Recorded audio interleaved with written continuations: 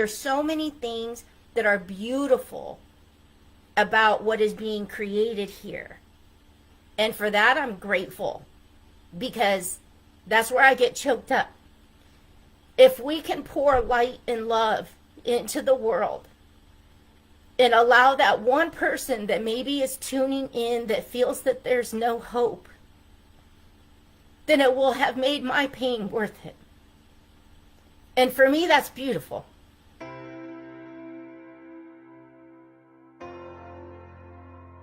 Spreading love and kindness through telling stories and just kind of showing up for people in a very unique way. And I just feel really tied to that. I feel like the world needs more understanding. The world needs more patience.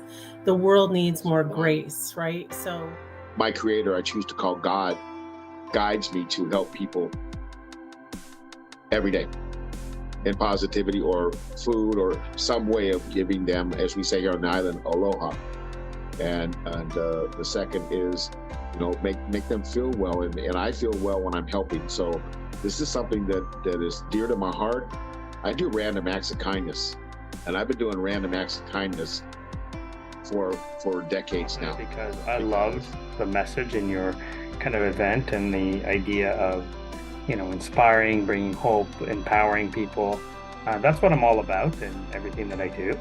And so it was a no-brainer for me to kind of go, yes, I truly respect and appreciate the values of the event, and it aligns with who I am and how I want to show up in the world. Amazing, and I always want to support individuals who are taking their pain and turning it into a purpose, because that's what my life has been about. And that is the secret to resilience, is finding the reason for that season.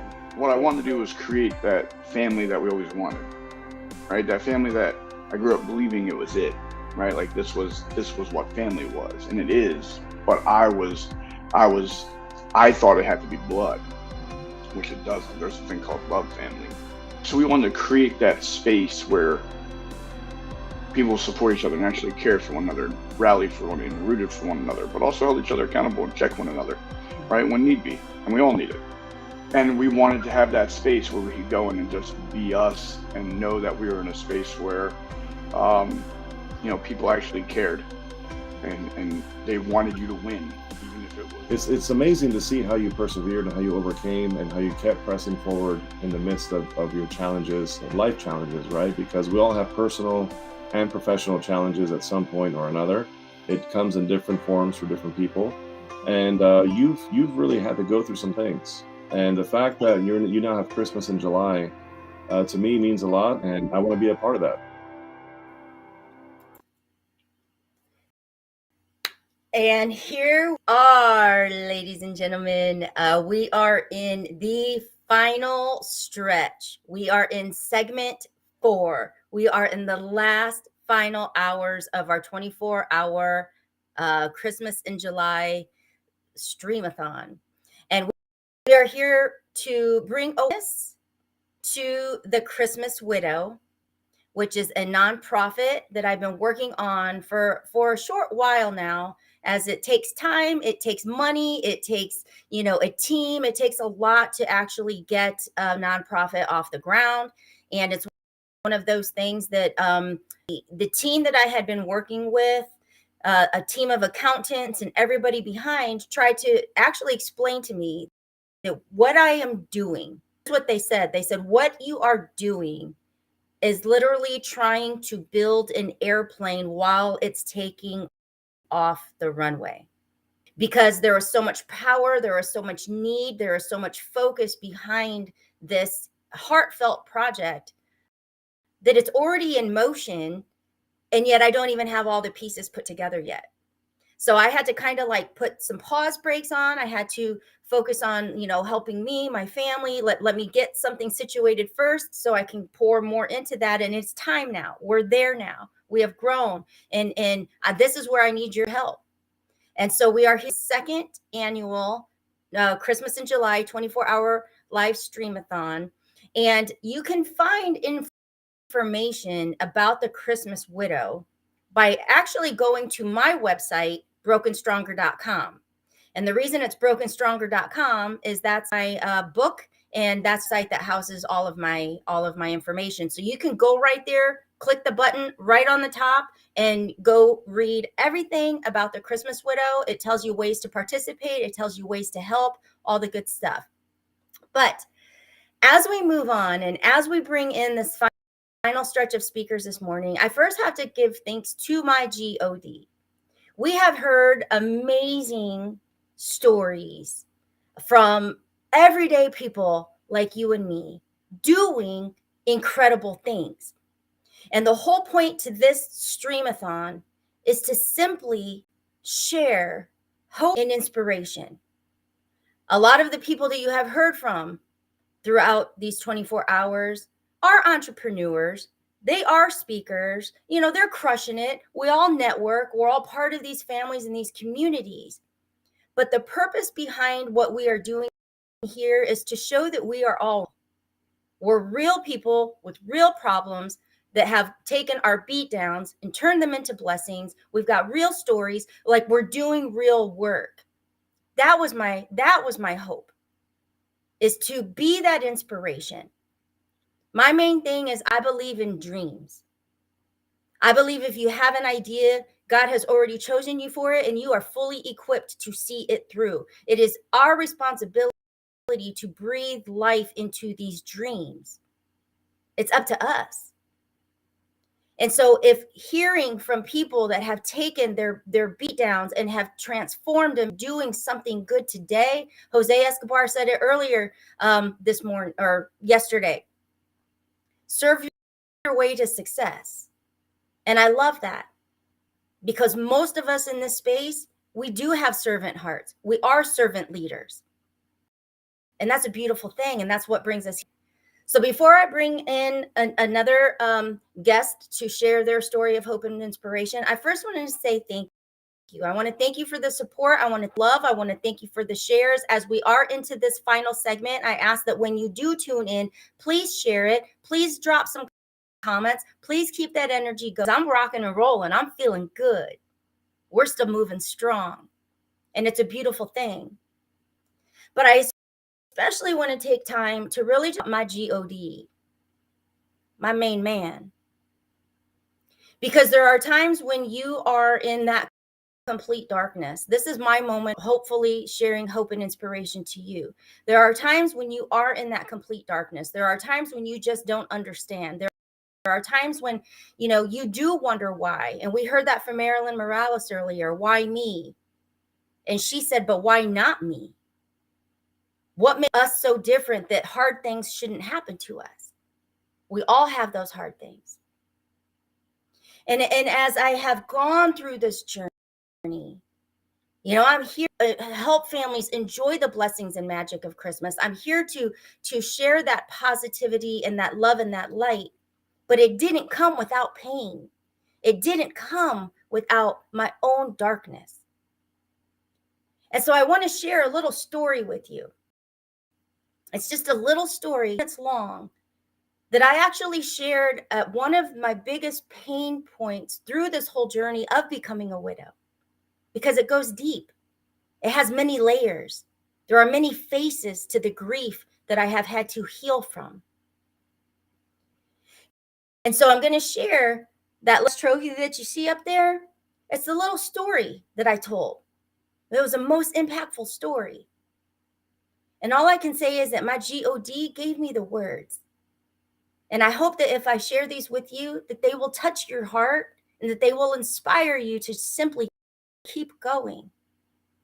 And so I'm going to ask you that what's it going to take for you to look in that mirror and say, I got your back, no matter what.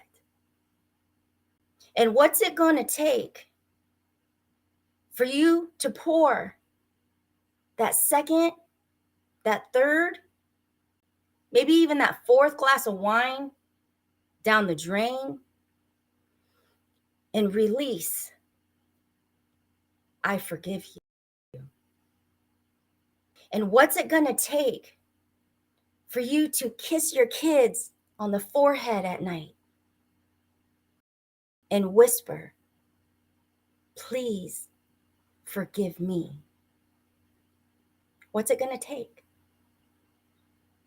Now, I don't know your answer, but mine is death. It took death. Because you see, we are all struggling with something, struggling to believe we are good enough. Am I pretty enough? Am I smart enough? Am I tall enough? Am I strong enough? And here's the thing, we know the answer is yes.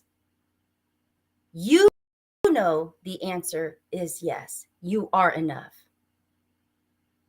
But what happens when you just don't believe it? Are there times that it's okay not to believe? Like the time that I discovered my husband's 5-year affair 9 months after he died. And I was left wondering, what did I do wrong? What could I have done better? Was it my fault? Why wasn't I enough? But I couldn't ask him. He was dead. And all I was left to wonder, God, why show this to me now? 9 months after burying him. Was losing him on Christmas Eve not enough? What am I supposed to do with all this now? And God answered. And he said, Elena, stop being precious time asking questions you know you will never receive answers to. And that changed my life. And so I'm here today to ask you,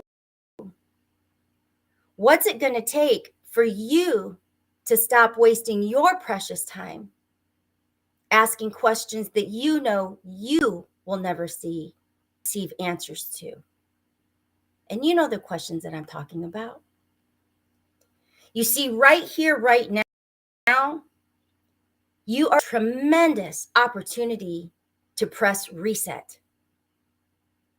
The fact that you are here today is proof that God sees you, that God hears you, and that God loves you. And although it took death for me to truly start living, that it took betrayal for me to see my own beauty, and that it took the excruciating pain of becoming a widow to understand that I am not alone, I still believe God does not make mistakes. And so I want to ask you one last time, what is it going to take for you to finally step out of your own way so that God can begin to use you in his mighty way? And that is what brings us here today. It is the lessons that he has shown me. It is the answers that he has given me. It's the courage and the faith to know that it all has a purpose. It all has a purpose. And so that is what brings us here today. And so I wanted to share that with you. And I wanted to thank you for being here in this final stretch. And also just to give thanks to my God. Because through all of it, the beatdowns, the heartache, the questions, the loss, the betrayal, the fear, the anger, all of it. It's beautiful. All of it is beautiful because it's brought us to this moment. And to me, that's worth it. To me, that's worth it. So what I'm going to do is share, couple more stories with you, and then we'll just keep rocking and rolling. So sit tight as I bring on. Let me grab one here. We've got Jared Miller. There we go. This is Jared Miller coming to us out of Texas. Well, hello and welcome back to our Christmas in July special 24-hour Stream-A-Thon talking about the Christmas Widow, my nonprofit, where we support newly widowed families and their children at Christmas time. And I am excited to bring to you now Jared Miller. He is an amazing friend that I have had the honor to meet just this year. And he's got some exciting news that he will share, but I'm just going to open it up and welcome Jared. Thanks for being here with us. Thanks, Elena. I so appreciate it. Always humbled and honored to spend time with you and be a part of what you're doing. So just Thank happy you to be here. so much. Yes. So let's get right into it. Tell me, what do you do? And because we're all about serving and helping others, in what you do, how do you serve? Yeah, so I'm super passionate about serving faith-based entrepreneurs and leaders, specifically young men between the ages of 15 and 30, in faith-based communities, and really leadership at all levels. And there's a reason why I say I target men. I'm here to serve anyone that needs help in any way, but I lost my father when I was 20. Okay. Wow. And so I was in an internship about an hour and a half from where I live now. And so I remember being so enthralled in the internship and just so excited about a new level in my career and where the direction I was headed in my life, only to find out that when I was 20, my father had a blood clot. He had a blood clot. And so one day I'm an intern. The next day, I'm now the man of the house for my mom and my 12-year-old sister. Wow. One moment, I'm walking down the road of full-time ministry in a church setting, and the next minute, I'm taking over my dad's business. Wow. And so there was, what's that? At 20? At 20 years old. Wow. And so everything that my father instilled in me from that point, there's so many young men who I want to just encourage and instill values inside of them, and confidence and self-image and direction, not for what I think they should do, but where they feel like they need to go. I just want to be able to assist them and help them in that faith-based community. Oh, that's huge, because having your father there for you through those years of growing up to instill those things, that's a blessing. Not everybody has that. That's right. So when you're a young man approaching those years of needing to make those decisions, if you didn't have anybody, where do you even begin? That's so awesome you do that. How long have you done that? Well, so I'm 42 now. I have been doing that for probably the past, I would say 15 to 17 years.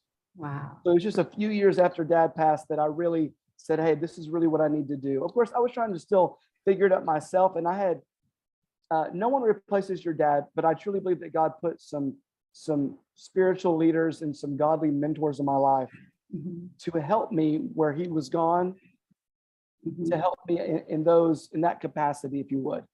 To still keep you on that divine path of, yes, of going to serve who you needed to.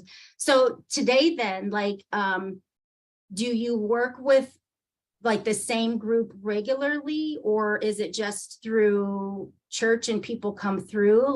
What does that look like?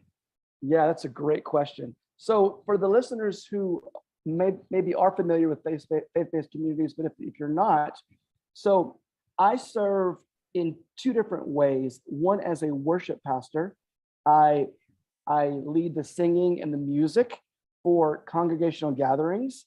And then two, I work with the same teams via leadership and personal development. We do mastermind, one-on-one coaching, group coaching.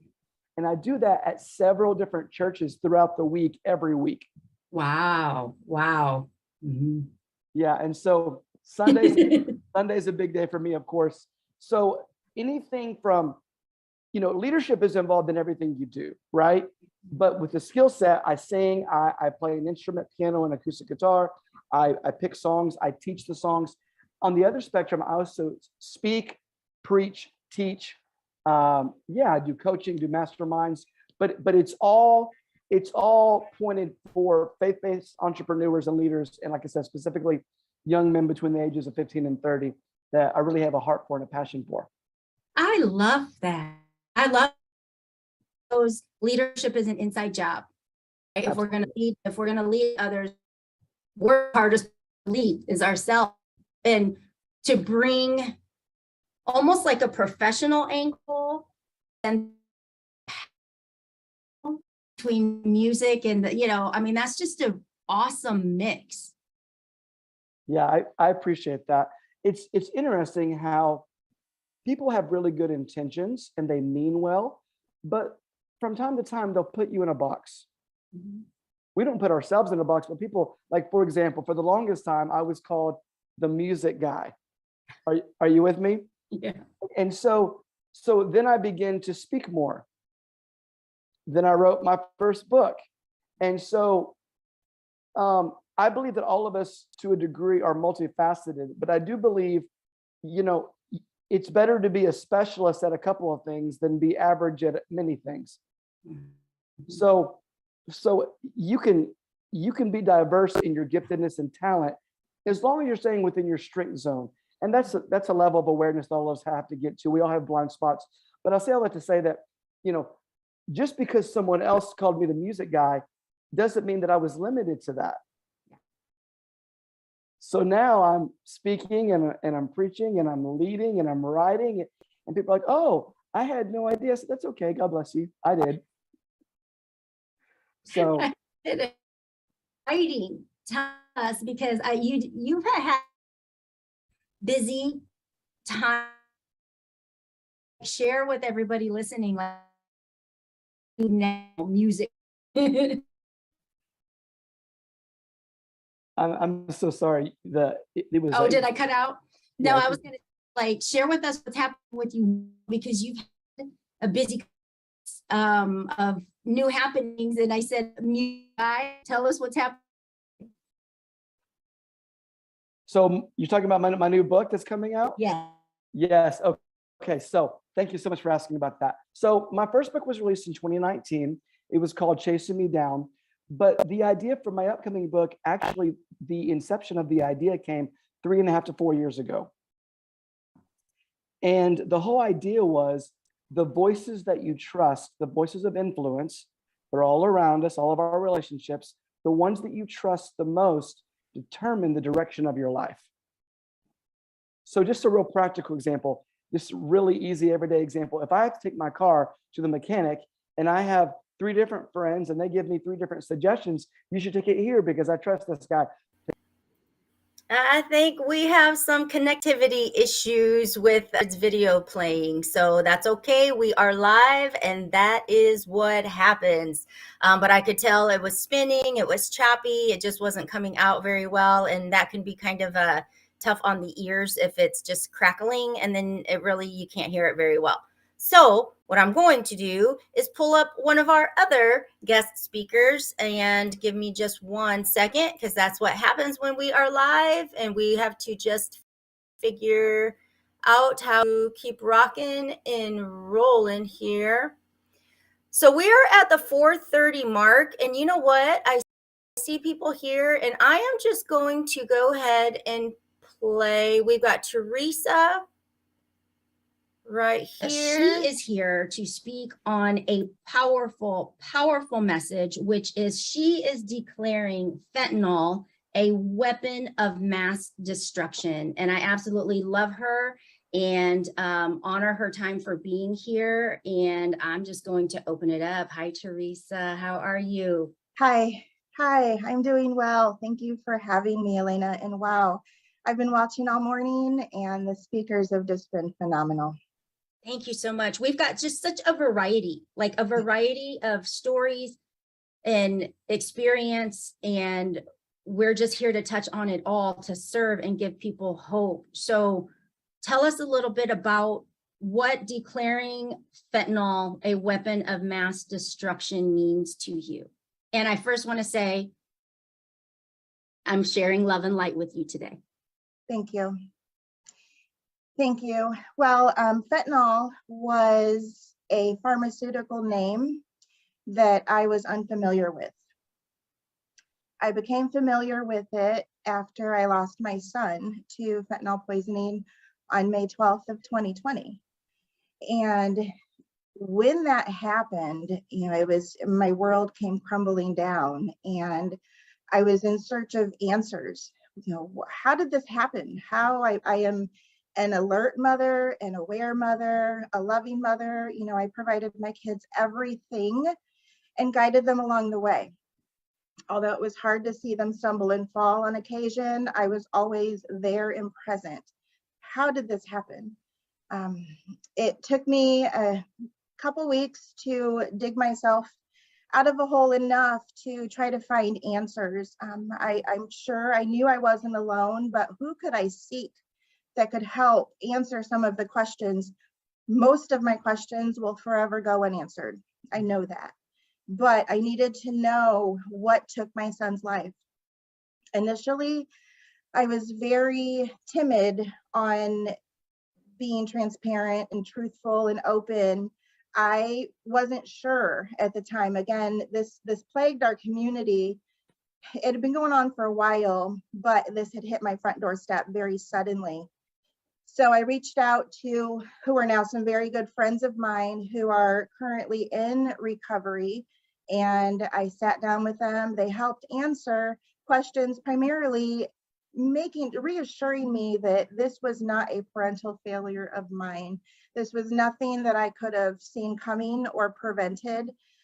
And so at that point, I thought, okay, if this blindsided me out of nowhere, there are other families that this is happening to. Mm-hmm. So I made a promise to myself that although I lost someone, one of the very most important people in my life, I was not going to let this loss change who I was and what I stand for. And I just made it a mission to help support other families who are walking in these same shoes as me now. And this crisis is still happening each and every day. Wow.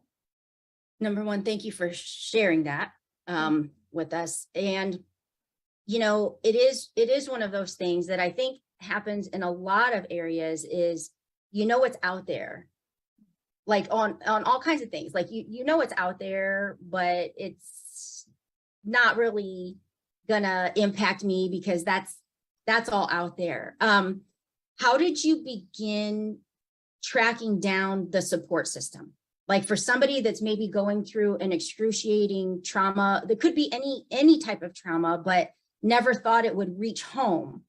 How did you even begin to find the connections, the support systems? I think I was blessed in this category because I am one of the founding leaders of a local advocacy group called JAVA.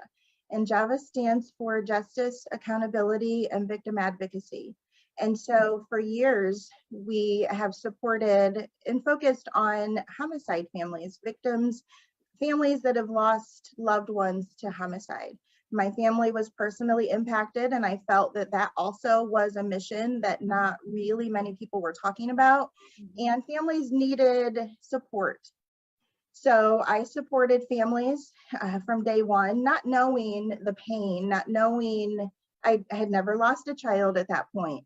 I was just coming from a place of empathy, a place of compassion, and just, as a mom, I couldn't imagine. And so I wanted to be the support for them and pray with them and just sit in silence with them if that's what it took to help them. And then when the tables turned and I lost my son, those same families that I once supported over the years just came. It was an army of support that I had. And it was something that, you know, they carried me. They carried me through the funeral planning, through the loss of a child, through everything that they had experienced. And they fueled me with their strength. And so as part of our advocacy, we branched off and I started making it a personal focus and mission of my own to support families that have lost to fentanyl poisoning. So it wasn't really hard to find. Facebook has everything. It has a lot of tools, a lot of groups. I found that on a global level, this is happening everywhere. Wow. I linked up with a group called Lost Voices of Fentanyl and was able to read stories. There's parents that have lost not one, not two, multiple children to this poison. And so I wanted to do everything I could to bring awareness. As part of that, we traveled to Washington, D.C. last year. I'd never been to Washington, D.C. before. It was a very quick trip, but my goal was to rally with these other parents and just make those one-on-one connections with people that I've been connecting with online, but I could have the opportunity to meet them in person. And so we all rallied together. The rally took place right in front of the Chinese embassy, because the fentanyl that is killing our children is not coming from a prescription or a pill bottle. It's being made and manufactured in China. And the Mexican cartel plays a big part in getting it trafficked into our country. And so I realized very quickly that I'm up against a beast. And this is a weapon of mass destruction. Its only purpose is to destruct and destroy families here in the United States. So I plan on going again. The next rally is scheduled for this coming September. This time we will be rallying right in front of the White House. And so we've, again, we lose lives daily. So the numbers of families that will be there this year as compared to last year, it's going to double, if not triple. You know, that's just my own personal guesstimate. But just seeing these Facebook groups just blow up with every day. I lost a loved one. I lost a child. I lost a parent. It's happening. You're not immune. And one of my biggest regrets is thinking that something like this could never happen to my family or take the life of my own son. Wow. And I think a lot of people believe that. You know, I think a lot of people, you know, do believe that. Have you, and I'm just curious because again, we haven't really been able to talk about, so these are genuine questions that I'm wanting to know, like, have you found, is most of the help and support and research provided and all of that sort of thing, is it coming more from the families and the people that have experienced it and have created it? Or is there anything that like our government provides? Like, is this just more of us as people needing to say, this is not okay, and we've got to get more out there about it? Or are there like things that have been created? Do they see this as a problem? Well, I can tell you that the awareness piece is coming from the army of families that have been impacted.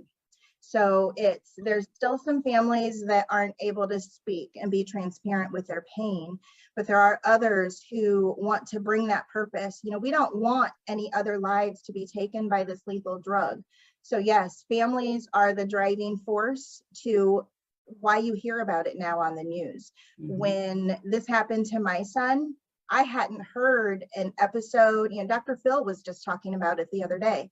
I was a stranger to it. And I think the driving force, like I said, are the families, are the mothers and the fathers who are down deep in the trenches, who have lived this, who know, and who are able to draw the strength from within and from God to just help spread the word. You know, we have voices and we are the voices for our children. And I truly believe that my son is with me every step of the way. In his life, he brought friends to me that maybe he thought needed support and help. he doesn't fail me even while he lives far away in heaven. He is still bringing people. I cross paths daily. I talk about him at the grocery store. I talk about him every day in random areas of my life. And as far as the government, I don't think they're taking it as seriously as they should. This isn't a political issue, and that is what it has become. It's not a red or a blue sided issue. It's a red, white, and blue. We all bleed the same, and we all hurt the same, and our children have all been taken in the same manner. So it is starting to get some attention. I actually, our Congressman, Jim Banks, for the state of Indiana, had mentioned my name and my story on his page a year or so ago. So out of curiosity, I reached out to his team and just wanted to meet him. And life happens, and I kind of lost track of that need, although it was still in the back of my mind. I was contacted by his office a few weeks ago, and they want to do a sit down and they want to do a press conference about this. And I mentioned that I was going to be in Washington, D.C. in September. They knew all about the rally, and we're in the early stages of planning that press conference and that one-on-one engagement so that I can understand from a political perspective what has been done, what can be done, and what will be done. Every day we're losing lives. And so something has got to happen, whether it turns into a border crisis dilemma, so be it. It needs to stop. Wow, that's amazing. Just congratulations on using your voice and turning that pain into a power source. I believe he's working through you to bring awareness around this. Have you found, and I know from the outside, there's been times where I've seen posts of yours, and I know sometimes people can be cruel. Okay, I'm just gonna say it. People can be cruel. Do you think there's still a stigma around people like almost disregarding because it's like, well, they asked for it, or they, if they were choosing that route, then do you think that they have this judgment already based in them? Because there's been times where I know I've seen things where I'm like, I don't even know who this person is, but I want to reach through and beat their, what. Have you run into that? I have. I too used to be a stranger to addiction. And when this very first happened, I would have never labeled my son an addict. And it was and the only reason I kind of disagree with what I once said before is because I was uneducated as to what addiction really was and where it stems from and how powerful it is. And although whether or not my son was an addict, it really is, someone that spoke earlier mentioned mental health. It's all connected. There are loved ones that have lost their lives that were addicts. There are loved ones that lost their lives, and it was the first experiment with something that they just wanted. Maybe they had anxiety, or maybe they had an exam that they needed to study for. Maybe they just had a recent breakup or a loss of another loved one. My son had gone through a lot of traumatic events in his young life. He passed away at 23, and he was not immune to losses. And I believe just trying to self-medicate, I think, is really what ultimately took his life. And so I have had those comments where, they made a choice and that's what took their life. I agree with that. He did make a choice that day, but in that choice, he did not deserve to die. He did not intend to die. He was a father. He has he left behind a son. And the day my grandson was born was the best day of my son's life. And, we shared goals and dreams, and he was way much more than that, the few grains of fentanyl that took his life. So yes, to those individuals, I just kind of they too are uneducated, and maybe they have not experienced something so traumatic in their own lives to where, you know, I do not wish this on anyone, but it is not anyone's place to judge another. And I think with addiction and it being so strong and prominent in our community and in our nation, I just think coming from a place of love and understanding is what needs to happen versus ridicule and judgment as to what could have happened. All of us have a hindsight, woulda, coulda, shoulda. You don't have to tell me what my son should have done or could have done differently, but this is what I'm left with. And so I just, as nicely as I can, you know, respond back and just let them know that this is a poison that is being trafficked into our country, and it is in all street drugs. So recreational drug use is a thing of the past. So it can happen in someone's very first experience. So to those commenters, you know, I just make sure that I speak my mind and just hope that this never happens to somebody that they love. Love that. So when you mentioned that it had taken you a couple weeks and then you knew you had to do something, what do you tell the other mom that doesn't think that she can go on, that doesn't think that she can take another breath with this pain? Because, you know, loss is loss, but there are, I still believe, different, you know, we just experience it all different. But for that mom that almost doesn't see a reason to want to take another breath for herself, what kind of hope do you give her today? The most important. And before I want to again thank you for being here, because I know this is not easy, and I didn't know where the conversation was going to go, you know, but the service you are providing right now for someone is amazing. And that's why I asked that question. There could be somebody watching that just doesn't believe she can get through this. Mm-hmm. Well, the most important thing I would say is that we as individuals are not meant to carry these things alone in silence. The biggest impact for me was my support system. And it was, you know, even the women that have meant the most to me over the last couple of years are not doctors, they're not experts, they're not clinicians, they speak from experience. And that is what I do as well, you know, making sure that they know you are not alone. And even just the few words that I have to share with them, sometimes words aren't even necessary, just a look.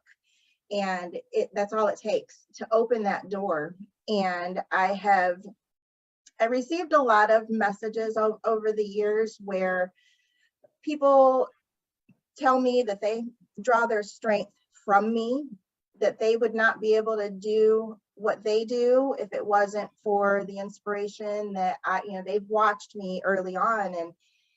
And you know, it's one of those things where I share, the more you share, the easier it gets. You know, the fact that I can sit here with you and you know, have my box of Kleenex next to me, but I can speak from knowing that I survived the day that could have very well destroyed me. Mm-hmm. And I didn't, and I'm here. And so that's what I want to just reach down in that hole and grab a hold of that hand of that parent or sister or anyone that is struggling, and just let them know, you know, hold my hand. I've been here before. I know how to get us out. Let's do it together. It's beautiful. And if that is not a servant heart, I don't know what is, girl. Thank you. And I have to say, you know, I think it's been about a year ago when you were talking about starting to get in that place of speaking on this. And so where you have come and how far you have come through, to me, I honor you for that, because I've seen it, I've watched it, I've felt your pain. My love for you goes deep, and I can't imagine. So, you know, when people say, you know, you're strong and you're strong, no, I'm saying you're strong. And I appreciate you coming on here and sharing it. This is definitely something that we as people need to become more aware of and open to discussing, to at least learning about, you know, and not knowing a tiny piece and think we know it all. So I just have to share that. I have watched your journey. I have seen your growth. I have witnessed some of your healing, and I know you're healing every single day. Every day. Your whole family is. But every time you share, you get stronger. That's true. There's a lot of truth behind it. And, you know, I have had countless individuals tell me how strong I am. And when you say that to someone, they probably don't see what you see. You know, I don't feel strong. I feel like I'm doing what's necessary.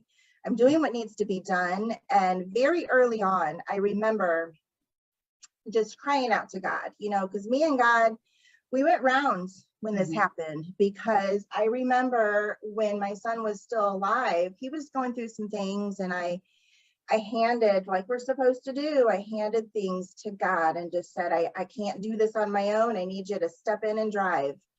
And it wasn't shortly thereafter, my son passed away.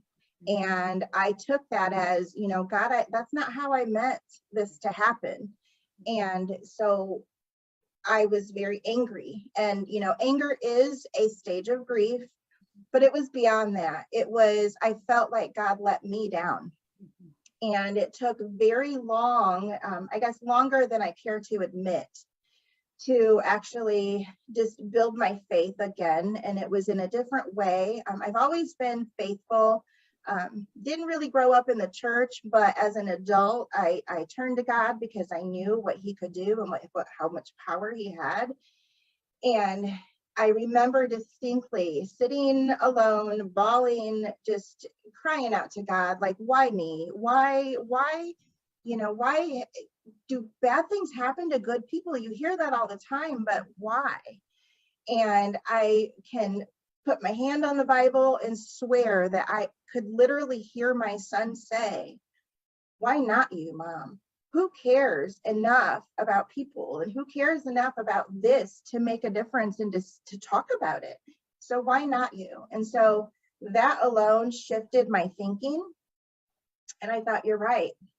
You know, I was born with a voice. I was born with the love for my son and a passion to just help and serve. So why not me? And even though this is the most difficult journey I'll ever have to go down, I feel like it is making a difference. So when people say, you are so strong, I have completely drawn my strength from God and from my support system, who is giant, and just the love of my family and friends. And that's just, I would not be here sitting with you today if it wasn't a compilation of all of those things. I love it. I love it. And the way, and I do want to bring up the piece where you just said that what you had prayed for, God didn't deliver it in the way that you were hoping. And I remember being in the hospital when my husband had his heart attack.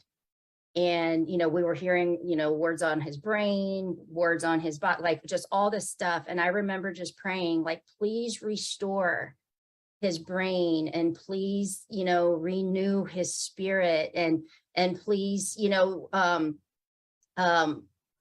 like his mind, you know, just bring it all, like restore everything, renew everything. And in my prayer, it was bring him back whole and healthy and, you know, strong faith. And in that prayer, God was able to provide all that, but only in his kingdom. Mm-hmm. He would never be able to have been whole and restored here on earth.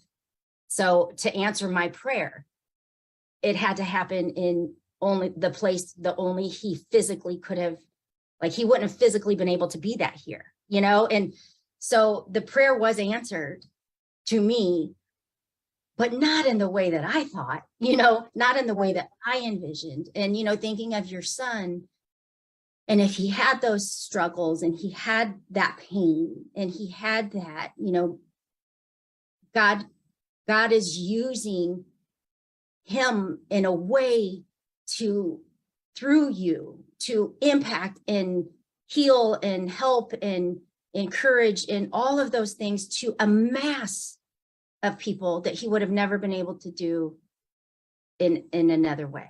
I mean, and I know that's not like comforting, but No. it's I feel it. I feel exactly what you're saying. This isn't the way I anticipated my story to be, but this is what I've been left with. This is the life I've been given to lead, and I must do something with it. So if anybody were to want to learn more, or is there any way for anyone to reach these groups or what you're doing, or even support in the rally? Like if there's anything somebody wants to get more involved, what is their first step? What do you recommend? I am always willing to talk one-on-one or connect with someone on Facebook so that we can hopefully maybe set up a lunch date. We have here locally in Fort Wayne, Indiana, we have an overdose awareness day that is happening on August 27th at 11:30 downtown at the Allen County Courthouse lawn. It's going to be a big event just honoring not only those that we've lost, but also those who are still struggling with addictions and just needing resources. We'll have Narcan available, which again, Narcan is something that I didn't know even existed, and now I carry it with me everywhere I go, just in case. So get involved, reach out to me on Facebook. I always share stories that cross my page that have to do with other families and other causes, other events. I will be going live while I'm in Washington directly from my page. So if you're curious, that will be on September 17th.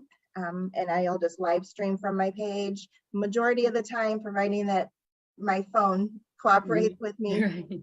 But yeah, just connect with me. If you know someone that has been impacted by fentanyl poisoning, then I would love to engage in conversation and just talk about what you're doing, because you might be doing something that I've not even encountered yet, or you might be able to connect me with other families who are still deep in that hole and do not see their way out. So connect with me on Facebook. That's my primary source for social media. And then I also often share the other groups that I'm affiliated with as well. From there. Okay, wonderful. So yeah, if anybody's tuning in and watching, to get to Teresa, if you want to even just ask me who was the person, maybe you caught this midway, I can make that connection for you as well. Teresa, thank you so much. Thank you for having me. I'm just happy that you were here. So enjoy your day. All right. So that was Teresa, and that was actually a record we did last year for this event, and she has some updates. Our schedules were not able to align, and so she has some updates, because in that video, she had talked about getting ready to head to Washington, D.C. She was talking with Congress, all kinds of things. And from her trip to DC, she is still in the fight of getting in, still fighting the fight, but she does now have full support from Indiana Congress. And so that's a huge, stride that she's making in the discussion around fentanyl. And so I'm just very honored to be able to share that update and to share her story and to honor her son. So we are coming up on 5 a.m. And so I have one video that I am really, really excited to play for you that was recorded for us just yesterday from Paula Laney, who is going to open us up you're just going to love it. It's beautiful to watch, it is beautiful to listen to and to hear, and it's to get our morning started and get this energy moving, because from here on out we have speaker upon speaker upon speaker lineup live. So I'm going to bring Paula on here, and I want you to take this in. Hello, everyone. Should I say Merry Christmas?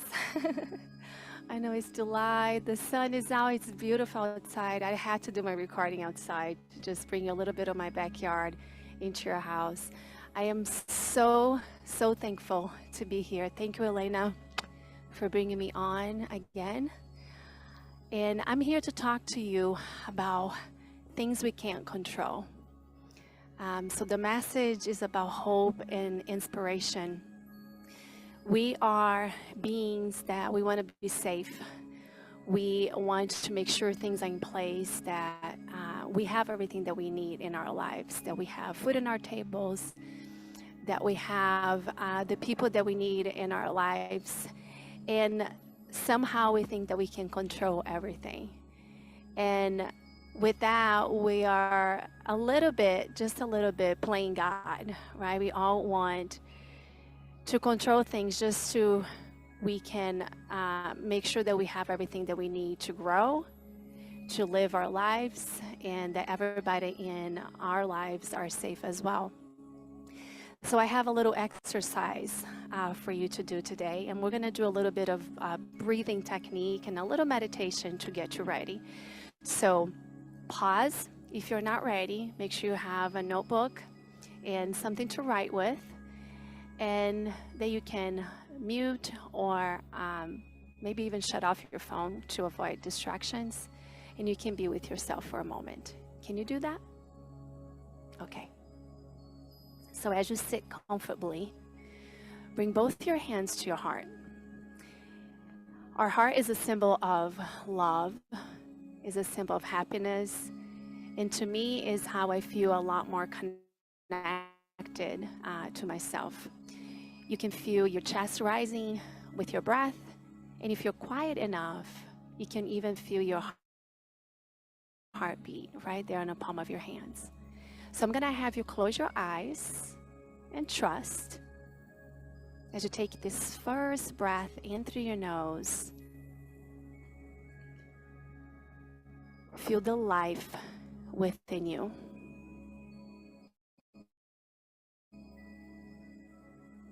Feel alive. Feel present.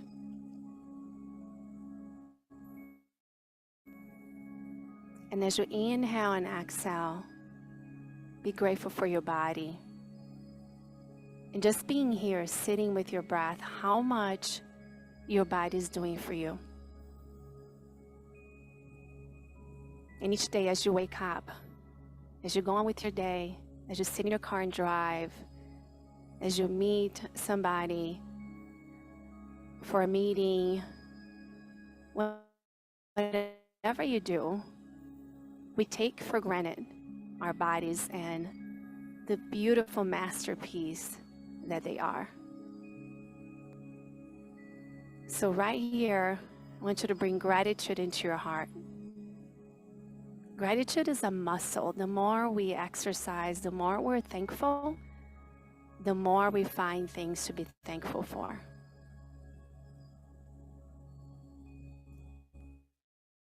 So just for a moment here, for a few moments, don't do anything, just be.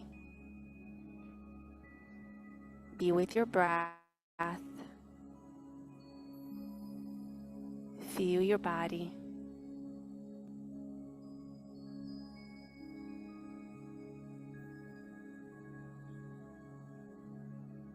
In your own time, take 3 deep breaths in through your nose and out through your nose or through your mouth.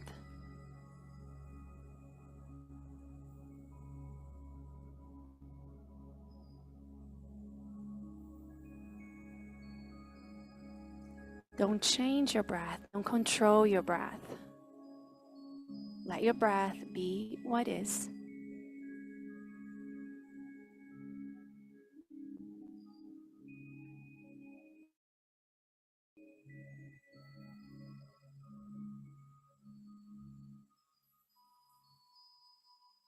As you take your last exhale, gently blink your eyes open. And you can rest your hands, maybe take a couple of rows at the shoulders, and allow yourself to be in this moment that you can control. So here's your exercise. And I'll give you, how about 30 seconds? Write down the first things that come to mind. Don't judge it as I ask you these questions. What can I control in my life? And go. So again, don't judge it. Let it pour out. Don't worry about how it's spelled. Don't worry about it. Just get it out. Maybe make bullet points.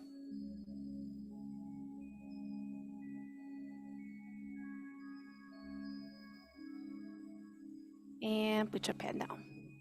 Okay, don't even look at it. Flip the page and write it down. What can I not control in my life? And a little bit more so I can get to right time here and go. Again, don't judge it.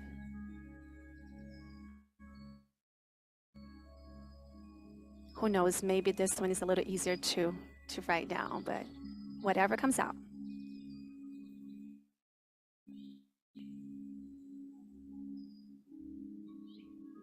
Let it just pour out of you. And time. Okay. Now, as you look at the things that you can control, right? I can control what I eat. I can control what time I go to bed. I can control how many times I say yes for a meeting. I can control the things I drink. I can control the phone calls I take. You don't have to accept all of them, right? And the things you cannot control. So if you wrote it on a piece of paper that you don't need anything that's written on the back, I really want you to rip it. Maybe look at it and let it go. So there's a lot of things that we cannot control. We can't control the weather, right? We can't control traffic. We cannot control what people think about you. I worry a lot about what people think about me. People have certain expectations of yourself. It could be at your church, it could be at your work, it could be in your group of friends or any other clubs or networking groups that you're part of. Everyone meets anyone and they're ready, oh, that person is, and they label them, right? Or they have an expectation of how they should be and what they should say. You can't control that, but we worry a lot about what they think. What is the image that I have? What are the things that you can control should be the things that you focus on, not the things that you can't control. What others perceive of you, their impression of you, is their problem, not yours. So we spend a lot of energy, a lot of time worrying about that, other than really tapping into your talents, your gifts, into helping somebody. So a lot of those things cause anxiety, because what if I'm not what they're expecting me to be, right?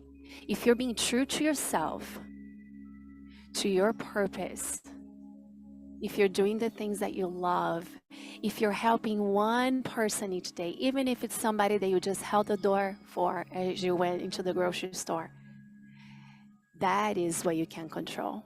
The things that you do every day, the things you're persistent with every day.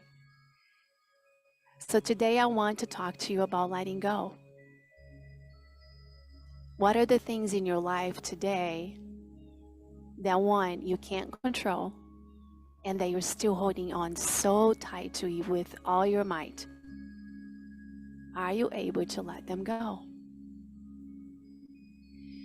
as you let go of things, your life is lighter. You feel lighter. As we hold on to, there's so much more energy that we have to put into holding on to things than it is to let go of them. So I want you to think about that. What are the things that you need to let go? Control, right? That's a big one. So taking things as they come to you, not saying yes to all of them, but thinking, is this going to help me? Is this going to enrich me and make me grow? Then yes. Is this going to take a lot more energy and it's really not going to fill my cup? Then the answer is no. Having a purpose and having a drive, doing something that you love and using that one thing to help others should be your focus, should be where you spend most of your energy on. So as a yoga teacher, I talk a lot about letting go and a lot about being in a present moment, but I'm going to tell you a secret. I don't do that all the time myself. And at the end of the day, when your head is on the pillow, are you feeling fulfilled? Are you feeling at peace? Can you play your day in your head and go, okay, here are the things I did today that improved either my health or the world or my family? Did they? If not, then you have a new opportunity the next day to start over. So I hope that we continue to work together in letting go that control, letting go of that insanity that it is that we feel like we need to meet everybody's expectations. God loves you exactly as you are. Your worth is measured not by all the things that you do, all the accomplishments, all the sales, all the however many clients is your goal to have in your portfolio. It is measured by the amount of peace that you have in your heart and in your mind when you put your head on your pillow every day. You are worth it. Your worth and your value is tremendous. So letting go of control, letting go of the persistence of being what everybody wants you to be, fitting in that little box or being that person like everybody else is so freaking tiring. So I hope you can, one, be true to yourself, that you can take deep and long breaths to allow yourself to have the courage to be yourself, and that you can grow your light. And if your world and your situation today is dark, be that light that you're looking for. Be that light, be that person to help others when they're in times of need. So be what you're looking for. That is the best thing you can do with your day. So trust in yourself, trust in your purpose, have hope, and breathe. So as you look at your list today, the things that you can control, maybe that becomes a to-do list. So how can I do this one thing? And I'll share one of mine. So what can I control? My alarm and what I do when I wake up. What is the first thing you do when you wake up in the morning? Do you do something for you? Or do you check the news? You check your messages? Before you do any of that, are you doing something for you? And what can I not control? What people think about me to accept me is one of the things I put down. So I'm happy to say that I'm a work in progress, but I put a little less energy in that particular one. So spend your time with yourself. Spend your time building yourself and doing the things that you love, that make you grow, that make you happy. So with your full cup, as it overflows, that is what you're giving to other people. So don't feel like you have to be that person. Be who you are and be happy with it. Accept who you are. Trust that everything that you need is already there within you. So I hope this helped you to continue on in this crazy world that we live in. Christmas time is actually a very, very just nerve-wracking, overwhelming time for so many of us. For a lot of us, it's a very, very sad time. So I want you to remember what is important to you, what can you control in your life, and how can you make the best of it for you, for your life, to meet your expectations. So let's take a deep breath together. Take a deep breath. Bring your hands together, close your heart to symbolize gratitude for this moment, for the precious time that you put in listening to me. I hope it brings you hope. I hope it makes you breathe a little slower and trust in yourself. The light in me honors the light in you. Namaste. Hello, everyone. And there we go. That was Paula. Paula is absolutely amazing. She's a beautiful soul. She's awesome at her craft of yoga. And she was on our Selfish Empowerment Women's Retreat this past June and had one of the most amazing experiences. And for us to be able to do beach yoga on a private beach, that was like awesome. So thank you, Paula, for sharing your love and your light with us to start our morning. So we have about 15 minutes before we bring on our next live guest. We are live from here throughout the finish line, but I want to take a few minutes because for me, with the work that I do, the Show Your Crown, okay, we're here to talk about the Christmas Widow and we're here to bring awareness around the nonprofit I'm building, but the actual work that I do on a regular basis is Show Your Crown. It's an elite members club for comeback queens. And when I say comeback queens, that means that there is a tribe of us that have endured the beatdown, but we've come through and we're turning them into blessings in our life and blessings others' lives.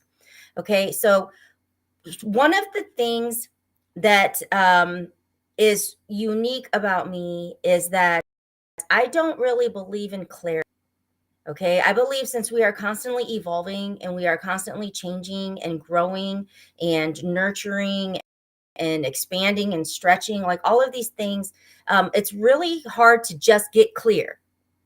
I don't believe in clarity.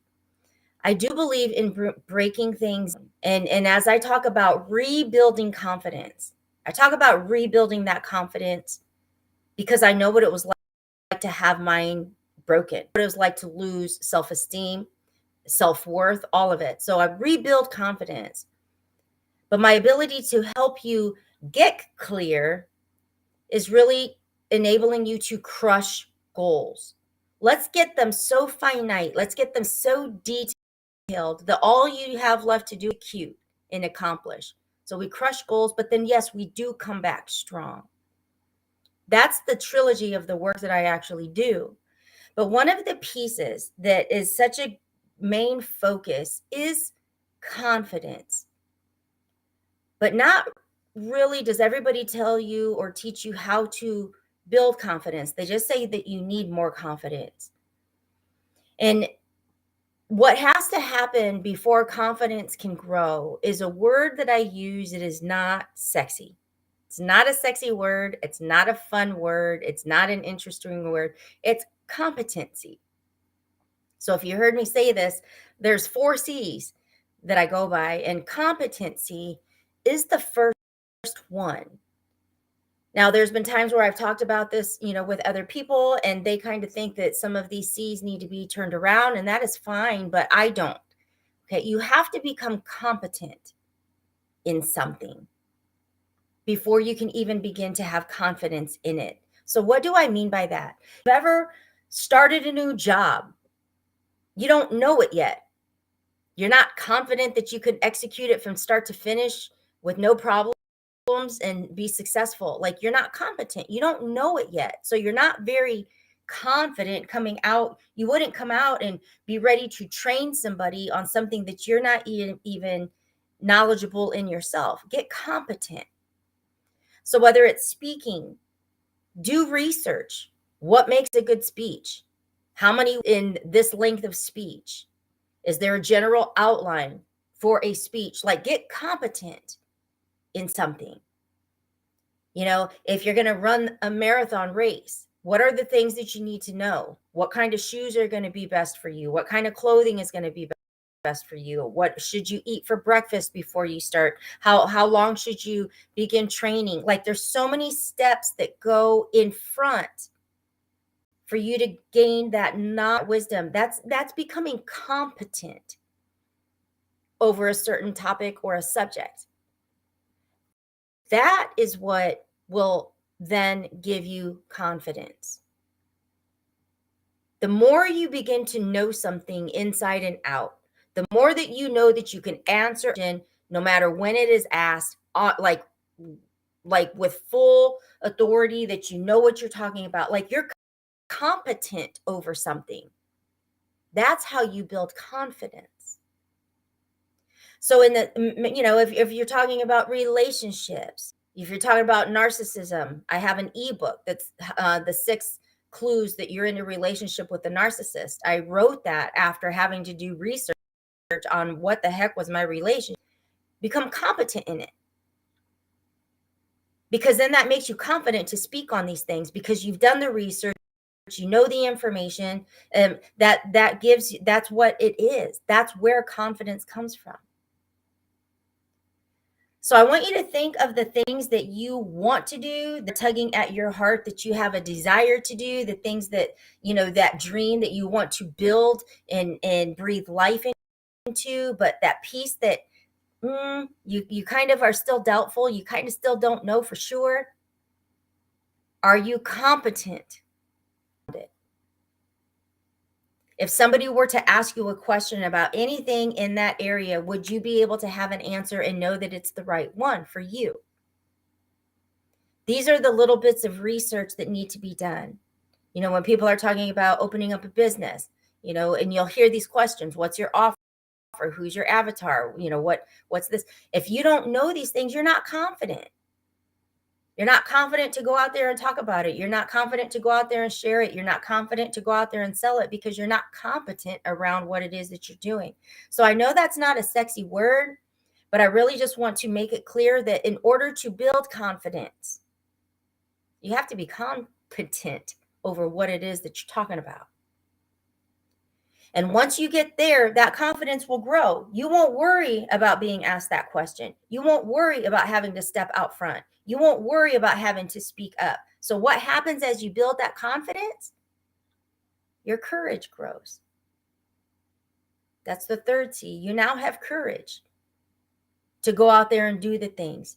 You now have courage to speak up and say, that isn't the right way. That isn't the way that it's going to work out the best. Like, you have the courage to say, this is or this isn't. Why? Because you're confident about it now. And why? Because you're competent over the entire subject. That's the order that it must happen. Now, you might think it takes something different, but to me, in order to build, in order to crush goals, and in order to come back strong, I've had to get competent around a lot of things. When I lost money, when I lost property, when I lost all after my husband died, it's because I had no confidence and no courage in these areas, because I didn't know anything about it. I didn't want questions. I didn't want people to know what I didn't know.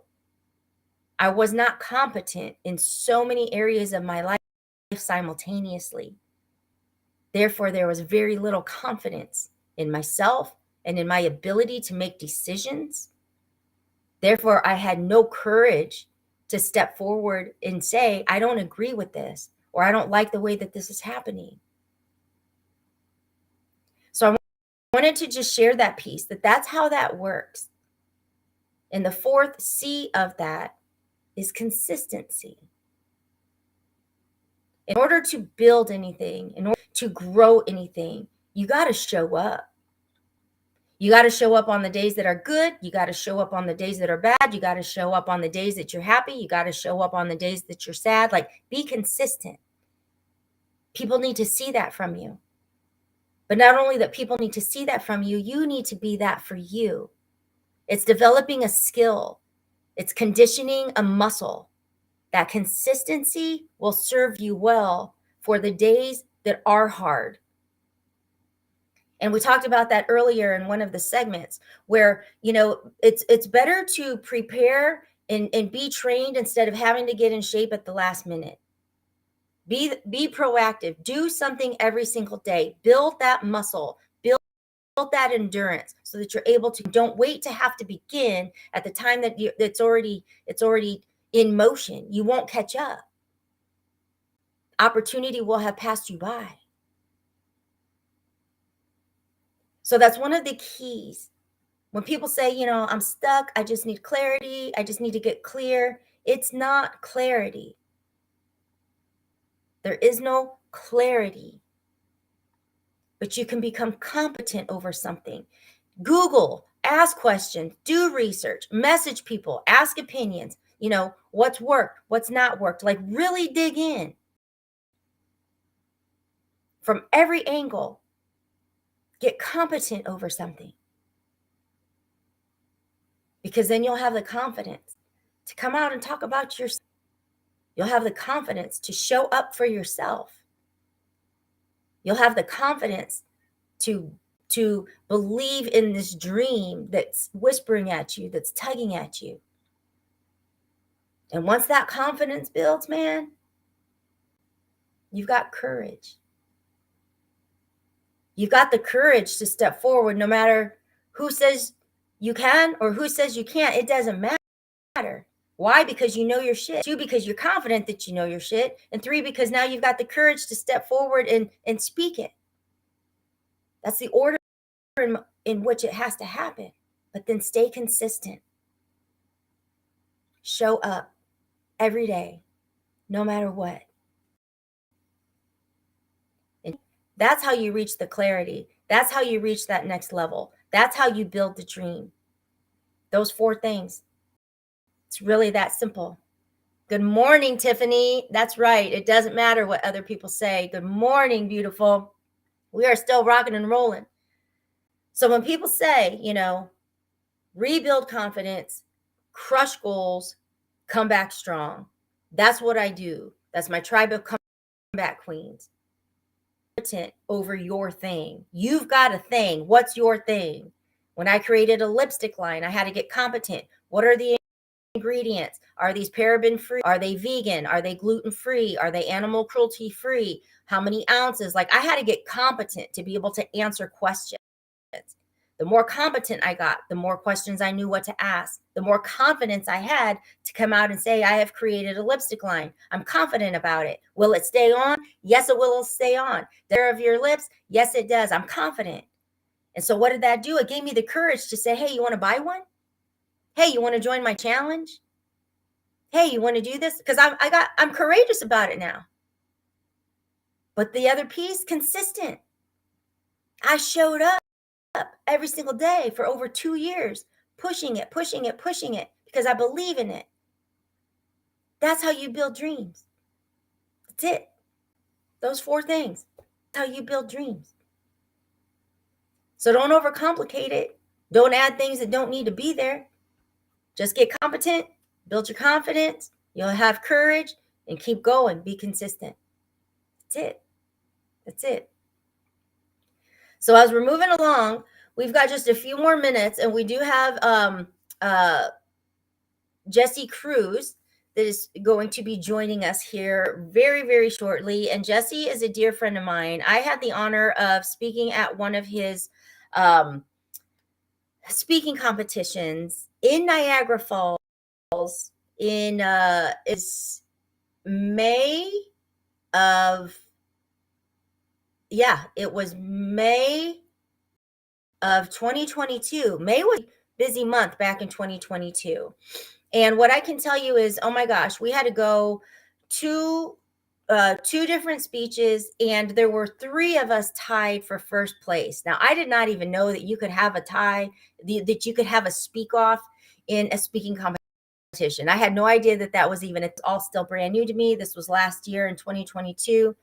And Jesse and Desiree through Merge Worldwide, had an amazing event. I'm honored to be able to have shared that stage and to be there. But we ended up having a speak off. And how that went down is that there were three of us that had to go again. And what we had to do is we had to draw a name or a word out of a basically. There were three of us. We had to draw a word out of a hat. And then we had to just go and speak for 1 minute on that one word off the top of our heads and have it make sense. And so as we are here sharing stories of hope and inspiration, this is just the memory that pops up as I'm thinking of Jesse joining us in a few minutes. This is the memory. The word that I drew for this piece of it was vulnerability. Vulnerability. And as we are here talking on the Christmas Widow, we're here talking about my husband that passed away, that you will see pop up right alongside with that is the moment that I discovered his affair. Because it just, to me, is simultaneous. It's all part of one now. And vulnerability took me to the place that I discovered this information was months after he had passed away. And I want to share something with you, because when we got into that the speak off, and I started talking about vulnerability, and I started talking about how I discovered it, how did it really go down? And I got to this point where I was almost going to say her name. It was going to come out. And I stopped myself. And this is where I'm sharing this, because sometimes going through things in your life, sometimes that honor and that respect, no matter, the pain behind it or the hurts and all of that behind it, sometimes that honor and respect is bigger. You need to hold on to that. It's longer than winning a competition. So I stopped myself. I'm like talking my story. I'm talking about vulnerability because that's the first place that I go. And I stopped myself. I was almost ready to speak her name. And I thought in that moment, that honor and integrity, even though a person that hurt my heart was not worth winning a competition. And so with that message, I want you to think of things in your life, things that you might feel like you have to back a story, that you have to prove. Do you really? Is it really necessary? Or can you hold on to that honor and self-respect and forgive? Because that's what I had to do, forgive and cover in love. And I'm going to shut that piece off here quickly, because we do have Jesse on here with us, and I am so excited to have Jesse here join us, and we are bringing him on. Good morning. Good morning, bright and early. Oh my God, it's so good to see you. And I'm over here like still just rocking and rolling. It's good to see you too. How are you? I'm awake, so it's a win. Right. That's how I look at it. Thank you for being here and for pouring hope and inspiration into our listeners, being part of the second annual Christmas in July 24-hour Stream-A-Thon. This was something that, I put out there, and I just was like, who wants to do it? Who wants to do it? So I'm so glad that we were able to connect and you were able to be here and be part of it. So thank you. Thank you for the invitation. Yeah. So share with the listeners. We're waking everybody up this morning. Tiffany Harris is there. She says Jesse is incredible. With those tuning in, who you are, where you're coming and joining us from. And then, I know where I want to go, but I'll just let you start with that. Yeah, my name is Jesse Cruz. I'm a speaker coach, professional speaker, and event planner. My goal is to empower 1 billion entrepreneurs to heal, grow, and connect from sharing their story on stage. And I'm coming in from Rochester, New York. From Rochester, New York. So you are right there with Julie Laughlin over there in Rochester, because that's where she's from. So tell us, when people, because you are a speaker coach and you do all of those things, when people are that hope and that inspiration, if they have a desire to speak on stage but don't know where to begin, what can you share with them? Usually it's a mindset thing. Mm-hmm. So it's first believing. People typically fall into 2 categories when it comes to speaking, especially about their story. Category 1 is that they don't believe that their story is interesting enough. So they've lived a pretty average, normal life. They didn't have any specific traumas that were terribly sad. So they're like, my life's boring. There's nothing to speak about. And then the opposite end of the spectrum is where people believe that they've experienced so much trauma and so much pain that they think it's overwhelming for people to hear their story. Well, both are incorrect. You actually have the right amount of specific life experiences that you've had to be so unique and special only to you because you're the only person in human history with your exact story. Therefore, your story stands out. And then it's just finding a way to take your specific life circumstances and then connect it to the pain points and the struggles of other people. Love that. Connected to the pain points and struggles of other people. And we all have those. That's right? what we do. So what are you doing nowadays? Are you hosting events? Are you speaking competitions? Like, fill us all in on what's happening in your neck of the woods. Yeah, we just had our legacy retreat in Italy, which I absolutely love. It's when you travel internationally with people, there's a different level of bonding that happens, a different level of relationship that is established, different level of trust and confidence that can be burst through those experiences. So, we love traveling all over the world, and Italy is one of our favorite places. So we just got back from that, and then also we have our speaker competition coming up in Niagara Falls, Canada, in September. Okay, so you're going over, huh? Yeah, got to do what I said I would do. Yeah. I love it. And how are the girls? I mean, growing quick. My daughter Haley, she had a really crazy week, like about 2 weeks ago. So she actually got her license and 2 jobs in the same week. I was Oh my. geez, this is kind of crazy. So, and then my other daughter, Mariah, she's now heading into high school. So, getting them watching them grow up, it's just like becoming young adults. So it's very humbling and rewarding to see how far they've gone. Love it. And Desiree, I know she's home, working full time now. So how's that going? I saw her book and everything. It's just amazing. Like, I'm just using this time to catch up, and then you can share a story of hope and inspiration. No, this is fun.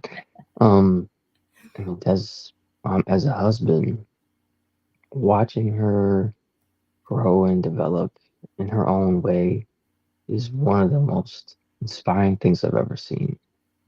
She's got this warrior woman movement. It's more than a book. It is literally a movement. The way that she leads and inspires and empowers these women to share their story.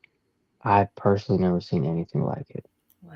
And then watching how she has her calls with these women and the depth of their relationship of trust and support that they have, it is literally like a family. It's a beautiful thing. So watching her do that it's a remarkable experience. I love it. That makes my heart so happy. You know, watching the pictures and seeing everybody have that experience and everything. I mean, that's what it's about. That's why we step in this space. You know what I mean? Exactly. Yeah, for sure. So I want you to just take a moment and just speak to the person that really does have that inner knowing that they are meant for more, that we're taking that beat down and turning it into the blessing. And I really love sharing the story because that's what you do. That's what you're known for, is getting up, using your voice and sharing that. What can you tell to the person that has through that beat down and isn't quite sure that they're ready to start sharing? hmm When I was going through the most difficult season of my life, I remember thinking to myself, there is no way that I will ever share what I've gone through with anybody. It's too painful. It's too traumatic. I don't want to be like a charity case. I don't want people every time they see me, they think, oh, poor Jesse, poor Jesse. I don't want that. However, I knew that as I was writing out my story, it became, one of my greatest coping skills. And I saw how it helped me heal. And I realized that if it can help me heal, I can imagine a world where it can help other people. And all of my loss is significant and very uncomfortable to talk about. That someone has to be the one for the family. Someone has to be the one that says, I've gone to the worst and it didn't crush me. Although there were moments where I thought it was. I can remember times where I didn't want to be alive. I didn't see a purpose of living. And yet God kept me here. Therefore, I know there's more that He has for me to do. Just like there's more for you to do and everybody else to do. And if we don't do anything with our pain, it just becomes pain. But if we do something with our pain, it becomes purpose. And it's what you do with the pain that will determine the life that you live. And for the person out there who's gone through something, or maybe they don't feel like they have gone through something, trust and believe that you've gone through a challenge at some point in your life and you made it through the other side, or you're still working through it. I guarantee you, there's millions of people in this world who've gone through something similar or have experienced a similar feeling to what you're feeling. And when you have the courage to share that part of your story, it gives permission to other people to do the same thing. I believe that storytelling is not just about sharing a story. I believe storytelling is about healing. It's about freedom. It's about becoming a new person. And I encourage people, when you share your story, lives will change. If you want to heal, if you want to become better in any area of your life, usually that involves becoming honest with yourself. Like completely honest with yourself, with what you've gone through, your experiences.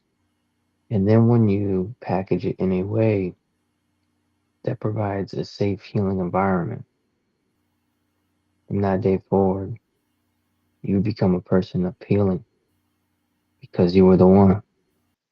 I encourage people, just be the one. I love that. Just be the one. It's that simple. Absolutely love you. We go way back. Like we go way back to where you saw me just starting to dribble, sharing, and to learn and have that breakthrough moment to speak on stage in your competition. It is a gift that you give people. So when you help people get to that point where they think, okay, I'm ready, how do you ensure somebody knows, like, you don't have to clear and be perfect to get started? Just do it. Like, how do you instill that in them to just you know what I'm saying? Because I think when people look at speakers, and especially you as a storyteller and a coach, it's like they think it has to be so eloquent, because that you get better the more you do it. But how do you convince that person? You can get up there and share, and it doesn't have to be perfect right away. It's typically a mindset thing. As human beings become so focused on the opinions of other people. It's not the stage that we're afraid of. It's not that if we mess up, we're going to be living with embarrassment. It's what are they going to say about it, right? And that's typically rooted from something in childhood, some sort of rejection issue from a mother, a father, or a family member that we love that was supposed to show up for our lives and they didn't. And having that understanding that I'm going to mess up and it's still going to be okay, most people aren't familiar with that. And so it's creating an environment. You've been to our event, Alina, where it's a nurturing, loving, supportive environment. So it's putting people in safe spaces so they don't feel that level of intimidation. Although they're going to get feedback on how they can continue to improve, it's really more about I'm going to love the person first. People know that they're loved, the level of courage increases. So that's why we love to create events and experiences all over the world.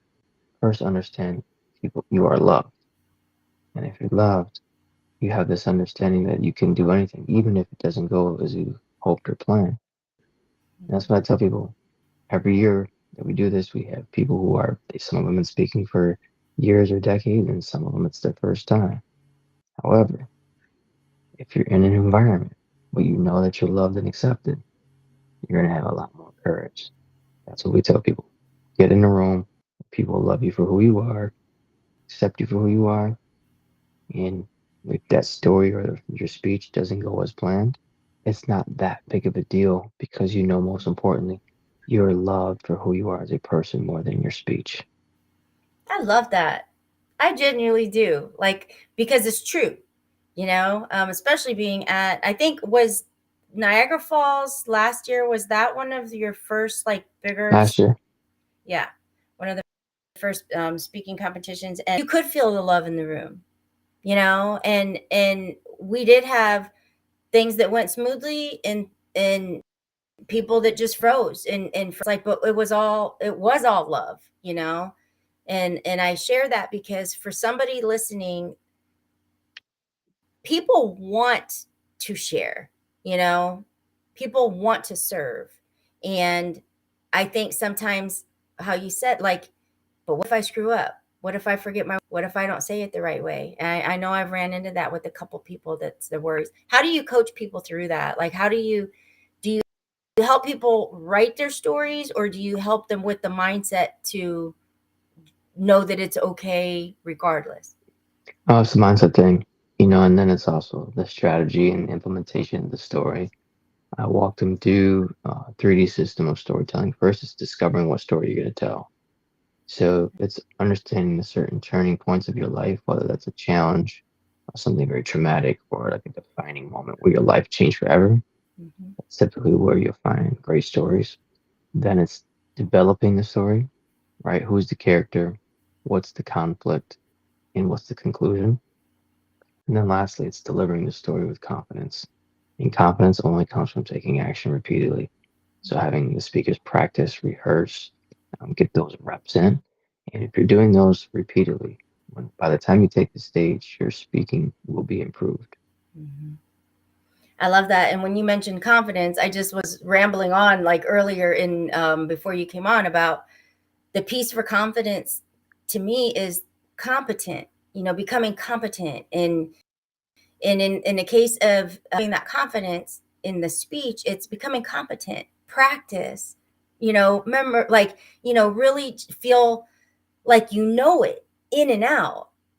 And that will give you the confidence that then gives you the courage to step on stage because you know it in and out. And I think like combining all of those things, it makes for a beautiful, beautiful thing. So the next one is coming up in September, you said? Correct. What are the dates? September 23rd to the 24th. Okay, plugging that in there for you out there. Yeah. And if people, is there time to sign up still? How's that going? Yeah, I mean, it's literally just DM me on Facebook, have a conversation, see if it's a fit, and get your spot locked in. Love it. So for anybody listening, that one of them trophies up there was from Jesse and Desiree's Merge Worldwide last. So that would be amazing. Do you have an idea of like the size of it? Is this pretty big, or is it still pretty small and intimate? Like, what are you guys looking? We keep it capped at 20. We don't go over 20 for the simple fact that, one, the intimacy of the group. When people come to our events, by the time they leave, there's a few things that need to happen. One, lifelong friendships, partnerships. Obviously, you were there. There's people from that event, obviously, you're going to probably be talking to for a lifetime. So very intentional on making sure that we have those people in the room. So it's harder to connect, maybe in a bigger setting. But in a setting like this, you can really go deeper in your relationships with people because you can get around to interacting with everybody. And then the other reason is simple fact that you want to make sure that everyone gets significant stage time. And so obviously if you have 30, 40, 50 speakers, then you're there till like midnight. So we want to honor everyone's time, so it's this experience is meaningful and yet enjoyable, and then still give them time to be, enjoying Canada, the falls, and everything the Niagara Falls has to offer as well. Beautiful, especially at night. When they do those lights in the water, that's like that's the best. For sure. So for you, are there, because we haven't, like, I'm genuinely wanting to know, like, where Merge Worldwide, when you went to the Legacy retreat, now, was there speaking involved in that? Was it like a competition there too, or was it simply what'd you do there? So different style of event. So it wasn't a speaker competition, but we did have speaking. We focused on, as far as legacy goes, we focus first and foremost on creating something, right? So our creativity of what we want to make and create in this world to leave a legacy. Then it was being able to have the right connections, right? So really going deep with people in an intimate setting and building, those relationships was key, so really, really loved that. And, and once you have the ability to create something, and then you have the connections, and it's about collaboration, talking about how we can work together and support each other. So a different structure, but really, really form deep bonds with people there. And then also, the icing on the cake is we're in one of the most beautiful places on the planet. And so I've yet to be, so I don't know. yeah. So we went there, and then we to the beaches, the restaurants, the shops, the culture, the people, just life-changing experiences. And then we're like, we get back, people are like, see the pictures, like, oh my gosh, that looked amazing, and they're like, I want to go, I want to go, I want to go. So I was like, okay, well, I guess if people are asking, then I got to make some sort of offer for the people. So we decided, like, we love Italy so much anyways, like, all right, we're going to go back. So we're going to go do the retreat again next year. Nice. Very nice. I love it. I love seeing the growth and the impact. And, really, for you, you helped me understand that there was healing in telling the story. And that's, we're here telling stories and stories and stories for 24 hours nonstop. What can you say to the person that knows that they have that story, like it's in them, how can you convince, maybe convince isn't really the word, but how do you get somebody to truly believe that the more that they share it, it does heal them? Great question. Comes down to understanding that, first and foremost, do you want to give your spouse, your children, your parents, your siblings, your family, your friends, do you want to give them the wounded version of you or the healed version of you? And the only way to really give them the healed version of you is to talk about the wound. Until you can talk about the wound will continue to spread, it will continue to infect, and it will continue to silence you to the point where you feel like nobody understands and you're all alone. Wouldn't it be a great feeling to speak from a place of your healing rather than your wound? And the wound can only lose its power when you talk about it. I think about it like when you go to the doctor. When you go to the doctor and there's something wrong, you got to communicate what's going on. You got to tell the doctor, this is where it hurts. Mm-hmm. And it's the same with your story. Like, this is the part it hurts. And then openly sharing it with someone you trust. And then allowing that person to help bandage the wound. And you bandage the wound when you share it to other people and they can listen to your story. And I would say, if you want to be well, if you don't want to be sick, if you want to get out of the emotional hospital of carrying around a painful story, then you share it in a safe environment.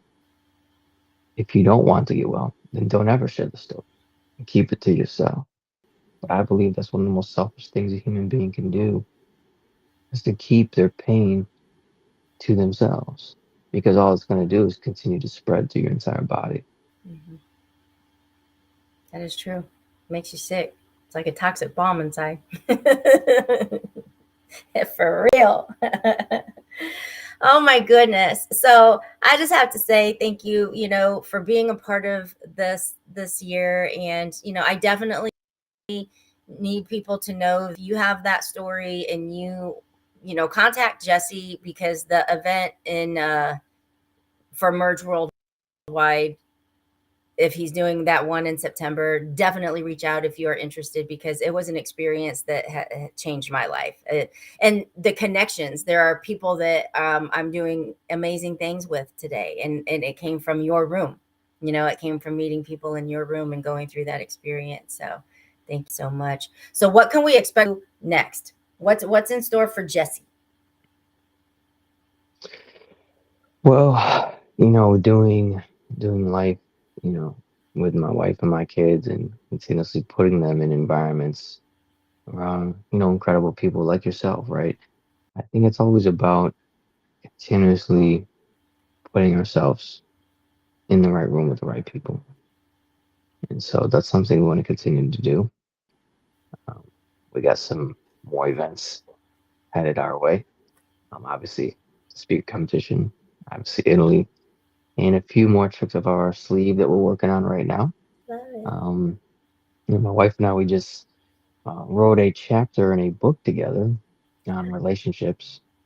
So for some crazy reason, and I don't know why, my wife and I, we talk about all the time. Like, it's so weird that people like look up to our relationship, because if they only knew how dysfunctional we could be at times, they would never, and I may never, look up to us, because like it's not always great. But people are like, we just love you guys, how you show each other. I'm like, all right, well, it's great, something to help serve couples and in relationships, even though sometimes me and Des look at each other like, we're just figuring this out as we go along. But people are looking up to us like, you guys are amazing. Like, how can we get involved? I'm like, all right, well, let's create something for people in relationships, because obviously relationships is the most important thing. So yeah, that's something that's definitely in the near future. I love it. I'm excited for that. And you know what? People do look up to you. I think because you guys are real, and I think the way that you pray over one another and you share your faith over one another, it just makes us all more. Sometimes we're just praying that we don't kill each other, but we still pray. Hey, that works. That works. No, that's awesome. Like, it's so good to see you. It's so good to like see your smile, see your laugh, connect. And because I've just been in go mode too, man. I'm just over here just building my thing. I'm doing my thing. I'm being mom and all this stuff. So really, really good to have you part of the second annual for our live stream-a-thon. I'm obviously losing my brain over here as I'm coming into the final stretch, but are there any last words of hope and inspiration that you want to share with our listeners? The story that you have is a story that people need. And when you give the people what they need, the whole world gets better. And boom, mic drop. There you have it. I love you, my dear friend. It's so good to see you. And I feel honored that you were able to be here this morning and part of our second annual. Thank you so much, Elena. I appreciate you. All right. All right. Enjoy the rest of your day, and I will see you next time. Thanks. Have a good one. You too. Oh, I absolutely love Jesse. And we go back to, gosh, probably 2018. So it's amazing that we just the connections and the growth and everything. So we're moving right along. Next guest is such a gem to my heart. We share our passion for our faith and just vibe on many levels. I am bringing Mandy Robinson on, and she is going to start off this morning. Hello, beautiful. How are you? Namaste. I am awesome. Now I am with you finally in person. I love you so much. It is so great to have you here. And, you know, like people might not realize we have been connected, like it feels like forever, but never Physically like this. met connected like this. No, it's absolutely, I've got goosebumps. I set the alarm for 4:30 this morning and I woke at 3:30 and I've just been buzzing around like a little bumblebee, really excited to get on here with and finally meet you. It's just, and I must say, I have to give a shout out to every single speaker that you've had on here. Firstly, to you for bringing this platform to the world in the middle of the year. It's, again, goosebumps. So much love, big hugs, honor and gratitude for what you're doing. And to each speaker, because courage and faith and love to me have been the foundation, if I was to round it out, of every speaker. It's been like a running theme. Yeah. And that's what I want to focus on this morning is love. Yes. So I'm going to just, are you cool with me just giving you the stage and spotlight, because I want to just give you your time? And absolutely, thank you so much. So I want to begin by speaking about love, because in my world, love is the foundation for everything that I do. My branding is, part of my branding is, what would love do next? And in everything that I do, every interaction with every human being, every situation in my home, wherever I am, whatever I'm doing, I'm always consciously aware of this question that I pose to myself. I coined it and I use it in everything I do. What would love do next? Now, we've just gone through a pandemic and there's been a lot of upheaval and turmoil in this world. And I was fortunate to be asked to co-author a book that was written during COVID. And it was written by many co-authors, but Robert J. Moore, the magnetic entrepreneur, was the gentleman that reached out to me. And he'd actually reached out to me a few times, and we just hadn't managed to connect until this time. What does this book, The Blessings of COVID, have to do with love? Well, the title itself speaks for itself, The Blessings. And my story in this book is entitled The Mouse and the Princess. And just very briefly, I am an ambassador in my 10th year now for my local town of Cobourg, Ontario, Canada. And in this role, I'm a female town crier, and I was crowned this on January the 1st, 2015. And I have to reach out to people and move them, create cries that touch their hearts and are unique to them about their businesses or whatever it is. Anyway, I just completed a prom this one day. The pandemic had already hit. It was a ghost town everywhere, and here in Cobourg was just the same. And I was in my big ball gown red dress, which I designed, and I'd been up to a local school north of the town, and I had done a prom for the grade 8s, and it was the weirdest prom, and yet, as always, I gave 150% to help these youngsters celebrate their graduation. But it was all distancing, and the pipe band was like 20 feet behind me. I was on the corner of the street, and it was just not the same. But me standing there in the red dress and doing what I do brought great joy to them. And that's what I love to do. If I can touch a heart, change a heart, move a soul, put a smile on a face, that's what I love to do. So after that, feeling grateful, but yet a little somber, because I wanted more for these students. I wanted more. So my go-to place is our local pier here in Cobourg. So I drove down to the pier, I got out, I walked up, and I'm sat at the end of the pier with the breeze of the lake and the gulls squawking, and it was just peaceful. It was just me, because it was a ghost town, right? So I sat there and I meditated and I prayed and I thanked God for the ability to do what I do, to at least bring some kind of light during this pandemic. And on my way back, I noticed a lady and her daughter coming towards me on the opposite side, this tiny little girl. And the closer I got, the more I saw her tugging on her mom's dress, and she was talking down to her and then looking at me. And finally, we were about 20 feet from each other. And I said, would you like to do photographs? And she said, you do that for us? I said, absolutely. Now, I wear white gloves. That's part of my outfit. And I said to her, what would you like me to do? Would you like me to? I said, I can crouch down. I said, I'm wearing gloves. I said, and my dress spreads well out to 6 feet around me when I crouch down. I said, and I can reach out. And what's your little girl's name? And she said, she's Mouse. Her name was Mouse. I got goosebumps already. So she said, yeah. I said, okay, then I will crouch down and I will talk to Mouse. I said, and you can do whatever you like with your camera.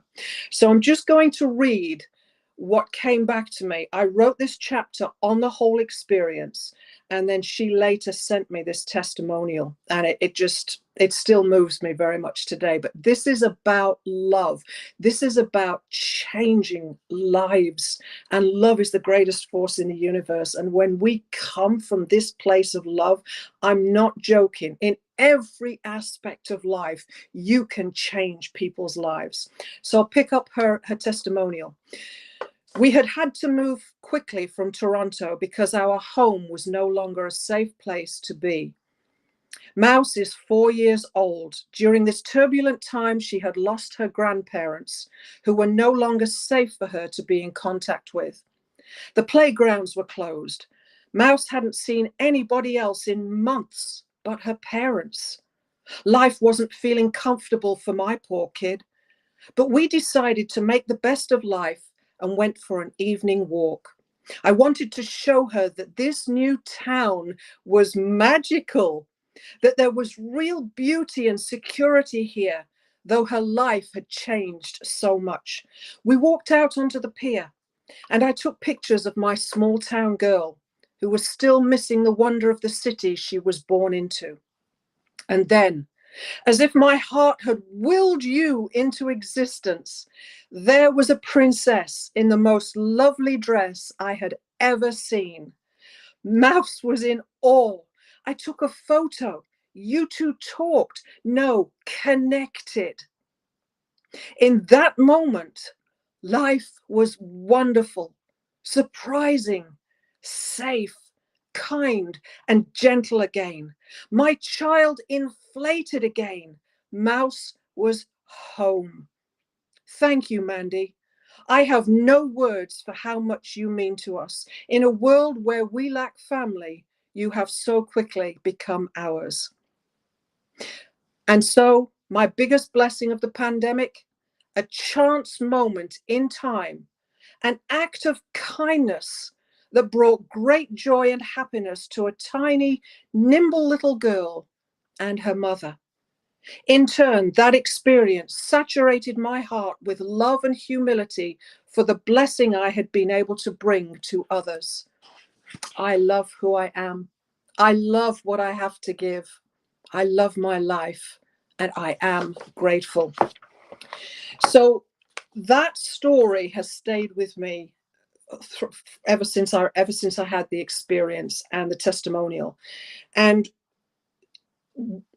there is no material possession, there is no money, there is no anything that could ever replace, and I'm welling up here, that could ever replace what we can give to others from our hearts. And I love the way Jessie spoke about our story and how it changes people's lives.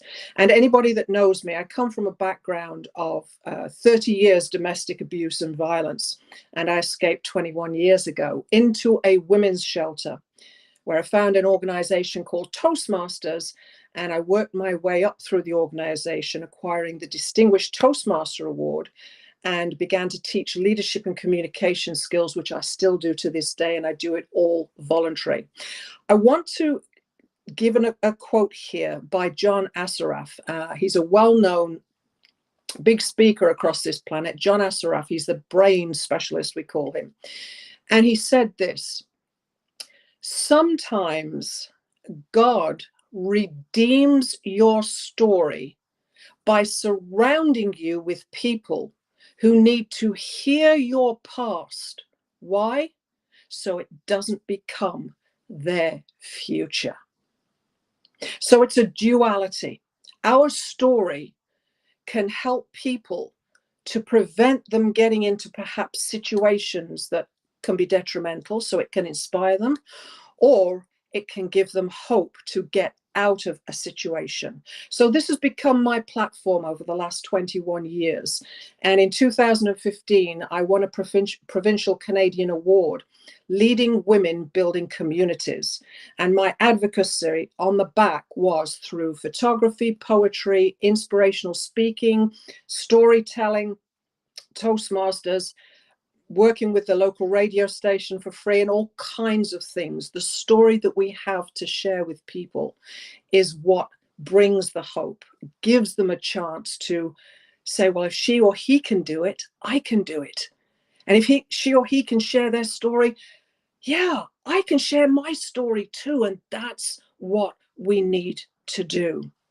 So love, again, is the basis for all of this. So if you are listening to this and watching this now and you're saying, I don't know if I could do that, I don't know if my story is worthy, or I don't know if it's powerful enough, it's your story. It's yours. Nobody else can tell your story like you. And I'm a ghostwriter, a legacy ghostwriter. I believe that every story in here is unfinished business until it is on the printed page. And that's what we're here to do, to inspire and serve other people by bringing our stories to light. Now, I have a brand new poem, and I'm going to read it here, and it's called The Light of Love. And if you're saying to yourself, well, again, I don't have the strength, or perhaps I'm not worthy, we all come from the greatest power of love in the universe, the creator of all life. We are that love. We are an expression of his love. And when we have that aligned connection with Source, as I like to call him, then that comes through in everything we say, everything we do, and everywhere we go. So I want to tell you this poem, to recite this poem to you, which is brand new, just by a couple of weeks, because it comes from that place of creation, of love, the light of love. And I want you to set your mind to hear every word, absorb it, and ask yourself as you're going through this recitation, what would love do next? As I do, Mandy, what would love do next? So here we go. The light of love. You prepared a home for me, Father of celestial lights, a unique home. There would be no other. A place deep within the soul, nestled in its purest form, soft like eider down. A place that shines, no, a place that glows radiantly. It is a rare, unique place for each of us. A cocoon bursting with promise. A place where beauties are carved and hewn delicately. We found our way into this haven, nurtured within our mother's womb. Our first awareness of being loved permeated every cell of our tiny form. We tossed and rolled, kicked and punched to test the boundaries within our floating bubble.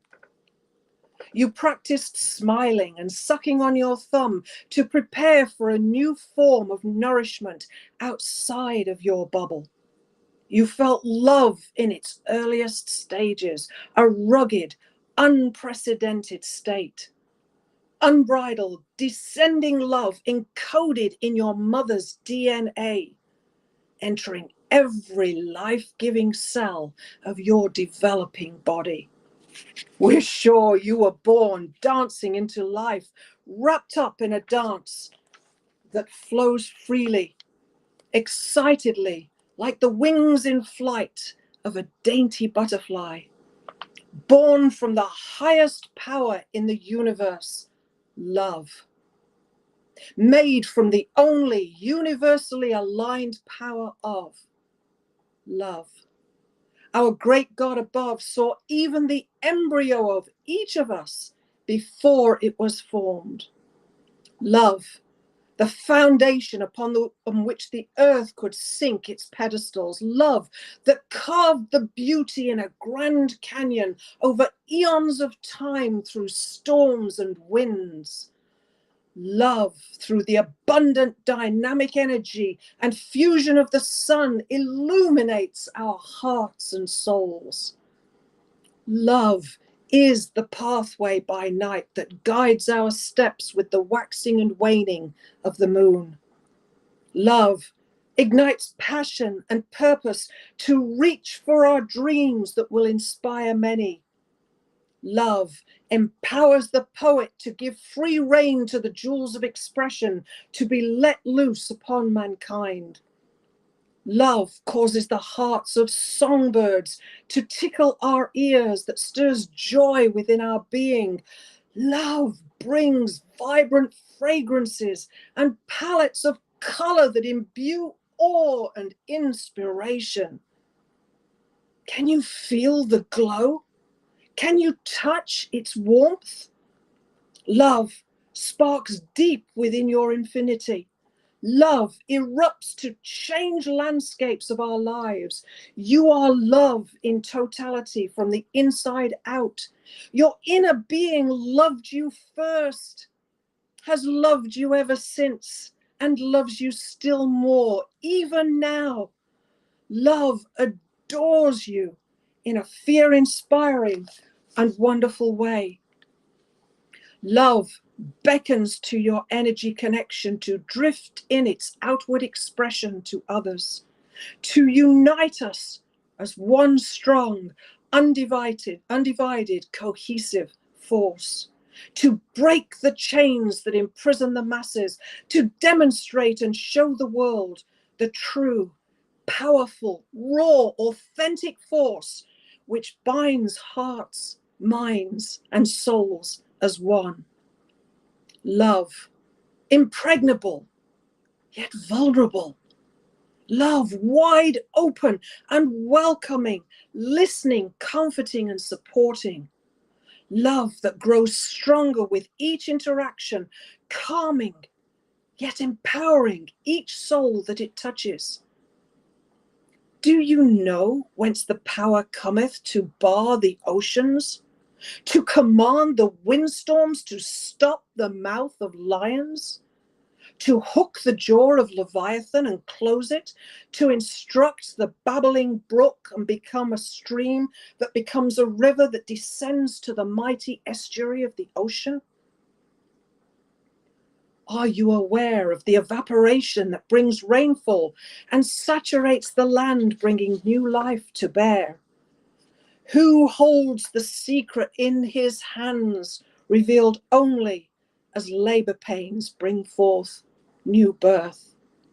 No one can foretell the timing of a new life, but he who created it from his great love. My incredible, beautiful human friends, we are one in loving commune with each other. Sisters, brothers, goddesses, warrior kings and queens bound for greatness.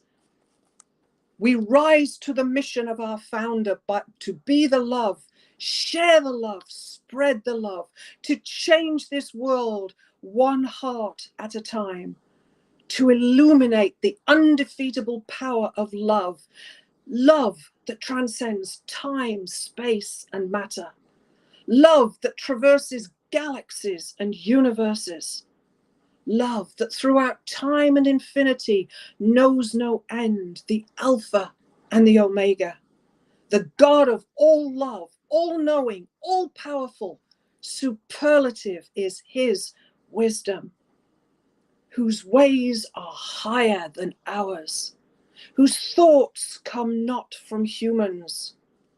Love from the Father of celestial lights, who graces us with his hand of mode operandi. Love that illuminates the darkness and sets us free. Love is freedom. Freedom is love. We love, we shine, we stand magnificently as together as one. We are beautiful. We change the world because we personify the love from above. Please let love always be your light. You, my friend, are born to shine. Shine radiantly. Shine eternally. What would love do next? What would love do next?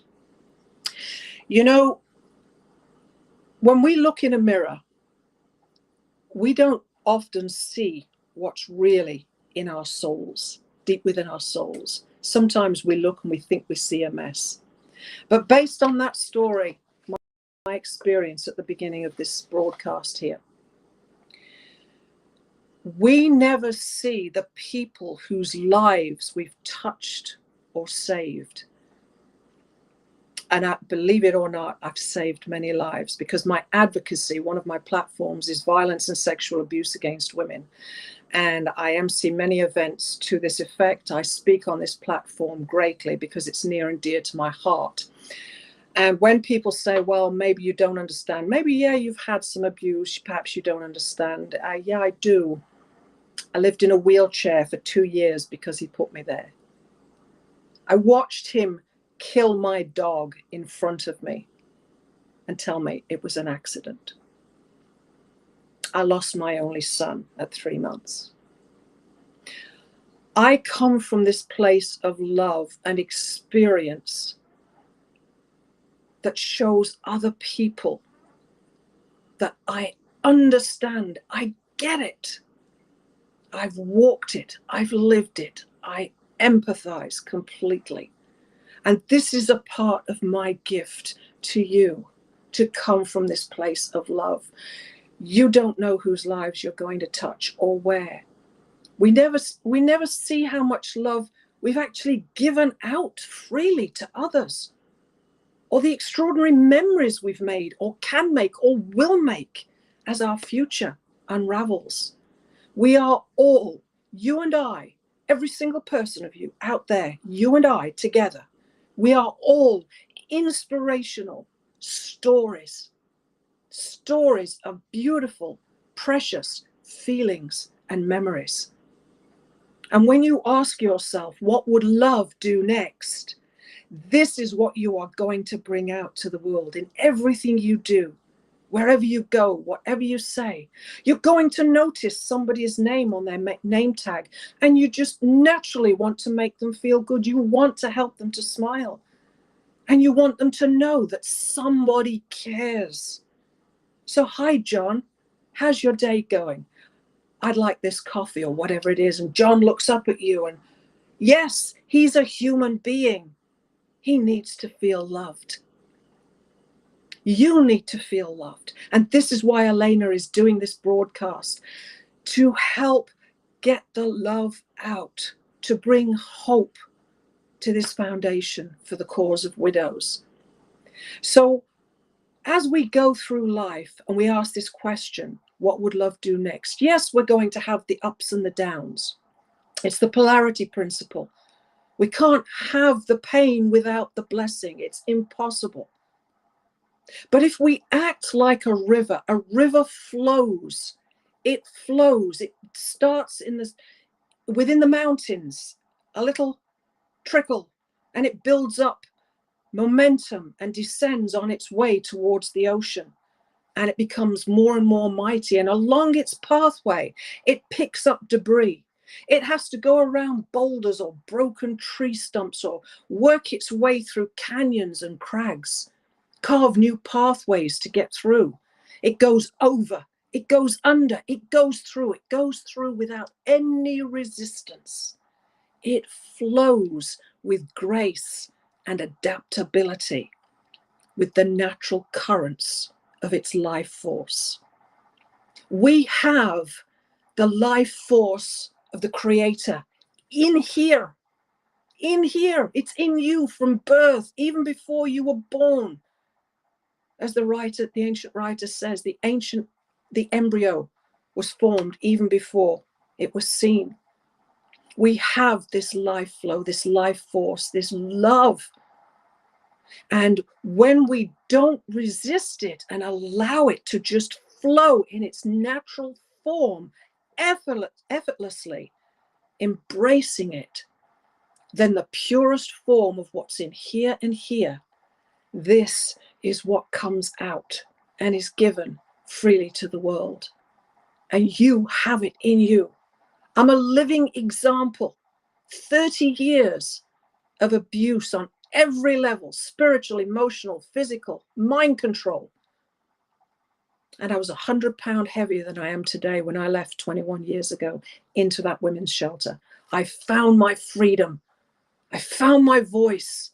I've grown, I've changed, I've learned. And here I am today, a powerful, empowered woman with strength like you could have too. When you find your voice and you bring that story to the fore. I don't care if it's on this platform, if it's in an audience. I've had grown men in their 70s, 80s, and 90s cry in front of me when I tell them my story.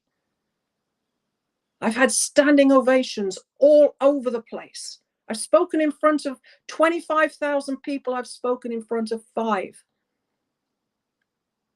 And when you are your authentic self and you are embracing life, this life force, and not resisting and allowing it to flow freely from up here, from alignment with the Creator, you become a very, very powerful human being, a force for good, a force for change, a force that raises the vibration of love on this planet. And one heart at a time, one smile at a time, one person at a time, your smile, your radiance, your glowing love that comes from you through your story changes this world. And this is how we change the world, one person at a time. I'm also a firm believer in Taoism and Lao Tzu, and I often refer to the Tao Te Ching. I have a show on a Wednesday evening, and I run this show through inspiration based on my book of poetry and photography, based on my own life's experiences. And this is what the Tao is about. It's not interfering or forcing or trying to interfere with the flow of life, but allowing it to freely flow through you and through me. Mandy, Mandy, Mandy. Wow. Wow. Beautiful. Thank you. Thank you so much. You know, I could talk forever on this subject. I yes, really could. when I talked about earlier forgiveness, and God said forgiveness isn't enough, cover them in love. Yes. Here you are. So what a beautiful way to kick off this morning, this final segment. And I feel your heart. I see you every day, and this is truly a blessing to have you with us here today. So I want to thank you for sharing your heart. Where can people reach you? How can they contact you if they want to know more about what it is that you do and your work? Actually, I'm on all platforms. Facebook, they can see me on Facebook on a Wednesday evening. My show, like I said, it's Catalyst Poetry. It's about transformation and love.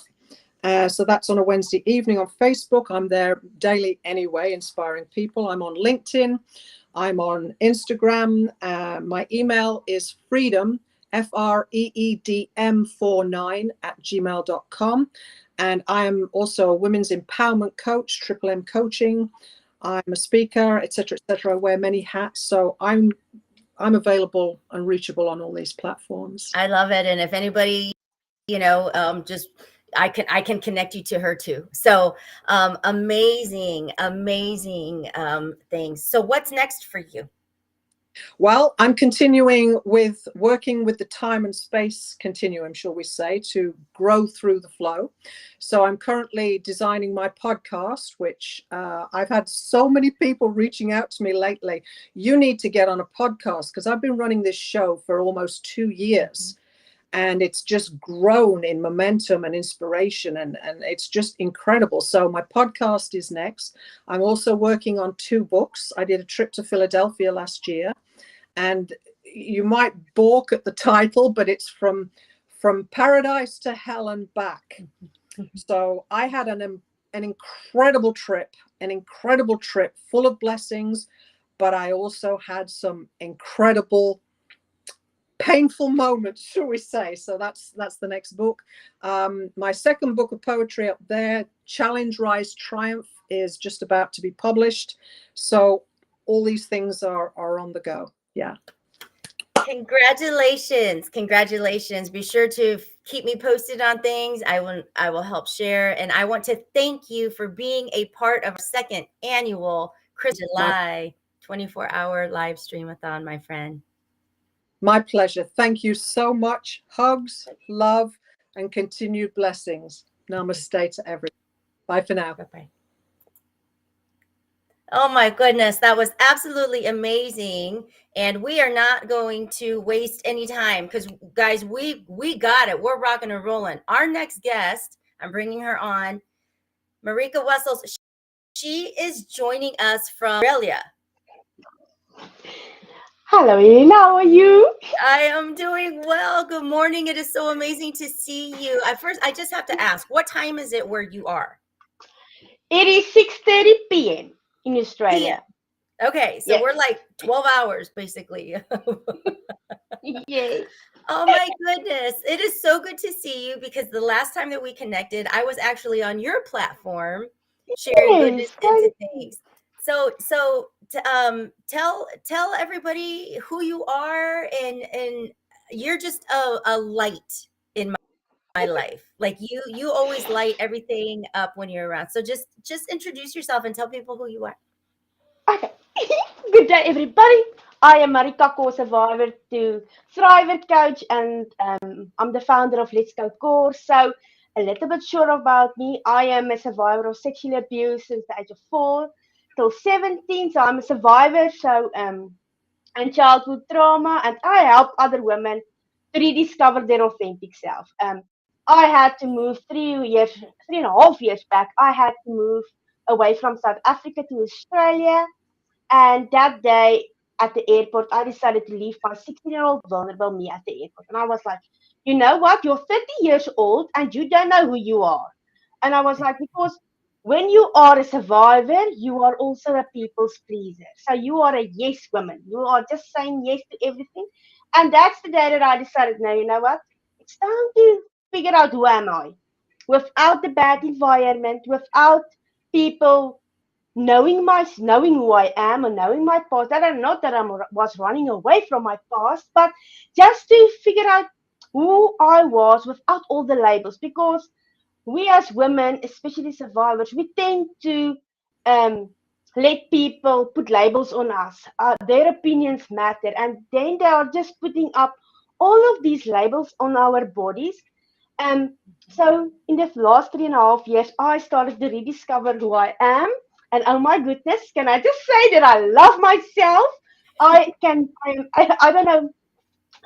No, I'm just getting excited and then I'm talking too much. Anyway. No, I love it. I So, love it. This is what it's for. And in fact, I almost want to go off and just give you the stage to just talk no, about, like, pour into it, because you are amazing and the work that you do needs to be shared. So just go right ahead. okay. Now you're leaving me alone. Okay. Anyway, where was I? Um. So I had to rediscover myself in the last 3.5 years, and I started to rip off labels. So that's where I found my brand Let's Go Core, because we can't heal if we don't work on ourselves and in the inside.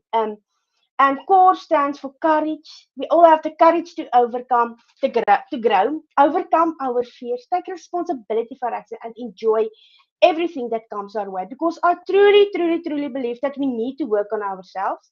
So first of all, we need to work on our mindsets. We need to work on how we are going to let people talk to us. We need to rip off those labels and those opinions that people have put on us. We have to set some healthy boundaries, because, oh my goodness, healthy boundaries is something that I didn't know was. Sorry, I'm Afrikaans, so my English is not so up to date today. Um, so I had to. You're totally fine. You're totally fine. Okay.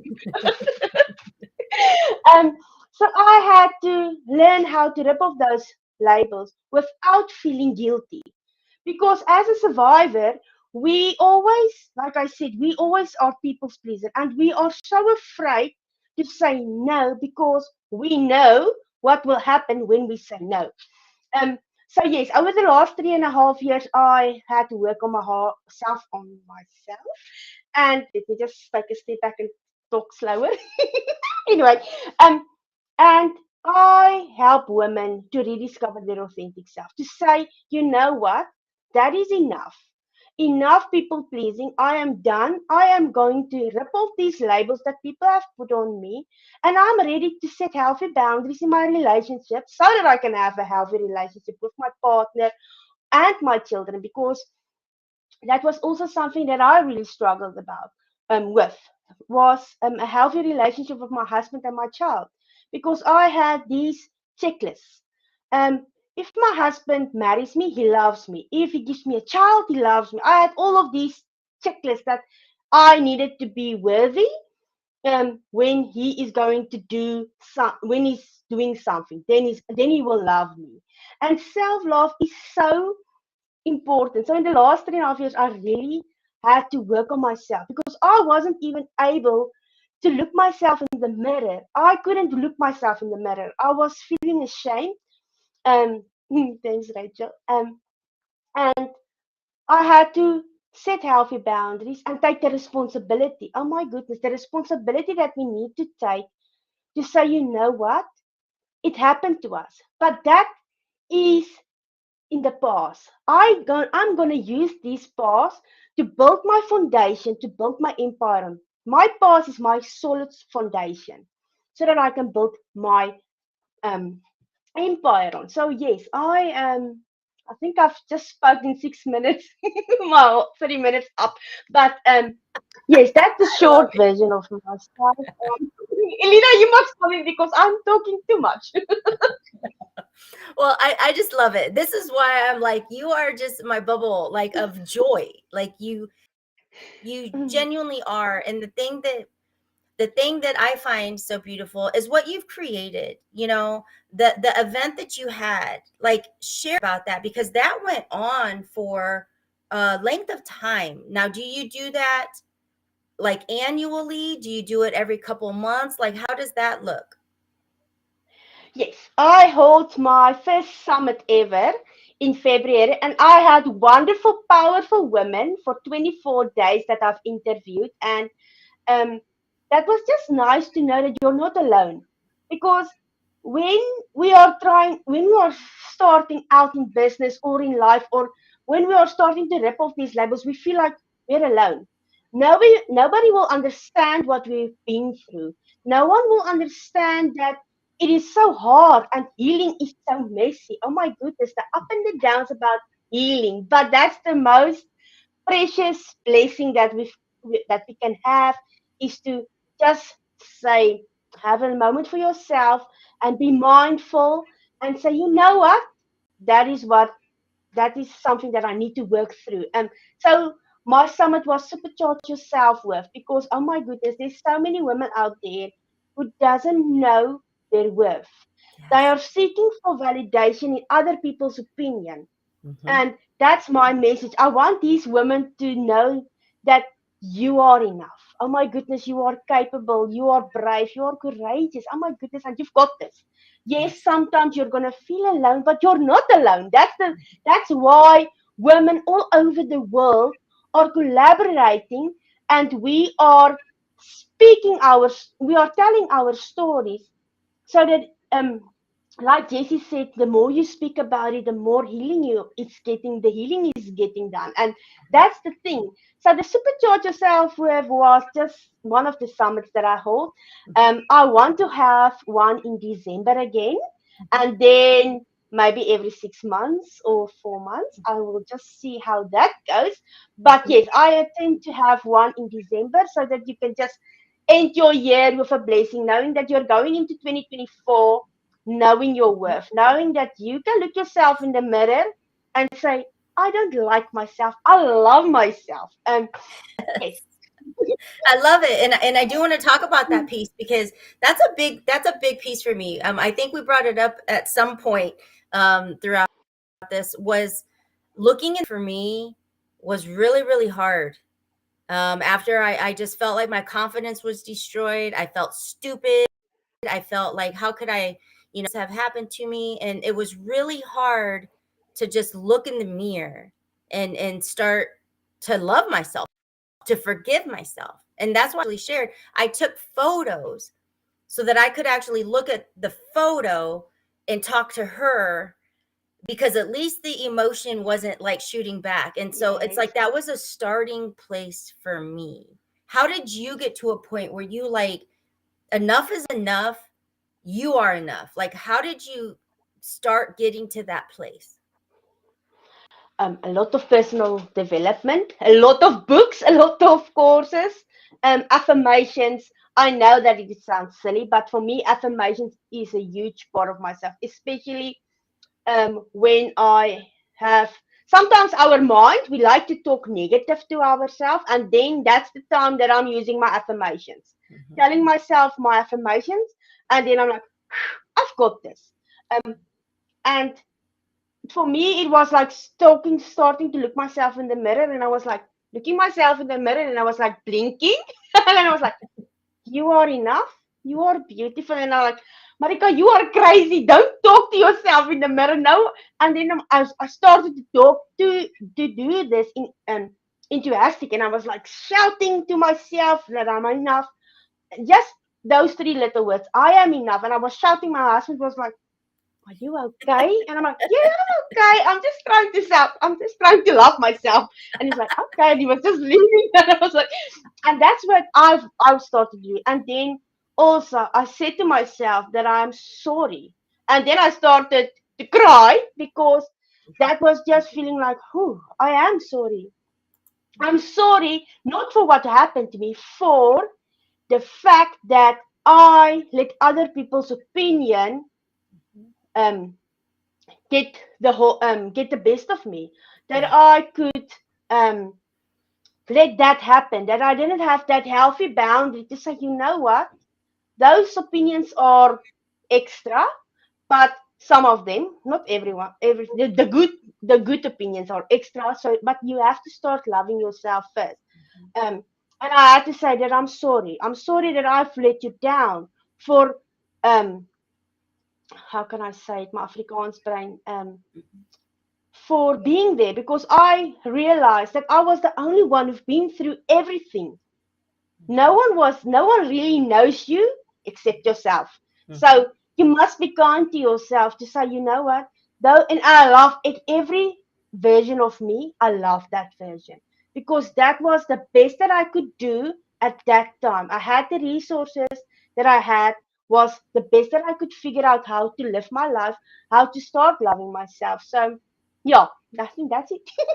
I love that. I mean, I love that. I think that that is key right now for somebody to hear that you actually had to love every version, every part that went through all of it. Like, love all of it, you know? Absolutely. And so important, because we don't really hear that. We talk about forgiving, or healing through those moments, but actually loving yourself for going through everything that you've had to go through is so important.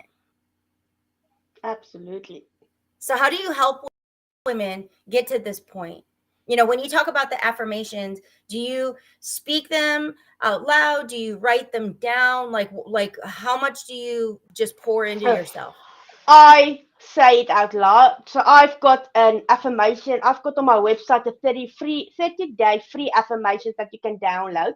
And there it's just like I've wrote down my name, and I have just said I am mindful, I'm adaptable, I'm resourceful, I'm inspirational, I'm kind, I'm a warrior, I'm worthy enough, sincere, supported, excited, loyal, and successful. And I was in a place where I've been back to South Africa in the last. We came back from South Africa last week, and there was a time, and I had to go back to that environment, and that was a sad environment to see that in 3.5 years no one grew.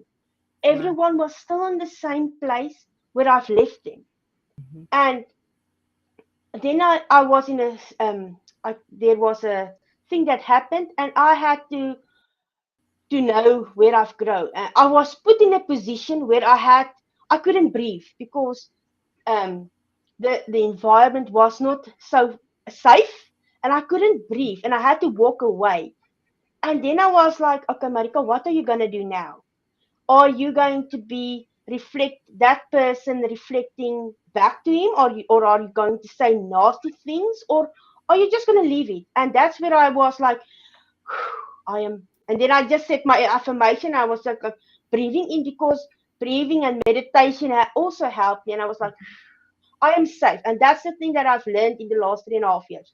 When I'm in a position and I don't feel safe, or those memories come up, and then you are like, you want to be, you're triggered, or you want to flight, freeze, or fight mode, then I'm just telling myself in out loud, and I was like, I am safe. What happened to me is in the past. That doesn't define me anymore. I'm safe. And then I will just hug myself, because I do like myself. We must love ourselves. So why not just hug ourselves? I love it. So and that's when I was just like, it was maybe the best decision ever to move away, to start. And I'm not saying everyone must move away, but I mean, even if it's just putting up those healthy boundaries to say, but you know what, that doesn't serve me anymore. I am not that woman anymore. I'm not a people's pleaser. No means no. That means that, and it is like ripping off labels. I'm busy with my with a course that I'm building, where we are actually going to do a practice. I don't know. Let me just, I think a live practice. Sorry, my Afrikaans doesn't want to work tonight with my English. But where we are actually going to exercise. That's the word. Okay. Doing an exercise. Yeah. Where we are actually going to put up all of those sticky notes on our bodies with what people say, that you're not enough. You will never find a loyal husband. You are lying. Especially if you are a survivor. No, my goodness, the people that say you're lying, it's not that bad. You're lucky to be in this environment and things like that. And then we're gonna rip it off. And at the back, we are gonna put up our affirmations. So while we are like ripping it off, I am not enough. At the back there will we stand, I am enough. And we will just do that. So I'm busy with that. So that I can help other women do the practice also, because we need to do the work also. So yeah, I think that would answer your question. Yeah, no, I love it. That's why I'm like, I just want to hug you myself. Like, I just want to like fly to Australia to just like give you a hug, because that's why I was like, you have to be a part of this. Like, you've got to be a part of this because number one, you have an energy that is absolutely contagious and it's adorable. I mean, it is, but I know that it did not come easy. It did not come easy. And you know, that for me is why these stories, women need to know, women need to hear that if they're in it, if they're in that dark space, there is light. There is light, but you have to work to get there. You have to be intentional. You have to do it on purpose because you want to step into that. And my friend, you are a light.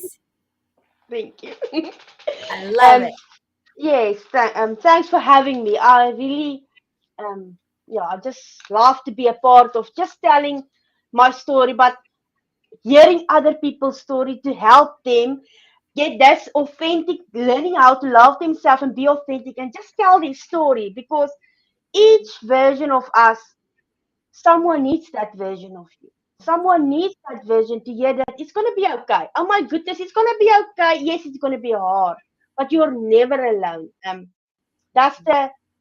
think that was one of the biggest things or the blessings about COVID is people is now everyone is online and you are not alone. I mean, we are speaking on this, I don't know, Restream studio thing or on Facebook, and we are not even in the same room. So that's the other thing. I want women to know that they are not alone. Oh my goodness, we are all here. And the other thing that I want to say is your environment, the people that you hang out with. Oh my goodness, that is actually after self-love, boundaries. That is the next thing that you need to say. You know what? When I am like, when I set up some healthy boundaries, I lost a lot of friends and family members. Yeah. Because I was just like, you know what? I can't be in a place or in a room where we speak about other women. I want to talk about girls. I want to talk about helping other women. I don't have time anymore for being negative Nyalis. I want to be positive. I don't know what's the ladies, it's one of the singers, and I think it's Live and Laugh More is her song.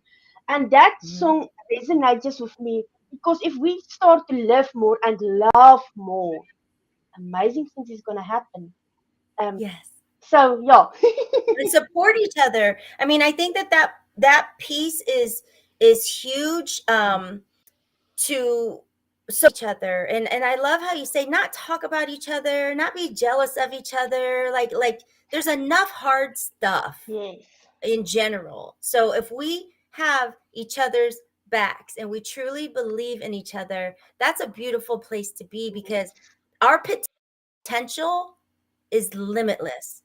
But we need support and we need love and from each other. We need our team of cheerleaders. Like that's truly how I feel. And the thing is also is to know that you are unique, because when you start to love yourself and you love your authentic self, you are in no competition with anyone else except yourself. That's when you truly are knowing that you are growing, because you know that, oh my goodness, I'm one of a kind. There's no one that can be me. I am just being myself and I love myself, and that's enough. And the women around me and that are the women that I'm surrounding myself with all of them are also unique, and what we can bring to the table. Oh my world. This is Yes, just I gonna be love like it. I love amazing. seeing. It's like, I am enough. it, I am enough. Yeah, yes, and that's I amazing. feel like we are maybe one. Each one of us is like a brick, and we are building an empire together. So we can't be the same brick. We all have our place in this world. So for us to build this empire of women empowerment, we must see ourselves that we are unique. There's no one.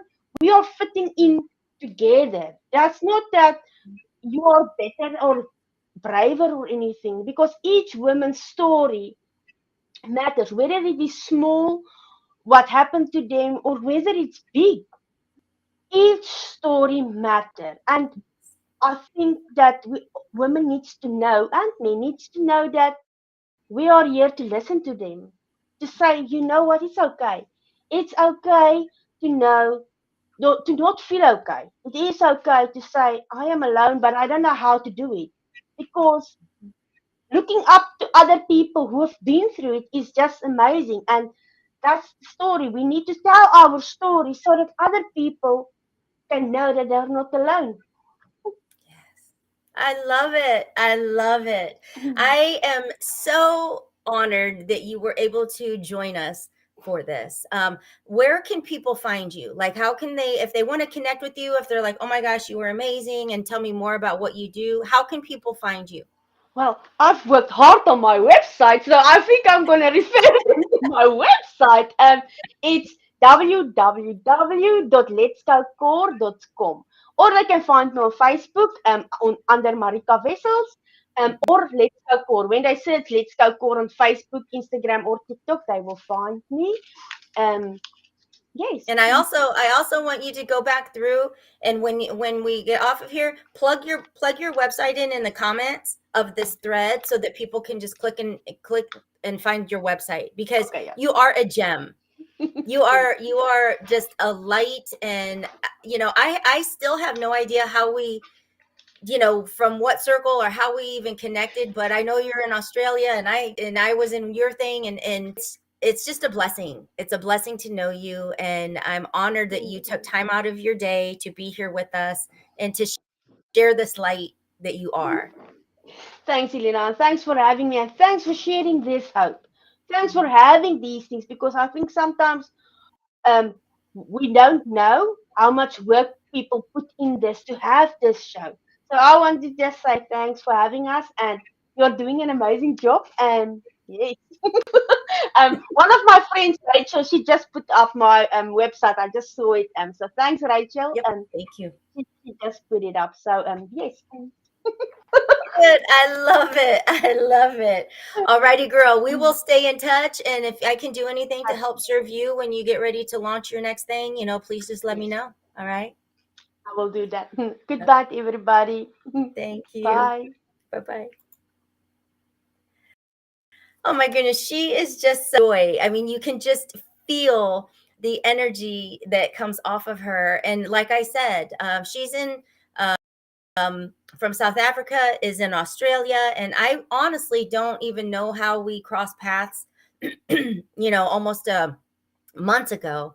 But to be part of her summit and to really talk things that are difficult, it's just a blessing. I mean, God aligns people with who they need and for what they need. And so to have her be able to join us in this, it really just lit my spirit up. So I'm so excited about that. So as we continue to rock and roll, people, we are there. I'm bringing you on, Melissa. This beautiful woman right here. Let's just talk about what I have seen the past year. And I call her my little sis. And I think it really stemmed from, I just see a light in her too. I see growth. I see massive movement.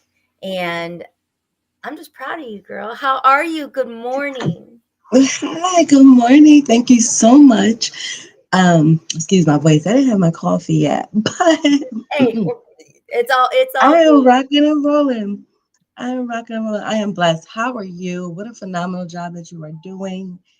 God bless you. God bless your service. God bless your grace and your understanding to who you are to continue to do this.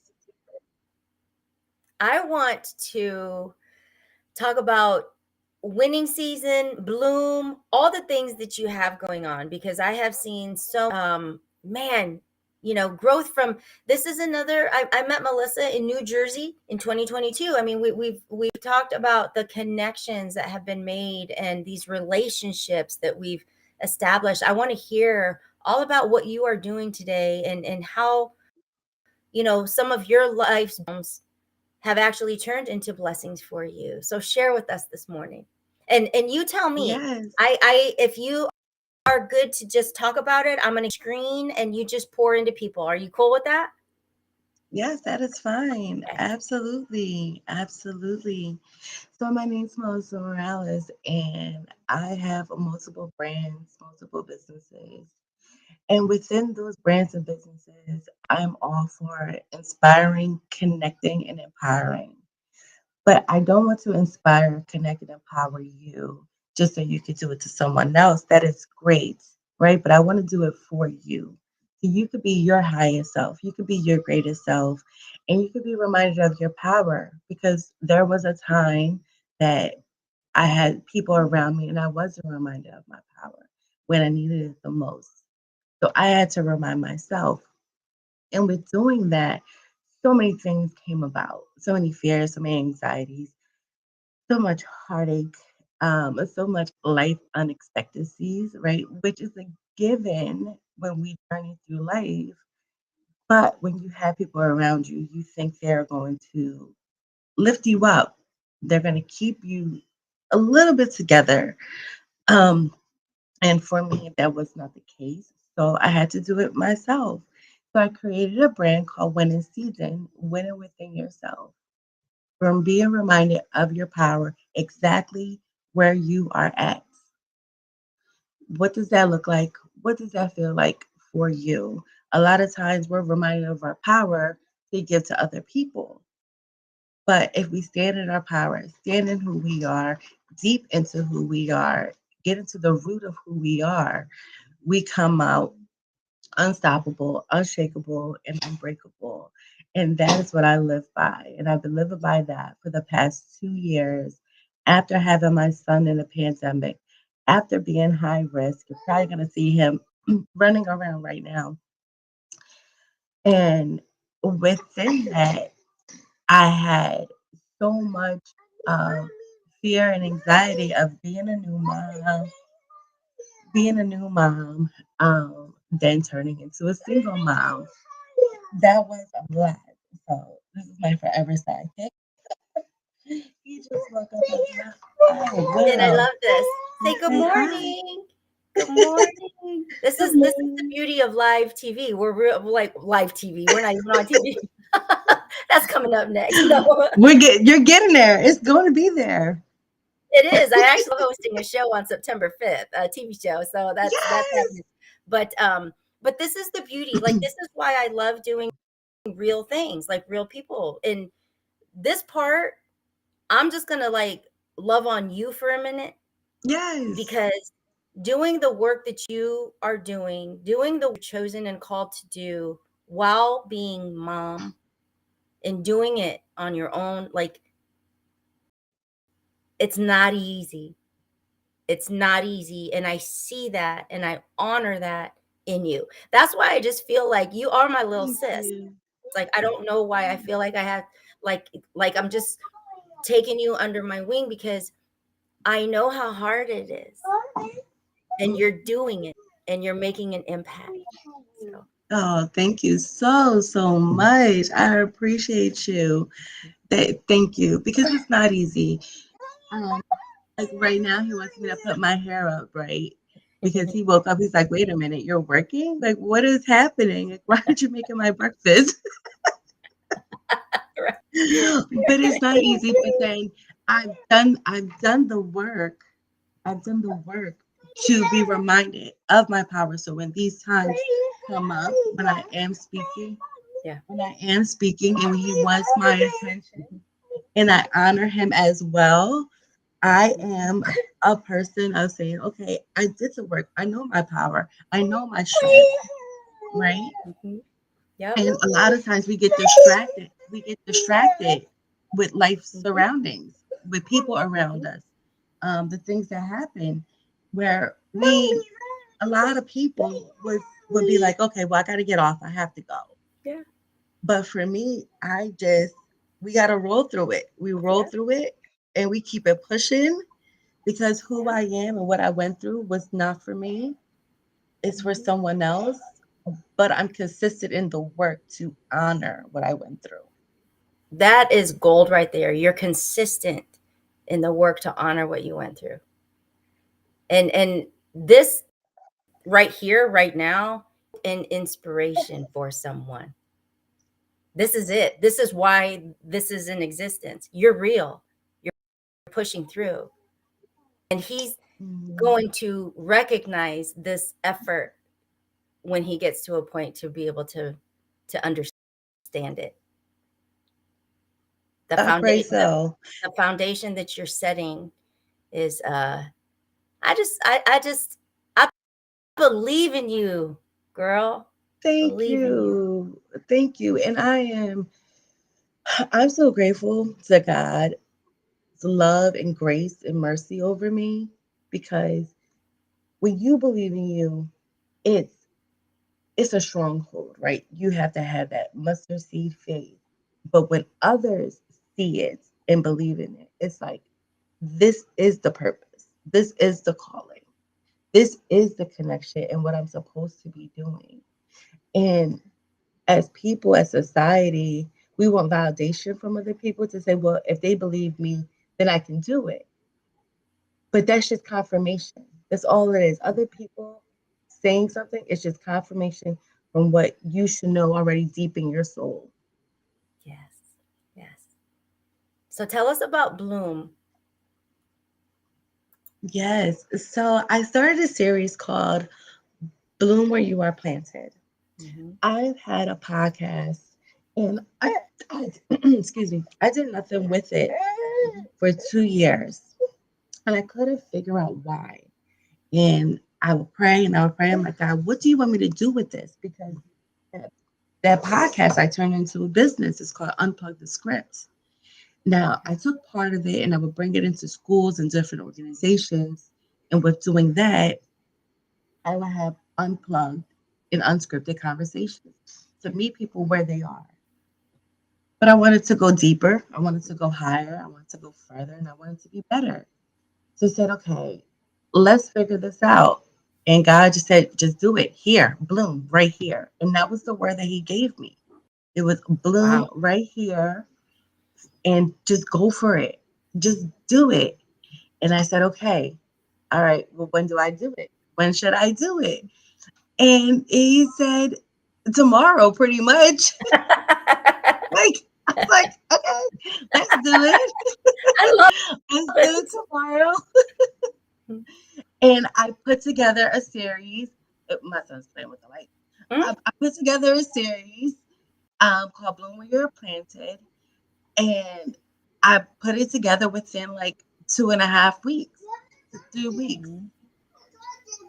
And I was just like, and what is it? What do like? What like? Is it a group? Is it a series? Like what is it?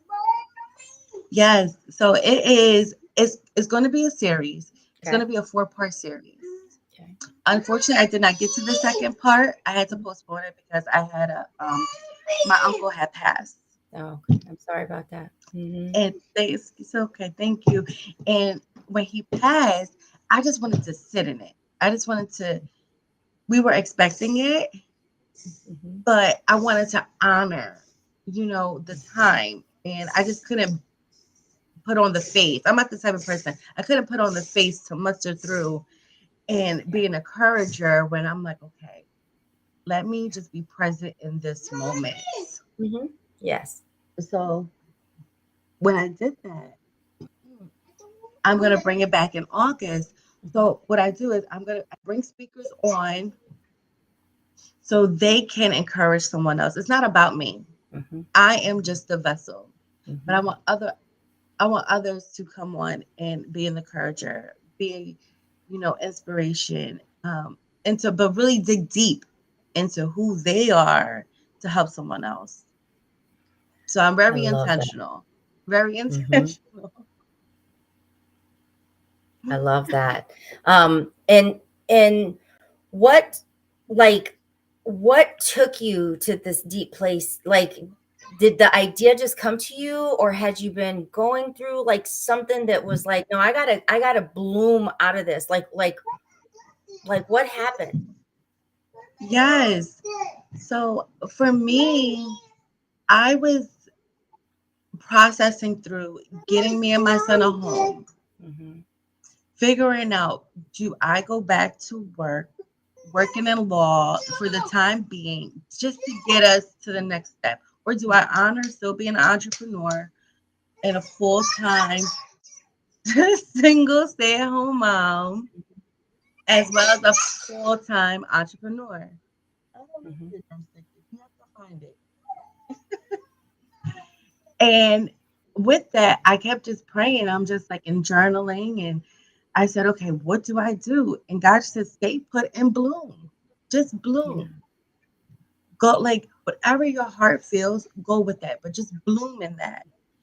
hmm I've been trying to look for a house for the past year, looking for an apartment for the past year, and nothing was coming about. So naturally, as a human being, I was getting frustrated. I was getting sad. I'm looking at my son. I'm like, oh, I want to give you this. I want to give you this. And it's just like, well, first off, you're not even honoring where you're at in Yeah. the spacing you're in, because you're looking for your next. You're not even blooming right here. hmm Blooming where you're planted. Yes, I'm not even blooming where I am planted. Wow. And with that, it was just like, if I could bloom right here and really recognize it as being planted and not just being seated, because I was looking at it as I was just seated. Like, hmm God has me here for a moment. Let's just push through. But I started to look at it like, no, I'm planted here. My seed is here. The root of something is here. Allow me to honor that, Yeah, to move that's forward. beautiful. Yes. So what do you see? How do you see this helping? Like I know that you're sharing, is it workshops? Is it trainings? Is it speaking? Like how are you really digging in, and what does that look like? Yes. So I am on board with all that. I'm currently creating an ebook of Bloom Where You Are Planted. Again, I am hosting. It's going to be a four-part series. So within that, it's going to be like every other month. I'm going to have different Mhm. people on, and then there will be like live chat. Because I feel like communication is only valued when people are engaging. Mhm. So Mhm. I don't want to just give people, the advice, the encouragement, the tools. I want them to be a part of it, Yeah. because we all could bloom where we're at when we hear other stories, and Mhm. take a little bit from someone to get to where we got to go. And it Yeah. necessarily doesn't have to be a house. It necessarily doesn't have to be a new car or financially. Sometimes people are just trying to bloom, you know, from trying to go from a full-time job to becoming an entrepreneur. Mhm. They don't know what that's like. Or people are just trying to bloom from a healing that they thought they did, and Mhm. they're not there yet. They're not there It's yet. those little things. It's those little things that really make up the garden of who we are. Mhm. I love that. It's those things that make up the garden of who we are. Because, what I've come to realize is that for every layer of healing, until you get to that next thing that Yes. actually puts you in the experience, have you really healed? Like you have to actually go through it to heal through it. And that's hard because it's you might think like, okay, I'm here and I got through that one, but to get to that next one, man, there's like another level and another level. And to have a community of support and encouragement through that process is so important. I'm so proud of you. Oh, thank you so much. Yes. And I think we all come to this point in our lives. Like for me, I just turned 36 and I'm like, well, I've been doing the work. I've been doing the work. And then something happens. And I'm like, oh, wait, I wasn't working that hard. Right. The work hasn't completely, it's not completely done. And I'm learning through that. And I think that if we honor that we're still learning through that, I think it makes for a better life, a better time, a better fulfillment. Instead of having happiness, now we have joy. Yeah. And I think I believe we all deserve that. We deserve joy. Mm-hmm. Yes, I believe joy, and I love to be fulfilled, you know, in the work that we Yes. do. For me, it is. Heard that, can't even remember where that came from, but it's like not even about happiness. It's like fulfillment, you know. And I also find the older that I get as well, I want things to have significance. You know, I Yes. want it to mean something. And we talked about legacy early in the Stream-A-Thon. And I think you get to that point where when you're pouring so much of who you are and your passion and your heart, it needs to matter and it needs to stick. You know, you want it to be Yes. here beyond you. And that's powerful. It's powerful. Absolutely. Absolutely. And to add to that, there's actually a Beyonce song. Okay. And I heard it yesterday. You want to leave your footprints in the sands of time. Mm-hmm. And for me, it just touched me so much because it's like, you know, we do all these things. And sometimes we think they're little things, and sometimes we think they're big things. But what are we leaving truly? Mm-hmm. What are we leaving behind that it can go on? Even if there wasn't a book, even if there wasn't um, videos of us or podcasts of us, what are we really leaving for other people to take on? Mm-hmm. That's deep. That's deep. And, you know, especially being here for the Christmas widow, you know, I think having death touch so close changes you. Yes. It changes the way you look at um, your time. It changes the way you look at your actions and the things that you're doing, and ultimately that print that you're going to leave behind, because you know all too well it could be here this morning and gone by this afternoon. And it changes it, you know, it puts things in perspective, put it that way. Yes, absolutely, Mm-hmm. absolutely. And Mm-hmm. and that's why with everything that I do, with all my brands and my businesses, there has to be a connection to myself for it to come out. And for Mm-hmm. me to do. I don't want anything that I have going on not be connecting to me, to my soul, to my core. So that's why I believe in winning season so much, because I want to win every day. I want to wake up and have Yes. joy and peace and healing. And I want to share that. And I'm grateful that I've been able to share that 2 years and be successful in that with other Mm-hmm. people. With Unplug the Script, we don't need a scripted life anymore. Yeah. We need real moments like the one I just had. And we need Well, to we need honor that and people, you know. recognize that. Yeah, Yes, it's yes, we're human beings. You know, we said that earlier. Like, we're human. We're hot messes some days. Like, but it's all yes, good, you know. Mm-hmm. So talk about winning absolutely. season a little bit, because we've got new listeners. This is going to be cool, and you know, I saw the growth of winning season. But tell people what that is and what are you doing with that today. Yes, yes. So when the season started, when I was in my mess, when I was being tested through life as a new mom, having relationship problems, then becoming a single mom very early on, I just wanted to win. But I had what winning looked like at the time. I had the beautiful family. I had the beautiful home. I had the beautiful car, we were not missing any meals. That was all great. And in the moment where I should just been loving on my baby even more, I was losing myself. So when he was about 7 or 8 months, I just told myself from here on out, I want to win. This would be the last time I would be broke and broken, because I was broke. I was broke. And I was also so broken inside, where I've never met that person. I've never seen her. I didn't even know how to even process her. Yeah.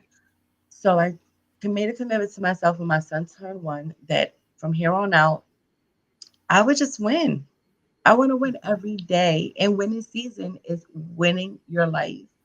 What does that look like? What does that feel like for you? But deep inside.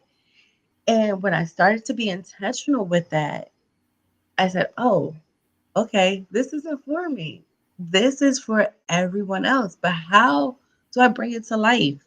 So I first started out with just writing things on social media to encourage and inspire other people. Then I started putting winning season on shirts and on sweatshirts and t-shirts and mugs. And I started coming up with little sayings every few months and to keep people lifted and inspired. And it just kind of ran through. It just kind of took a life of its own, probably like after like 4 to 5 months. Yeah. People were, DMing me, messaging me, and I didn't have a website for a year. Yeah, for a year. I didn't have a website. So I was doing everything myself, taking orders from my messages and putting it in a notebook and then going to get it fulfilled and doing these different things. And when I saw it catch on and hearing the stories, how other people wanted to win, I just knew I had to stick with it and baby it so it can grow. I love that. And so today, is it mostly merchandise, or like is there a group, or like how do people stay connected to winning season? Like, what is it? Because I know you have merchandise. So yes. So it is merchandise. It's an empowerment brand. So it has journals, it has t-shirts, it has hoodies. And I also turn it into a conversational piece when I do my speaking engagement. So I do workshops with it. Okay. That's an added piece to my speaking engagements. I do workshops. I have a website called winningseasonthebrand.com, where you can stay connected to everything winning season. And I'm still growing it. I'm still trying to, not even trying, is what I'm doing. I'm still growing it to meet everyone else. What does winning look like and feel like for someone else? Yeah. And right now, people are loving the fact that they can wear something inspiring and touching on them. And it's a conversational piece. When they're out, someone else sees it, and they're like, hey, what does that mean? And they start talking. Yes. And there's just something powerful about winning season. It's like everybody wants to win, and we all have our seasons, we know that, but it's like, that just caught, it did. It just Thank caught. you so much. I love it. Thank you. Yes. And I want, because I know for me, just as a daily reminder, when I was in my mess 2 years ago, and sometimes I'm still in my mess, we're all in our messes. It's like, okay, well, today I'm still going to win. I am going to win. Some way, somehow today I'm going to win. I love that. I mean, you said that about everything, but that's today I'm going to win. That's owning it. It's like setting yourself up to receive it already. It's like bring it. And there are days where it's just tough to get out of bed. There are days when you're like, I'm exhausted and I don't know what is next or where I'm going, but today I'm going to win. Yes. And in the days we feel like that, we say, well, we change the attitude of I deserve, right? I deserve to feel good. I deserve to be healthy. I deserve to get out of bed and find joy today or find my happiness today. That's how we win. When we stay connected to what you believe you deserve. and those around you deserve, because when we win, everyone around and connected to us wins. For sure, man. For sure. It is contagious. That the energy is contagious. Daniela says, Yes. I'm honored to be a part of the Blooms. It's a beautiful thing. That's awesome. Yes. Thank you so much. Yes. Yes. So if people want to know more, people want hold of you, like, what's the easiest way? Is there a website for that, or do people contact you? What's that part look like? Yes. So you can stay connected with me via Facebook and Instagram. So my Facebook is Melissa Morales, and my Instagram is at Live with Melso, LIVEWITHMELSO. And I take all inquiries through my email of unplugthescript@gmail.com. Okay. And feel free to drop links in this comment thread, and just share so people know how to reach you, contact you. For the women, is Bloom women only, or is it open to everyone? No, it is open to everyone. Okay. And I did that intentionally because oftentimes we forget what men deserve. Right? We get caught up in, well, I'm a woman and, I'm a woman empowerment, and that's great. But I also honor the fact that I do have male followers. I honor the fact that there are a lot of husband and wives I'm connected to, and I want to honor them. And they deserve to bloom as well. Yeah. They deserve to bloom and win the same way we are. It's going to look different because they're a man, but they deserve it. I love that. That's what we got. What are we gonna at the comments here?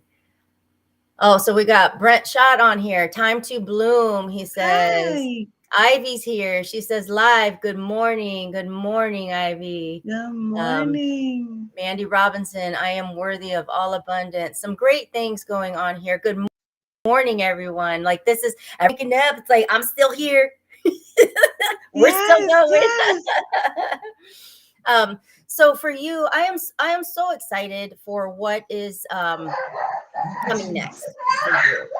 And yes, thank you for that time this morning that you've given us. Yes, thank you so much for having me. I appreciate you. Thank you so much. It's been I'm honored to be a part, and I'm even more so honored to see all that you're doing and you continue to do. Thank you. Thank you for being a part of the second annual Christmas in July 24-hour Stream-A-Thon. Love you, girl. Love you, little sis. I love you too. Love you, big sis. Bye. Bye-bye. Oh, that's so awesome. And that's the beauty of being live, because, we are real. We're real people with real problems, things, building dreams. Like, that's what I want for this platform. That's what I want for this Stream-A-Thon is we're a powerhouse from around the globe of entrepreneurs, business owners, speakers, coaches, authors, like all these people doing it. But the reality is real people. And so this whole thing is to just dig into the pieces that make us real, so that we can share inspiration for that person that maybe doesn't believe that they can do the things, that maybe thinks that only the good things are for them and not me. I want to be able to show that no, it's we're all real. But there's a mindset shift that has to happen. There's a belief that has to happen. There's a hustle and grind that has to happen. But that beat down, we all have it. And in that beat down is what can become the blessing. And that's what we're sharing. And so that ties me into our very next who, I'm bringing Justin Danforth on here. Good morning. How are you? Good morning. Good morning. I'm well. Thank you. So much for being here. And I want to share, like, the first time that I saw Justin speak, it was in Connected Leaders Academy, just captivating. And I really say that because sometimes the moment somebody starts speaking, sometimes they just pull you in and you like hang on every word. And for whatever reason, Justin did that, like, for me. I just loved what he represented. I loved his message. And since he's been on my podcast, you got to meet Hona yesterday, and so that was beautiful. So Justin, thank you so much for sharing your morning with us and for being here today. Yeah, my pleasure. Thank you for having me. You're welcome. You're welcome. So we talked about, do you want to just give a speech? Do you want to kind of do interview? But I want you to share and pour into the person that needs hope and inspiration. And I do want to give you that platform to just share from your heart. And then if we got time, we can talk about stuff later. But you are that person that has a story, that has impact, that can truly give inspiration to someone. And that's what we're here for. Are you cool with that? Yeah, sure. Okay. Yeah. I'm giving No you the problem, stage. no worries. So let me first say what an incredible job everyone has been doing. I thank everybody who's spoken so far. And thank you, Elena. 24 hours that's a long time. So I'm happy to be here. And for me to pour into those who might just need some inspiration or some aspiration, motivation, whatever you want to call it, or what it is that that individual needs. I'll first start out by saying, we all have bad seasons in life, right? And so in 2002, I had one when I was arrested and charged with first-degree murder and facing a life sentence without the possibility of parole. Now, to save all the drama and all of the details, I ended up serving 14 years and 4 months in the penitentiary. That being said, for those who are faced with a trial, a tribulation, or some sense of calamity, know that that is your test, regardless of your faith, of your belief, whether it's the universe, it's God, it's whatever it is. Know that you are being tested by that trial and tribulation, and how you deal and handle with that trial and tribulation, that calamity, that affliction, is what is going to define who you truly are. Now, that being said, when you're being faced with that and you come out on the other side at some point in time, the definition of who you truly are is the source of your power moving forward throughout the rest of your life. That's something that you have, only you have, and something only you will always be able to tap into. So if you ever find yourself stressed, depressed, anxiety, all the things that these labels that everybody has these days, that is one of the things that you can tap into. One of the things that you can tap into that is the source of your power, because only you hold that power, because only you went through that trial or that tribulation. So for me, sitting in prison, prior to going to prison, I had just this backwards ideology on life in general, right? I was just corrupt minded, in what we call a street life, running the streets, hustling, selling drugs, lusting, drinking, drugging, all of the things, right? You've all heard it before. If you haven't, you've seen it on the news. It's typical of it's a typical lifestyle for those coming from a poverty-stricken neighborhood or environment. So going into prison, I still had that mentality. And it took a while for me to realize I'm getting ready to be here for the next decade and a half. I was sentenced to 17 years and 9 months. I only served the 14 years and 4 months because I got my act together. But when I first went in, after not getting the life sentence without parole, I was sentenced to 17 years and 9 months. So that's what I'm faced with. And I'm also faced with continue to do what you're doing, act the way you act, talk the way you talk, walk the way you walk, or decide to change. Now, that change is never easy, and it's very uncomfortable. When you're used to doing something for so long, how they say you can't teach an old dog new tricks, right? It's because people get stuck in their ways, or it becomes them. It's like, that's all I know. Or it's you've been doing something for so long, it's hard to even understand the need for a change, or why should I change, or what's the point of me changing now?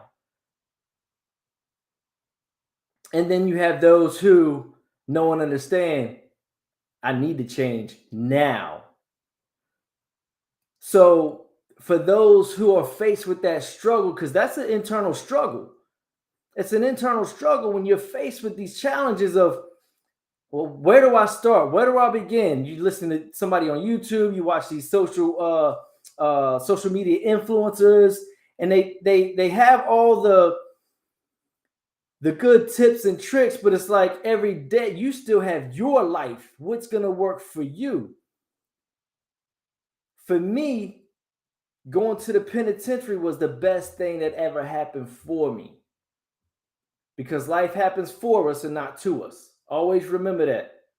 Always remember that. It happens for us and not to us. And the reason it was the best thing that ever happened for me is because it gave me the opportunity to sit with myself.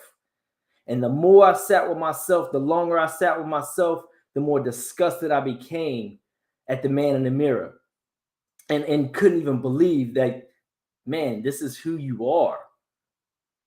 And that's the conversation that plays that played in the back of my mind.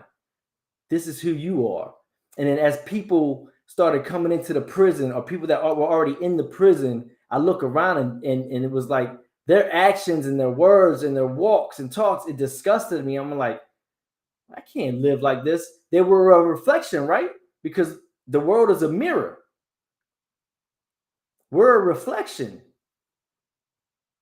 And so the decision to change was necessary. It was evident.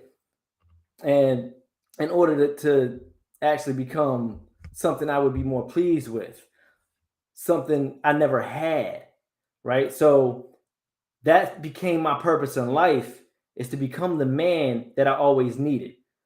Now I had a father figure in my life.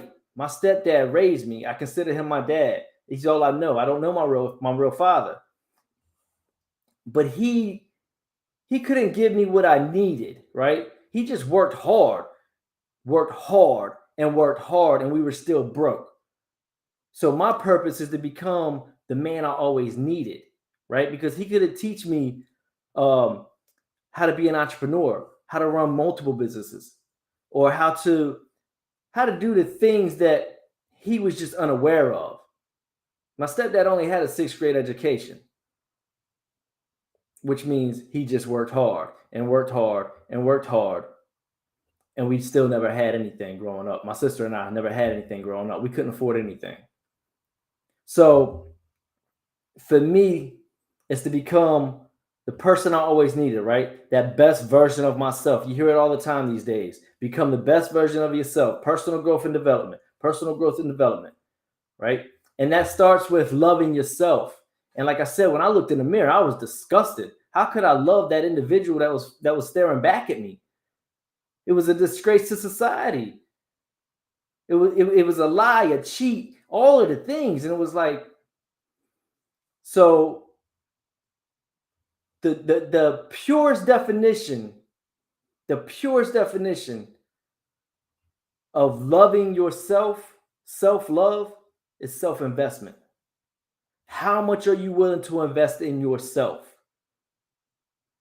And a lot of people, as soon as you hear the word investment, your mind goes to finances. And that's not always the case. We invest time, we invest energy, we invest emotion, we invest thought, we invest all of these things, right?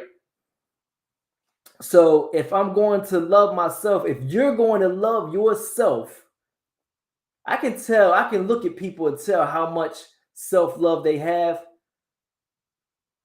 by how much they invest in themselves. And you can tell, and it's outwardly, it shows outwardly how much you invest in yourself. Your walk is different, your talk is different, your ways are different, your look is different. So in prison, I began to craft a daily habit, right? To mold into the vision that I had for myself. And it was in complete opposition to the person I was at that time. And so I had to start figuring that out. Who is the man that I always needed? What does that man do every day? What does that man look like? What does he talk like? Who does he shake hands with? Who does he keep in his circle? Who does he look up to? And so I get up every day at a certain time and I do certain things every single morning before the rest of the world is awake. Early enough to know that I'm already stacking wins. So no matter what happens throughout the rest of my day, whether it's if it was at school, if it's at work, if it's at a game, if it's at dinner, if it's spending time with my significant other, whatever happens throughout the rest of the day, I've already started every single day off stacking wins. And when I reflect at the onset of anything that comes my way that's in opposition to how I want my day to go, I'm able to tap into that power.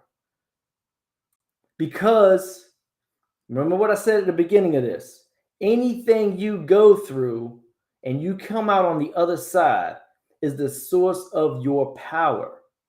So if I do self-inflicted adversity, like getting up at 3 a.m, because nobody wants to get up at 3 a.m. Nobody, not even me. And I've been doing it for years. You're not the happiest person at 3 o'clock in the morning. That's called a self-inflicted adversity because I don't have to. I'm not getting up at 3 a.m. because I got to be to work at 3:30 or 4 o'clock or whatever. I'm doing it by choice in order to stack a win, in order to tap into that power to know that I'm doing something that probably 99% of the rest of the world won't do. And when you do something that you know, only you know that the rest of the world just refuses to do, you become stronger. You have more confidence. You have more self-love, right? The work instills the worth.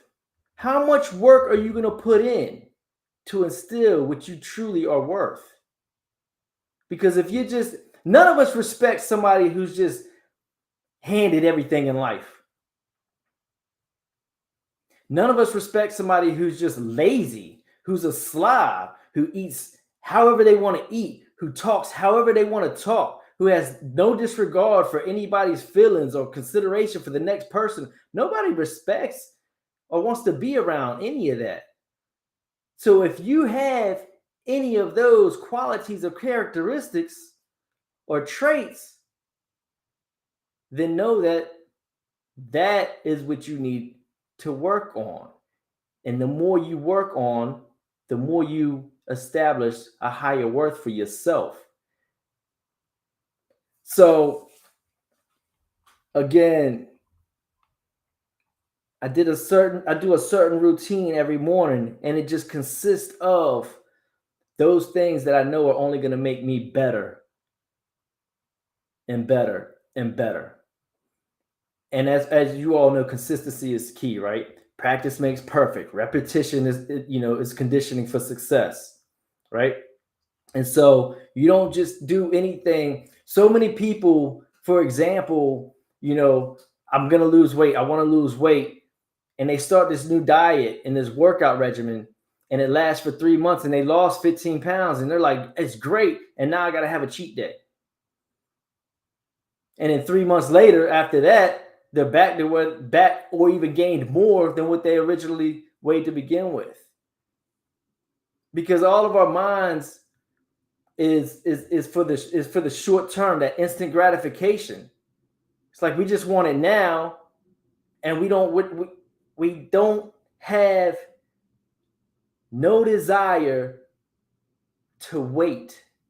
Nobody wants to wait for the result that they truly are seeking.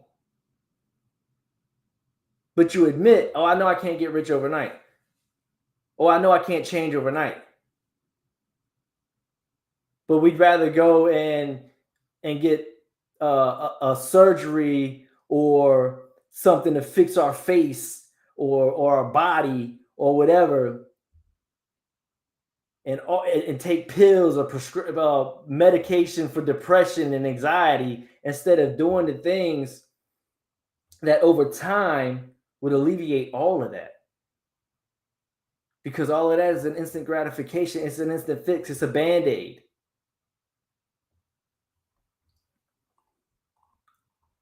Change takes sacrifice. Simple and plain. Simple and plain. And that's one of the hardest things for most people is making the sacrifice. Like I said, you want to lose weight, you got to sacrifice all the sugars and carbs that you want to have, right? That you love so much. If you want a better position in life, you got to make sacrifices, whether it's a sacrifice in time with your family, sacrifice in the energy it's going to take, because you might have to sleep less, you might have to work more, whatever it is, like sacrifices have to be made. If you want to become a better person, you have to sacrifice your current thought process. It may even be certain beliefs that you hold. Most of us have limiting beliefs, right? You have to sacrifice all of that, and nobody wants to make the sacrifices. I want to talk about sacrifices. Sure.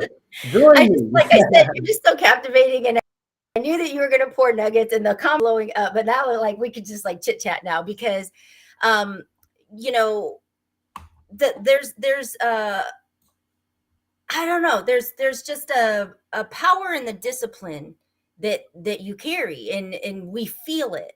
Like, and I know I'm speaking for everybody in the comments, like it's just something you possess that we feel it. And so I wanted to give you that space to just do your thing. But the sacrifice, when you had talked about self-investment, you know, when I think of, I don't know what shows are on Netflix, you know, I don't know what's happening, and the people are talking about something and like I don't even know.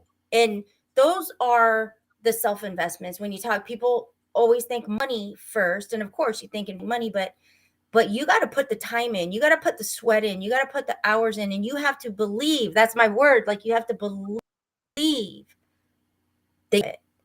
And this is that piece of hope and inspiration for somebody. But people want results, but they don't want to go through the pain that it takes to get them. And coming from the fitness industry too, it's like you don't get the cut muscles because it feels good. It burns, it hurts, it's no fun.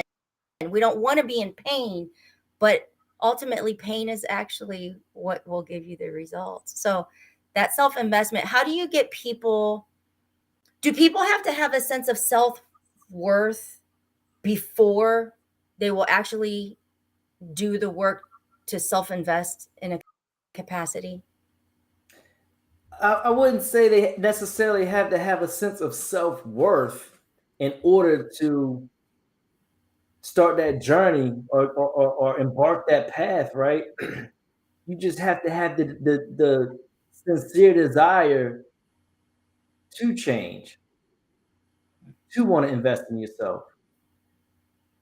Whether that comes from a sense of self-worth or it's just waking up and going, that's it, today's the day. The self-worth will develop. It'll cultivate when you start investing in yourself. And so it's like full circle. One thing will cultivate the other. No different than when you start doing something, establishing a discipline, like a daily habit every single day. It could be something as minute as I'm just gonna make sure I drink one glass of water as soon as I wake up. Get myself together. I'm gonna drink one glass of water every single day for the rest of my life.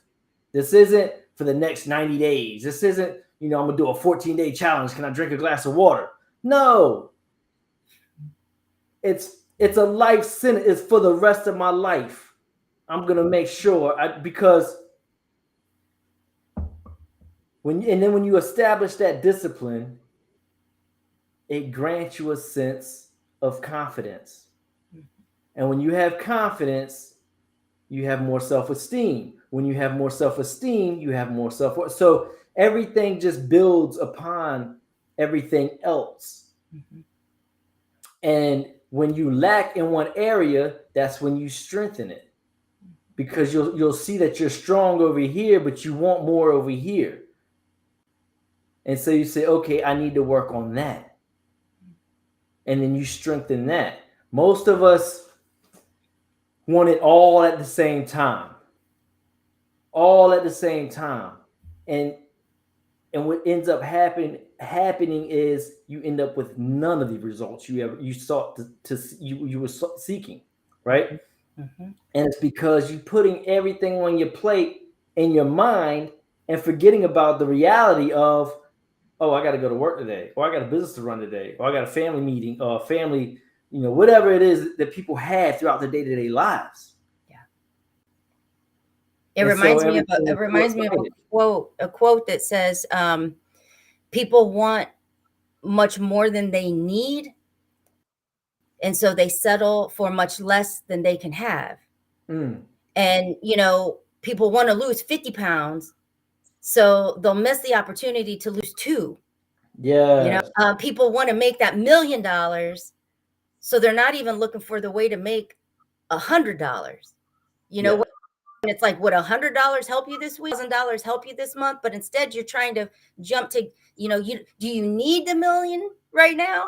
Would 1,000 help you? So it's like that mindset of people want just much more than they need right now, but so they end up settling for much less than they can actually have. And I think that become that. We can't stay focused. We want it all. We're not patient.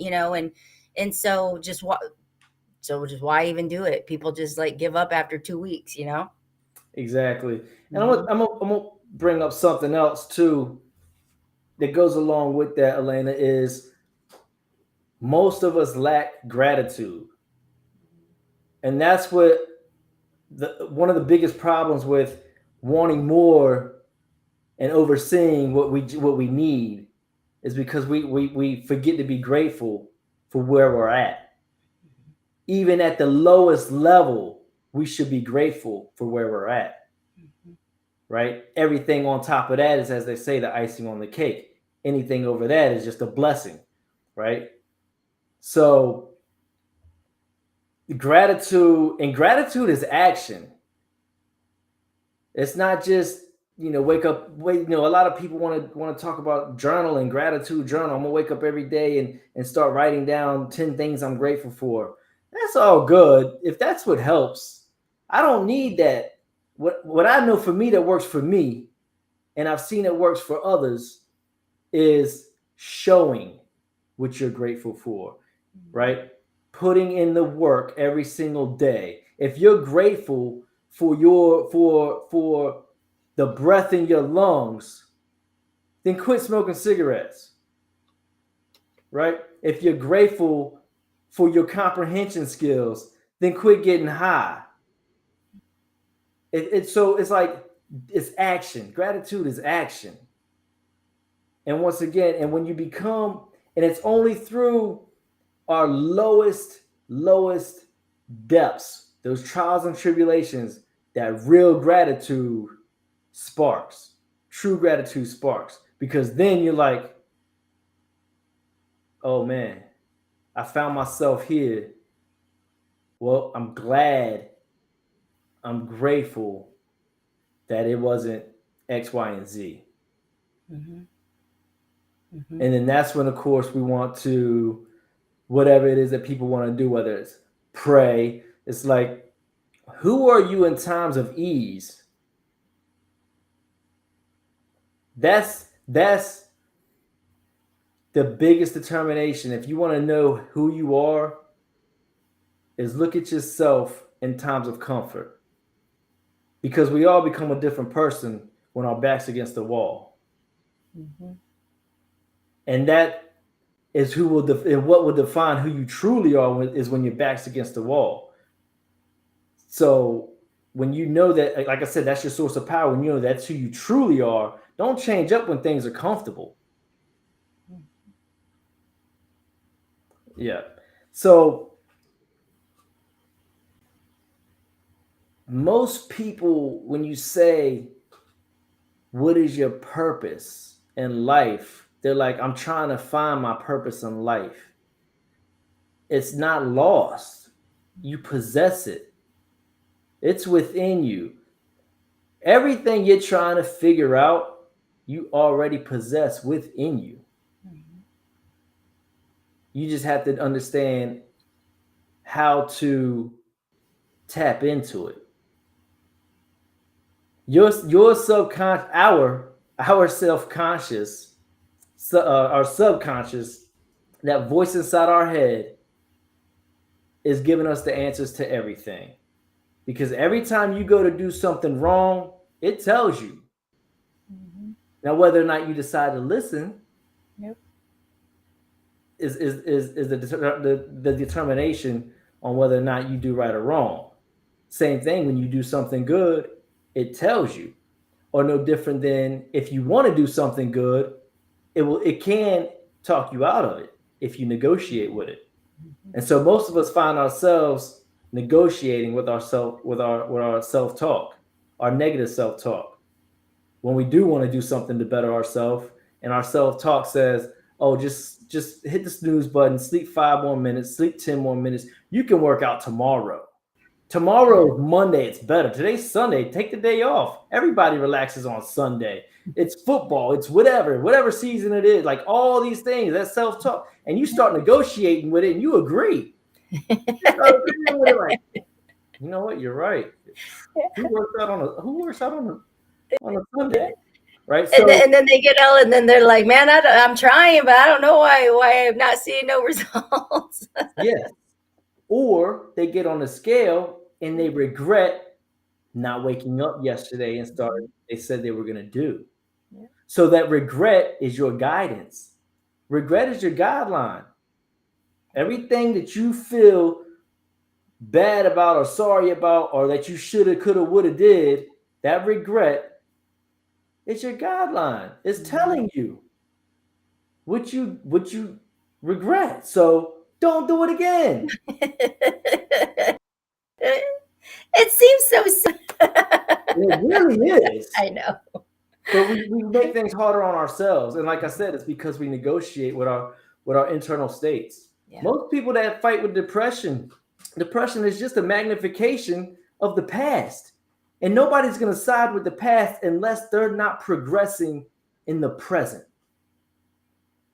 The only reason you would sit around and side with negative stuff from your past, which is causing depression, you're magnifying the past, which is depression, is if you're not moving forward now.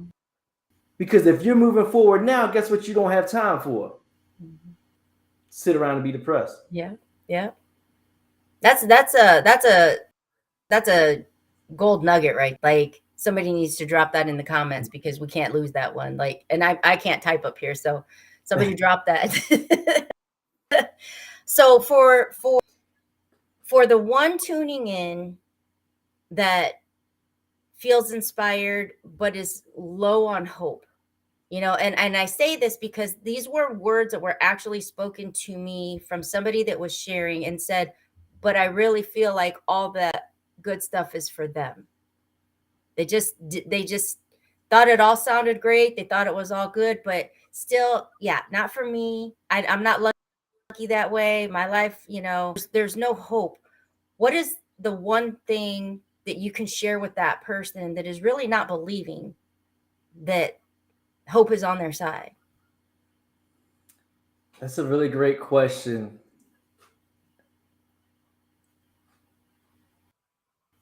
When I went to prison,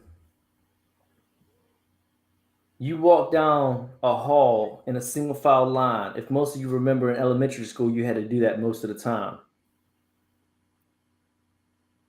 and going to what they call the chow hall or the kitchen, we had to stop and wait for death row inmates to come out and be shut off, but it's a glass door.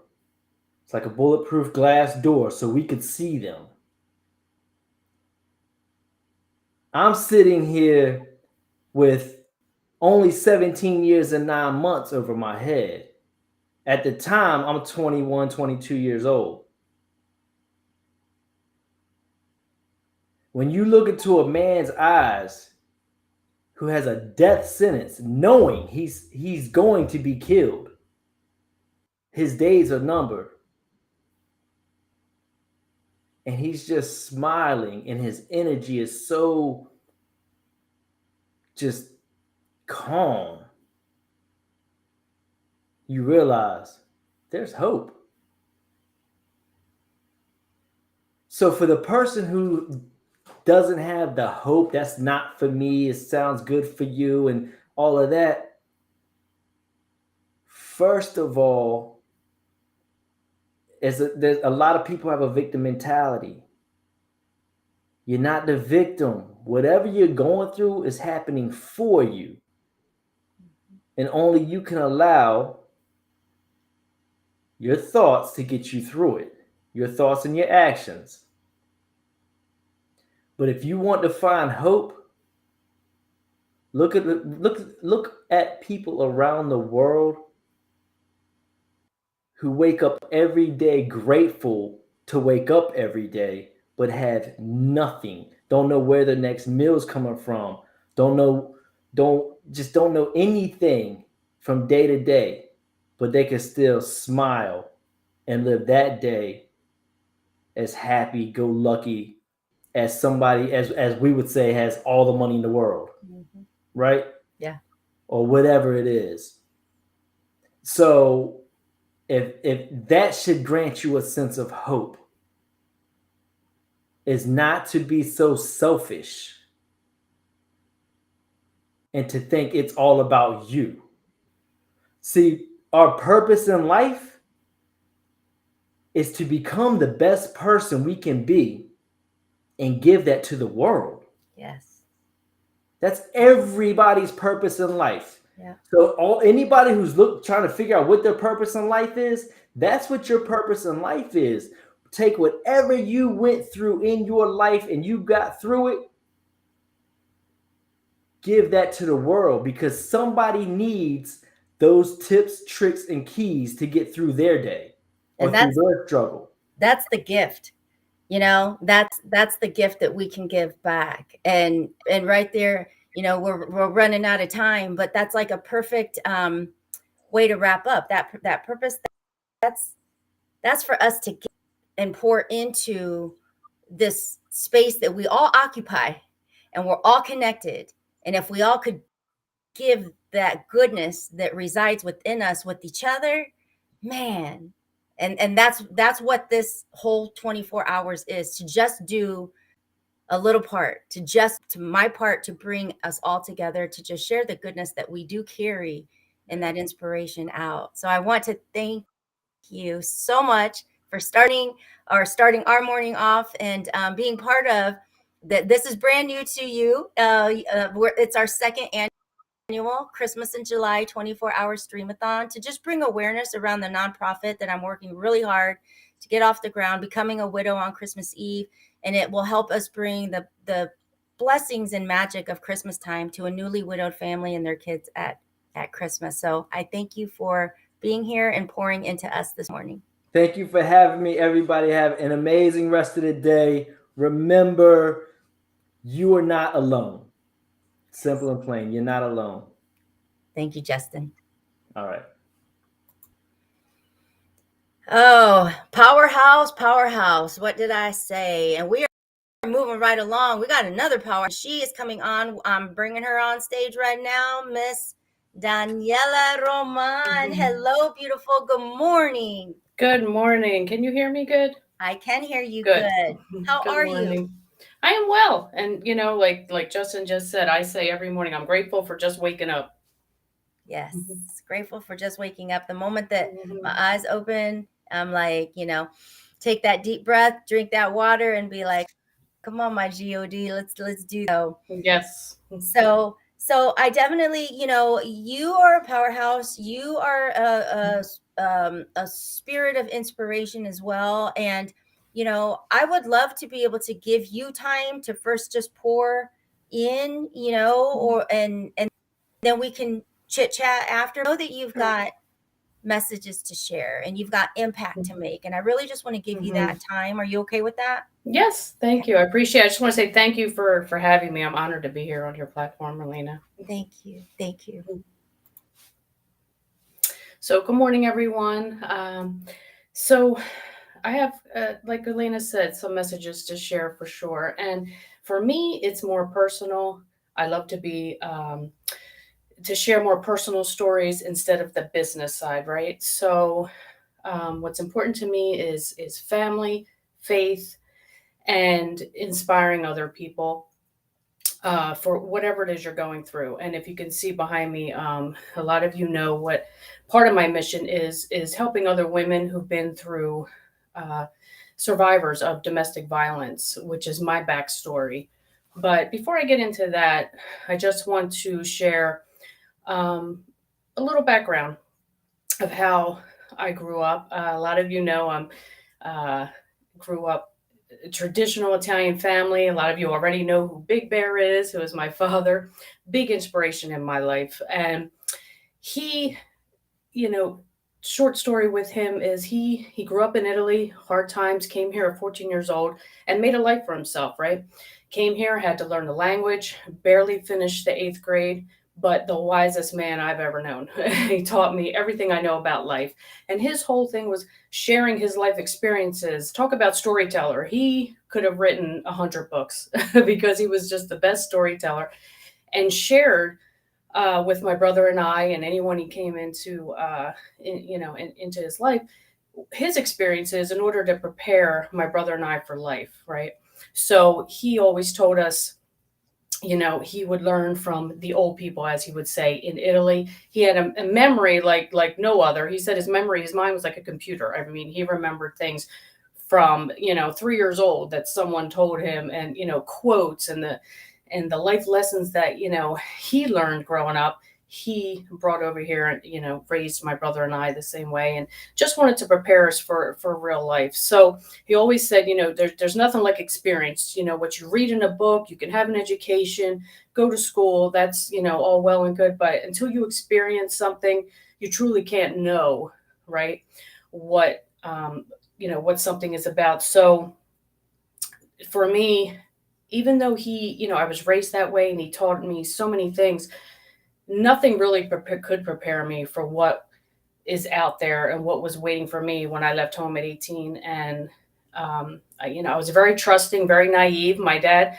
wonderful, but he was very strict. And especially with me, my brother had a little more freedom, but with me, it was home and school, right? I was in the kitchen from 7 years old, watching my mom cook, watching my grandmother, learning those life skills, right?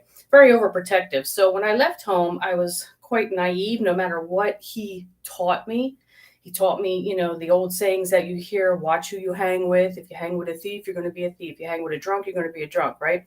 Which is the same as what we always hear: you become the average of the 5 people you hang out with, right? Doesn't matter which way you say it, it means the same thing. So I was very trusting. And I met someone that was a lot older than me, and never having been, had a boyfriend or relationship, kind of just fell into that. And anything that person said, I felt that was love, what he was showing me, but it was manipulation and it was abuse, mentally, physically, in every way. And it took me, years to realize, why am I with someone that is the complete opposite of my father? Who, the way I looked up to my father, the husband, the father, the son that he was, the family man, the hard worker, respect, loyalty, that was the so huge with him, those values. Why am I with someone that is the complete opposite? So I had to look within me, right? It's always within us. And I had low self-esteem, low self-worth, always had something like with body image as young girls, we're always looking at, oh, I'm too fat, I'm this, my nose is too big, whatever it is. And so apparently, when you're in it, you don't realize until you're out of it and you're reflecting. And I had very low self-esteem, and my mom, God bless my mom, I love her, she's amazing, best mom, but I always felt like I was compared to my brother, who excelled in everything. I love my brother. I always looked up to him. He excelled in sports, academically, you name it. I mean, he would go in his room after school and study for a test and go through 5 chapters in 20 minutes and know everything. I could be in there, I'm listening to America's Top 10 music, and I learned nothing. I'm like, so I was reading, but I was just distracted. I was just, not that I didn't do good in school, but we were just different that way. So I didn't excel that way, but I always was compared, like, oh, well, your brother gets A's, and, I'm like, oh, okay, well, so that sticks with you though. I know she didn't intentionally do that, but things like that stick with you. So moving, out at 18 and being young and naive, I got trapped to the first person that gave me that attention, whether it's good or bad. So, I went through several years of that and being abused, and that took me away from my family. And because I couldn't show up there with bruises or the way I looked or what I was going through. So I hid that. And fast forward, I hid that. I had 2 abusive relationships and sexual trauma. At 19, I was sexually assaulted in my sleep, and I held that in, didn't share that with anyone until I met and reconnected with Emilio 30 years later.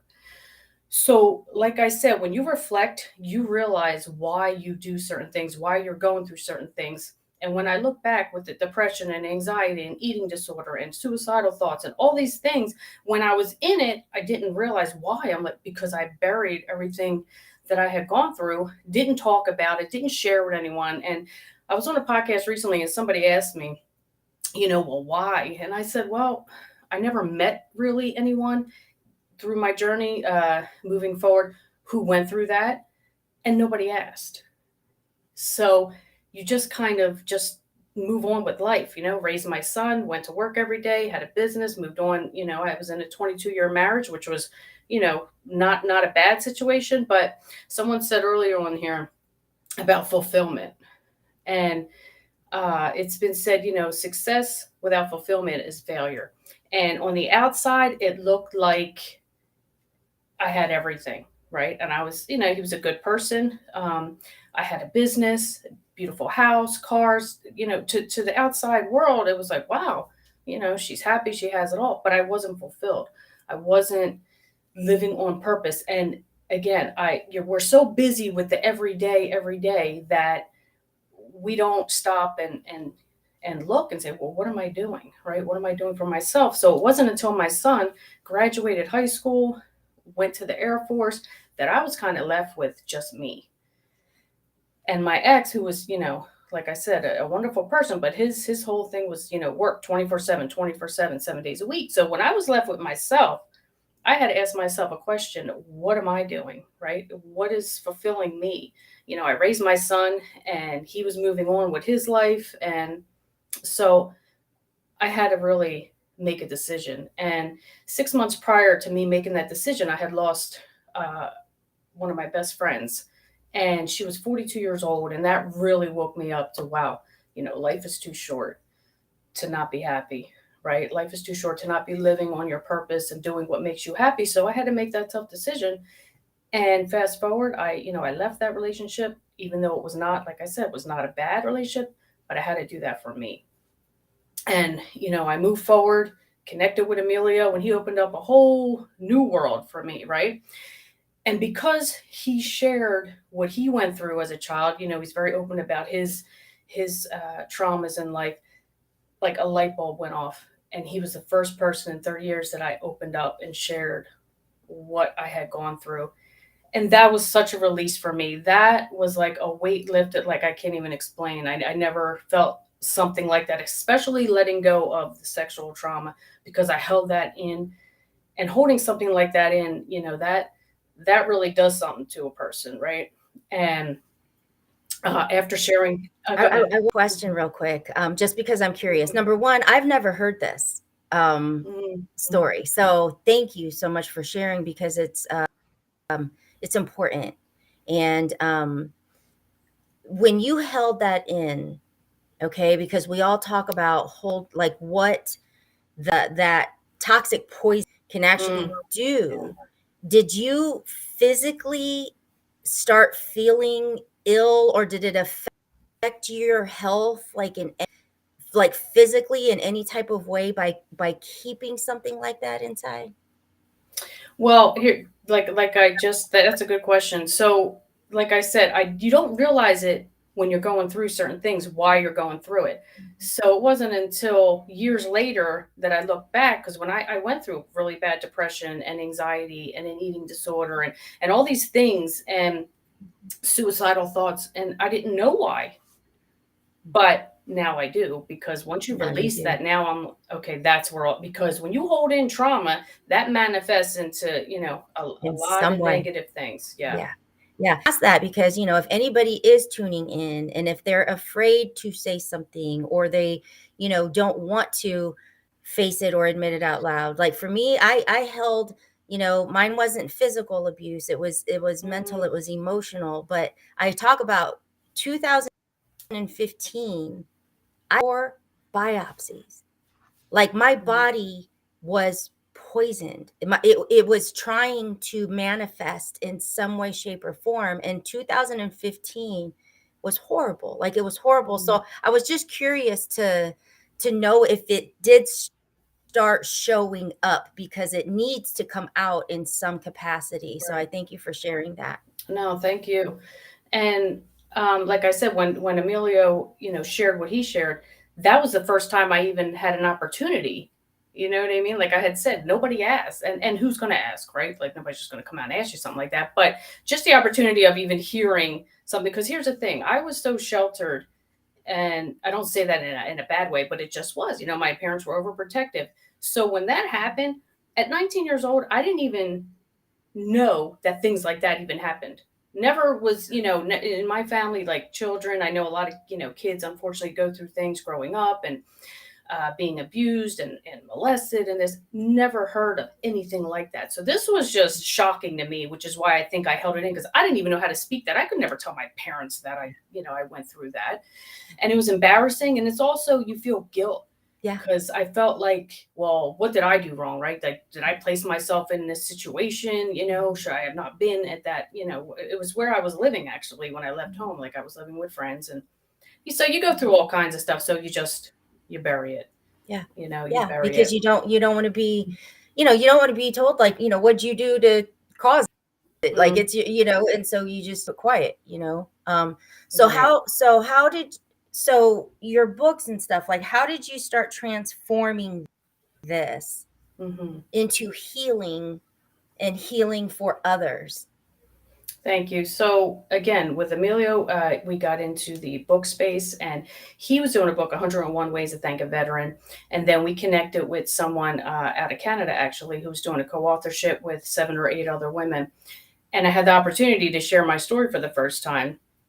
So I did. And that was, again, such a release to actually write it. When you write something out, and what you've been through, it does something for you, And again, I felt liberated. And once I did that, I'm going to tell you the best compliment, people give you compliments all the time, right? On your hair, or your clothes. That's superficial. The best compliment I've ever received was after I shared my story in that book. I had someone reach out to me, a woman that I didn't even know. And I had several women reach out to me, but especially this one. And she messaged me and she's like, Danielle, I want to thank you for sharing your story, because I gave this book to my daughter, and she made the decision to finally leave her abusive relationship after like so many years. I mean, it doesn't get better than that. No. Mm-hmm. And the thing is when you're in that space, this is hard for me to talk about, because I didn't leave. My husband died. Right. So I can't say what I have left. I don't know. I kept trying to forgive harder. I kept trying to do better. I kept trying to be, more and forgive more. Like I was so messed up in here, but I didn't even know. I was too afraid to even say, like, so I hid. And I gained 50 pounds. And to talk about this, is I'm very passionate about it, too. But I remember praying, God, please change his heart. Please change his heart. I just wanted him to love me, like, please change his heart. But I think God knew I would never leave. And so God changed, and he had a heart attack. And do you know the guilt then that you layer upon? So how do you help women develop that courage to be able to put pen to paper, this story out? Right. So a lot of the women that I've had, and this is the third edition now that I'm on. So I have, it's close to 30 women now that have come out and shared their story as far as, this series. And they all say the same thing. Some, they're just ready, they're willing. They're like, I'm tired of being quiet. And there's a couple that, are like, well, what are people going to think? And my family. And, that's the big thing. It was only maybe one or two, the most, that were worried about their ex, having a reaction or anything like that. But for the most part, it was being scared of what other people were going to think about them. And I told all of them the same thing. It's like, I was the same way. I come from, Latina, Italian, doesn't matter. What happens at home stays at home. You don't go and share your business, right? You don't tell things like this. And that was my fear. I'm like, oh my God, my mom and dad, they don't know any of this, right? And so I said, but it's not for them, right? You have to let go of that outcome. This is for you, for the healing, because that's when my healing began, is when I started sharing, and the more I shared it, the more healed I was, right? So perfect example. I was so scared, and I gave my mom that first co-authorship book, and I told her I was sharing, but she didn't really know what I was sharing. And she's like, oh, okay, I'll read it tomorrow morning when I'm having my coffee and all. Well, she didn't last till the next morning, right? I get home, and within an hour, a couple hours, she texted me, actually. She didn't even call me. She texted me, and she's like, I read your chapter. Of course, my heart dropped, right? And I'm like, and all she said was, why didn't you tell us? We would have helped you. Wow. That's it. That's it. That's it. Yeah. It wasn't, oh my God, I can't believe you. I created all this in my head that she was going to freak out because what is this one going to think? And what is that one? None of that. Still, yeah. Yeah.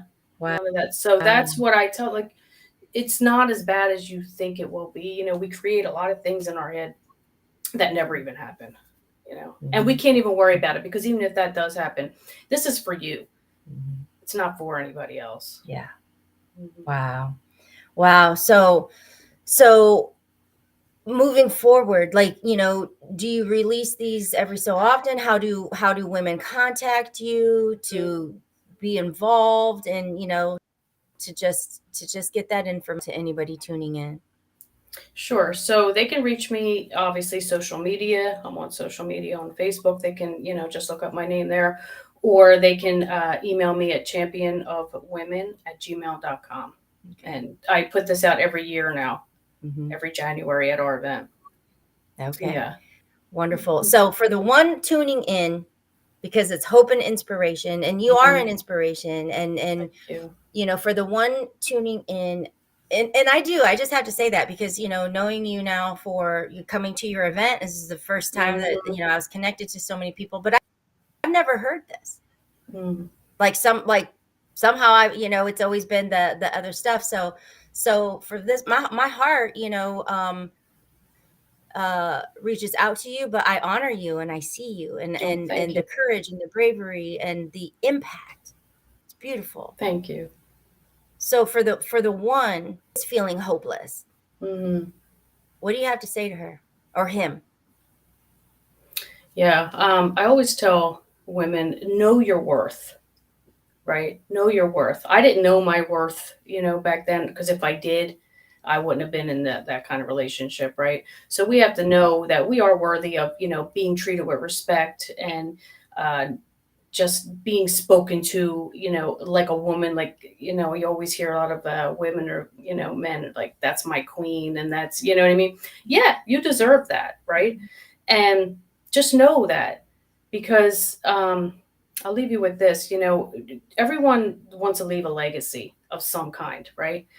And what do you want your legacy to be? Do you want, you know, I want my grandsons one day, you know, they don't know my story. They're too little, right? But one day when they read that, I want them to be like, wow, you know, I'm proud of, she got out of that and look how she moved forward and is helping other women. And, you know, we can leave behind, you know, material things, cars, money, whatever, but that comes and goes, you know, that's gone. But it's more important, like what we leave in our kids than what we leave to them. Right. And what my dad, like real quickly, what my dad left in me, I'm still talking about, and I will continue to talk about. And it's no coincidence that today is actually 6 months to the day that he passed, that I'm on here. So I'm just grateful.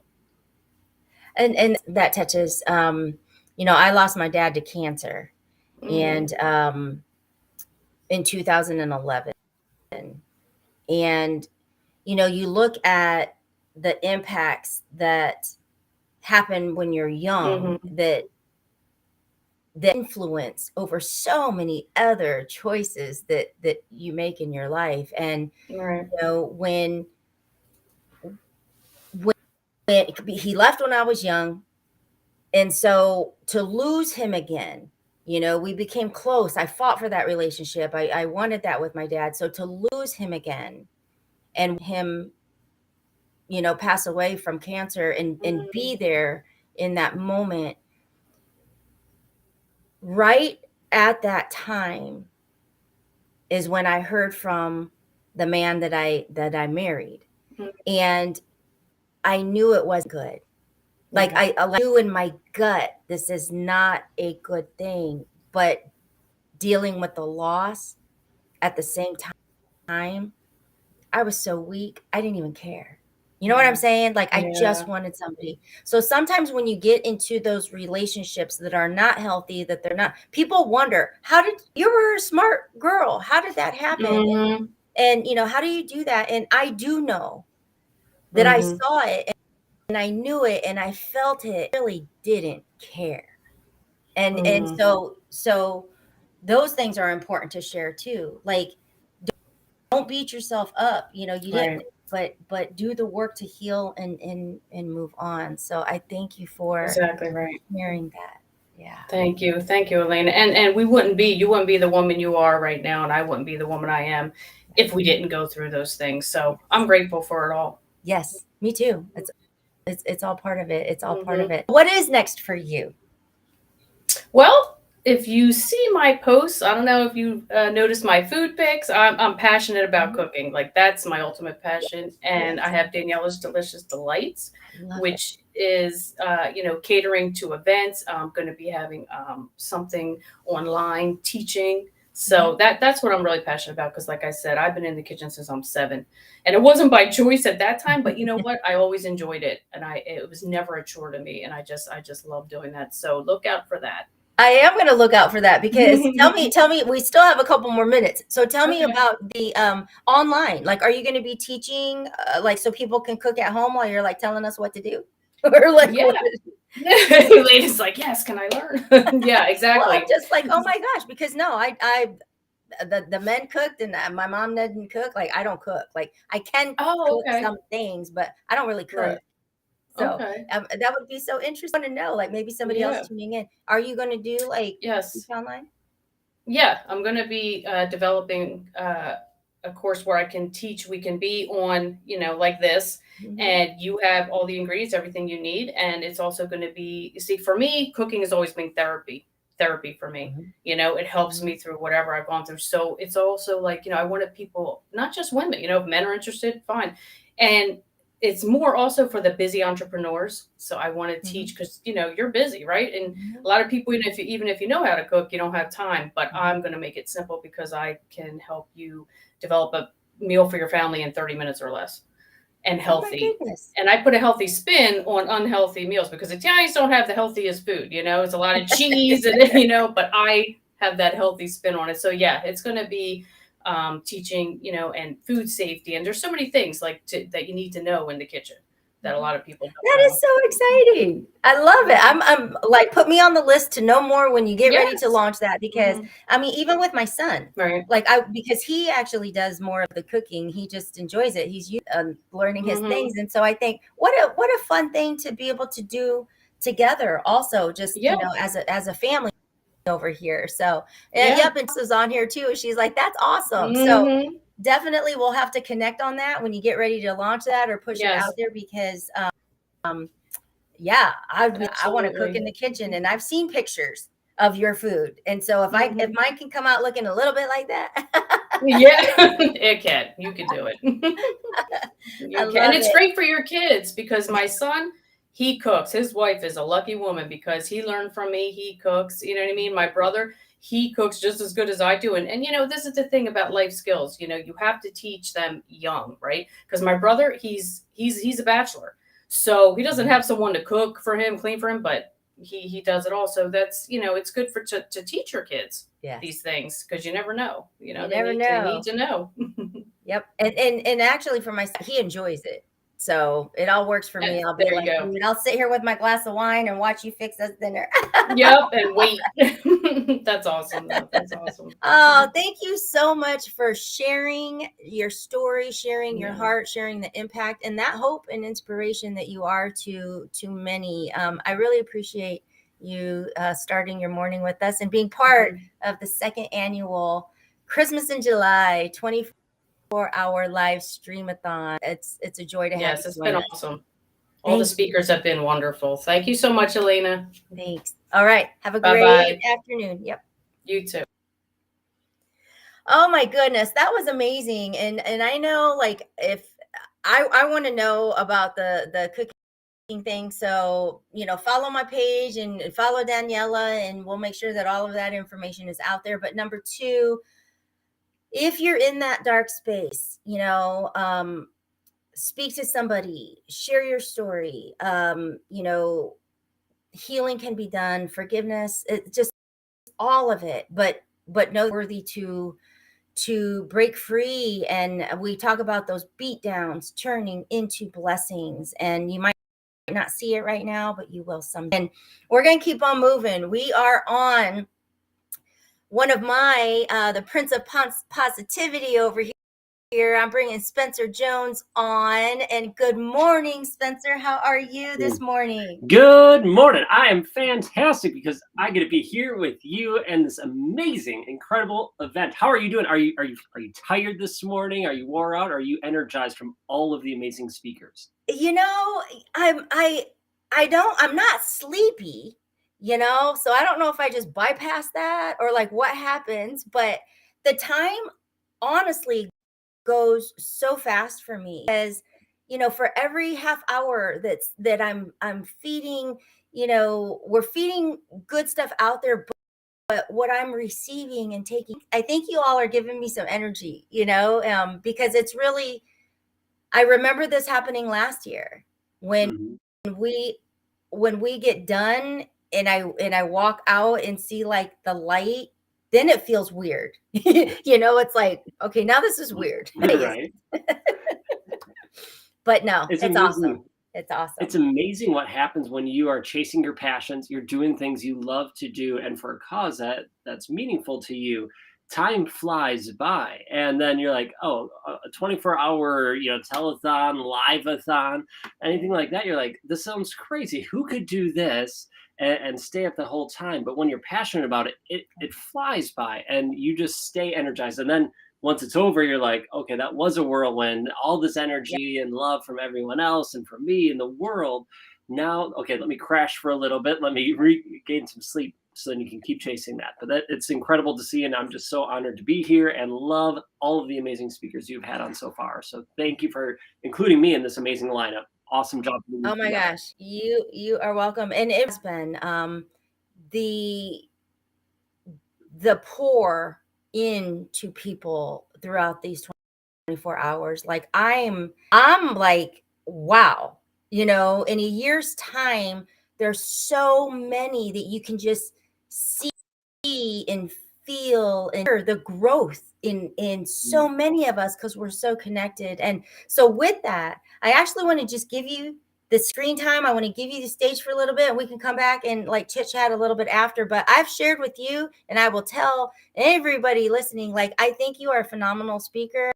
I think, like, you know, you inspire me, and I know that somebody tuning in is going to be inspired by you. So I'm going to just give you the stage. Well, thank you. I appreciate the kind words. And just so everybody knows, Elena is freaking amazing. If you're watching right now, give it up in the comments for Elena. She is truly incredible and such a high energy source for all of us and is changing the world. So give it up. Say, way to go, Elena. Keep rock and roll. We love you. All that in the comments. Let's blow it up with some love for her because she put this amazing event together. And again, thank you for having me. It wouldn't be possible if you weren't here chasing your passion. So thank you so much. As Elena said, I am the Prince of Positivity. I love helping people develop a positive, abundant mindset. I've been personally working with mindset for helping other people with mindset for 4 or 5 years, but I've been doing it myself for, I would say 10 plus years now. And I can take you through this whole story of first losing weight, of being unhappy with the way I looked and felt, and starting to work on myself physically, which then led me to learn personal growth and development, and then working on that side of my life. But then realizing, oh, I can master my energy. I don't have to let other people determine that. So let me give you a little story first, and then I could dive into being like mastering your energy sovereignty and being a positive relational leader. So see, I love the comments, right? Electrifying Elena. Elena's my new hero. Oh my gosh, love that, Addie. So good. Tish says, we love Elena. Yes, yes, yes, yes. So amazing. And Emilia, thank you. Yes, Prince of Positivity. Love you, brother. Thank you so much. So let me give you this quick story. There has been a time in my life when I was at my rock bottom, but how do I want to lead into this story? We'll lead into it like this. I was driving a van. It was middle of winter in Wisconsin, snowy roads, cold, close to 0 degrees. I was driving this van and I was going over a bridge, and I'm looking at this bridge and I'm thinking this whole time, okay, we have this bridge coming up. It's about 5 stories above the water. So it's a pretty significant drop. And I fished this area multiple times. So I know where the deep spots are, and that's where the ice is going to be its thinnest. That's kind of a weird thing to think. I mean, I love fishing. That's kind of a weird thing to think as I'm driving this van heading towards this bridge. I wasn't thinking about fishing, though. I was thinking about the ice thickness for a specific reason. And that is, I was debating, when do I swerve this van to launch myself off the bridge into that freezing water, have the windows down, and end my life so I could drown, not worry. Put my life to an end to make other people's lives better. You see, what happened is I let other people control my energy. I let other people determine if I was happy, if I was sad, if I was angry or positive and going and just ready to take life and enjoy it. But I was ready to put it all to an end. What happened is I let my ego make choices for me. I tried to please other people's opinions of me, say, hey, no, look at me. Look, I am worthy. I am enough the way I am. And I had to keep trying to prove this idea to other people. At least that's the way I felt. Good morning, Daniela. Thank you. Mandy, enigmatic Elena. Yes, yes, yes. Totally agree. I let the thoughts and opinions of other people, the ideas that I need to prove myself to them, that I thought I was not worthy, I was not enough the way I am, and I need to keep proving it. And so I kept trying to prove it, making more money, doing big things, getting all these accolades, all these achievements, so that they could, like me? So that I would be worthy, that I could be this people pleaser.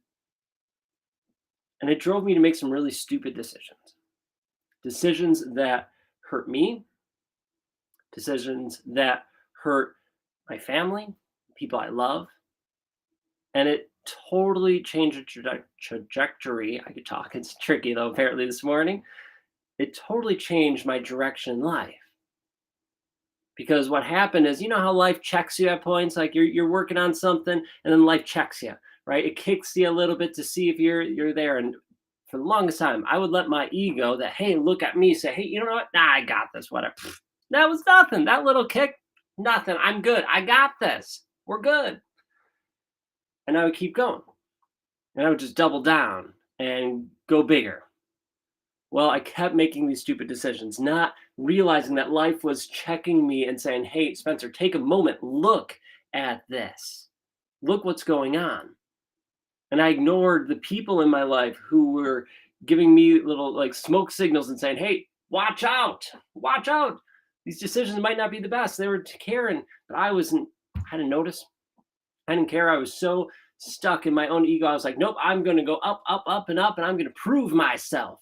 I'm worthy, that I'm enough. That made me make those stupid decisions. And life, kick that pedestal out. And when you're riding so high, and you feel like you could get away with anything, doing anything on top of the world, and life kicks out that pedestal from out underneath you, you crash hard. And that crash led me to feel cold, physically, mentally, emotionally, spiritually, alone, although I wasn't. I still had my beautiful wife. I had a small group, as in 2 or 3 close friends who were there to support me and help me, thank God. But even with that, I was still thinking, how am I going to swerve this van and plunge into that freezing water? When do I need to suck it in to end my life? I could feel the chill of the water, the freezing water, as it soaks my clothes and goes up my body until the moment I could breathe it in. All because I let society have that say over me. Now, that was my rock bottom. Suicide obviously was going through my head. Multiple ways. That was just one of them.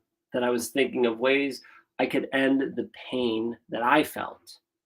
Because I felt this void deep inside that I was trying to fill by proving myself.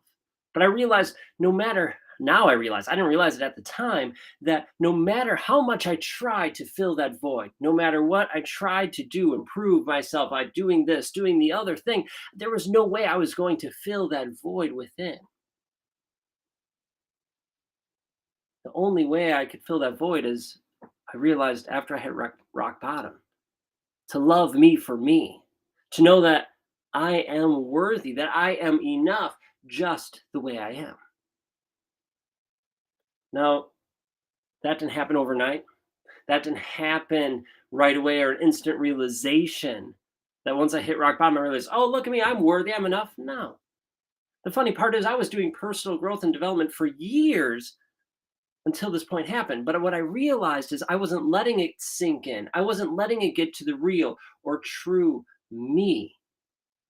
Hell, I didn't even know who I was. I didn't even know who Spencer was anymore. That I built up so many walls, so many shields. I had all this armor on to protect me from the world, that I didn't even know who Spencer was, what he liked, what he didn't like, what he was good at. I couldn't tell you because I didn't know myself. It was pure ego doing the talking. And it's kind of crazy for people who did not know me then, when I tell them these stories or say, hey, I just need you to double check this on me now, because they go, I've never seen this part of you. I'm like, you're right, you haven't. It's because I let that stay back there.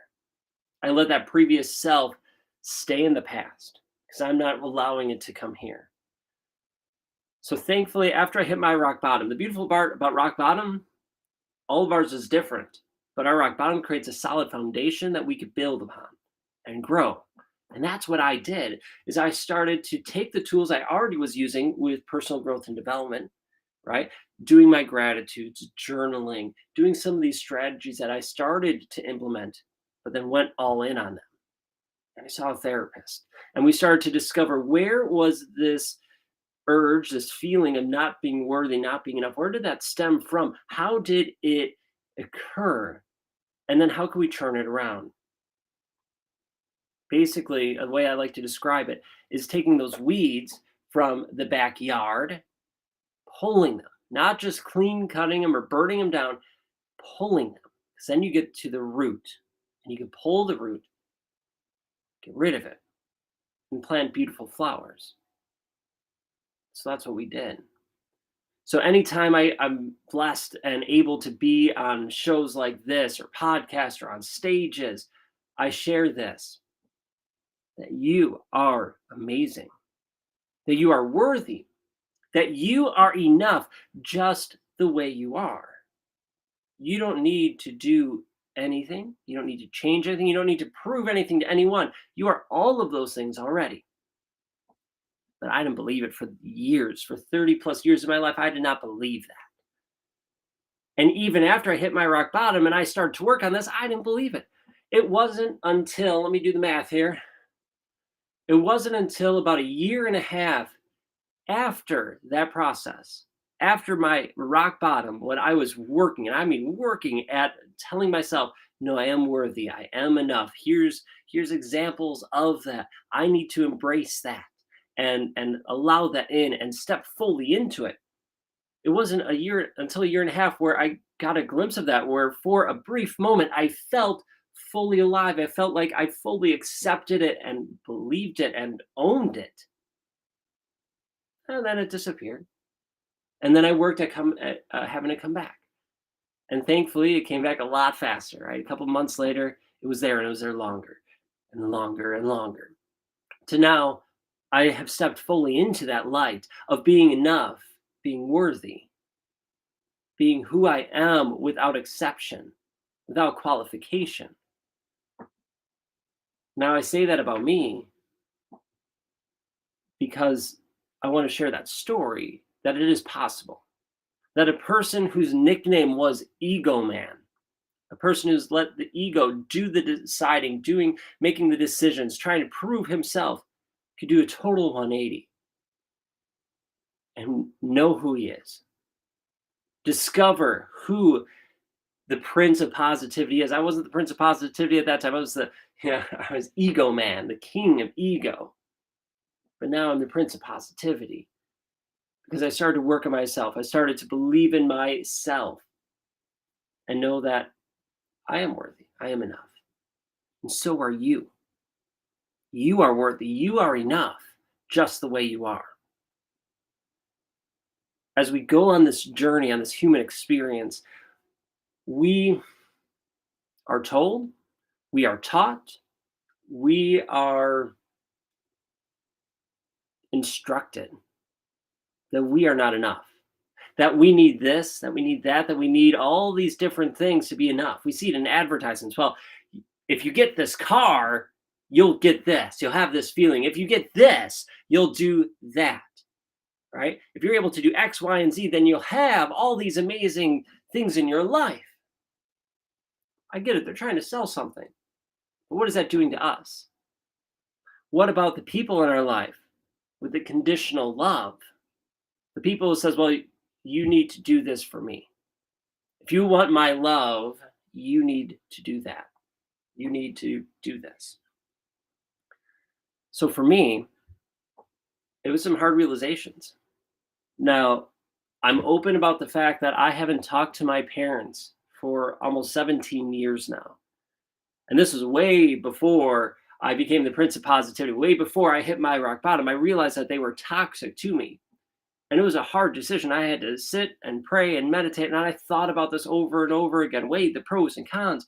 And I said, let's cut the ties. Let's set up this boundary and not allow them to suck my energy away, right? To be an energy vampire, to control my energy anymore.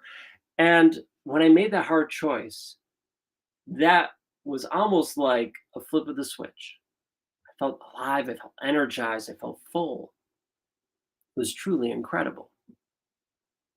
And there are other people in my life that have been easier to cut ties with or change that connection with. But what I realized is my parents, as much as they did the best they could, I still love them. I appreciate everything they've done. But they raised me on guilt and shame. Oh, that's why I didn't feel worthy enough. I always had to prove myself to them. At least that's the way I felt.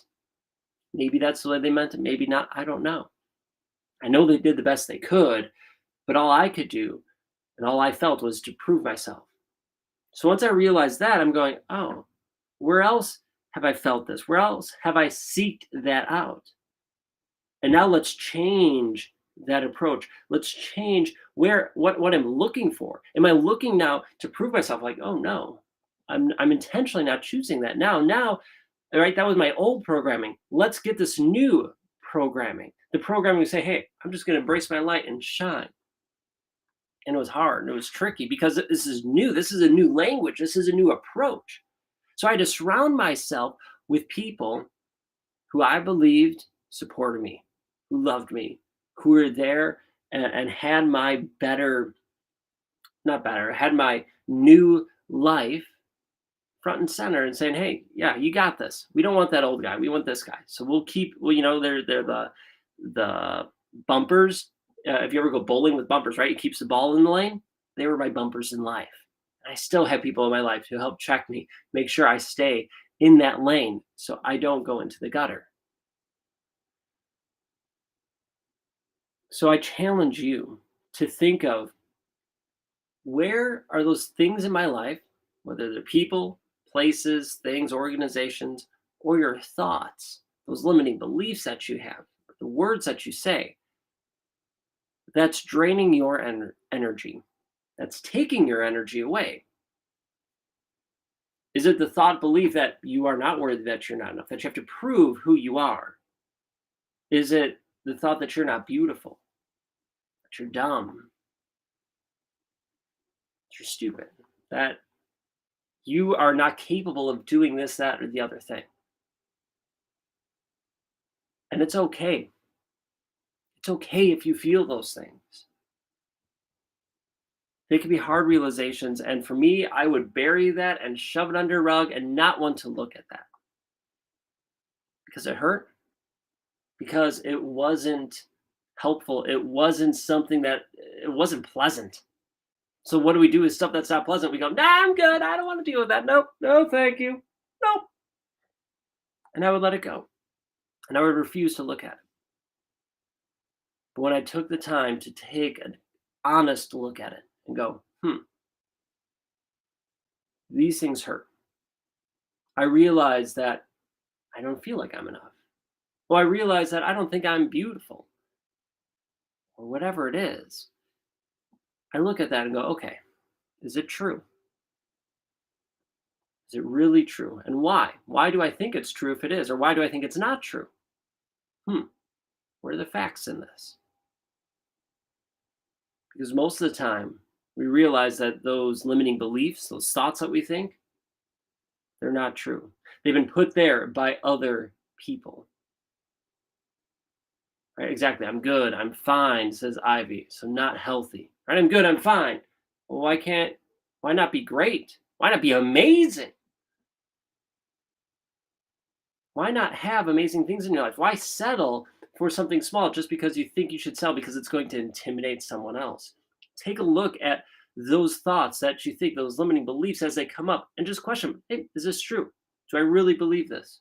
Where does it stem from? Do I want to continue believing this? And then if you say, yes, I want to, great, go for it, believe it. I'm not here to judge you.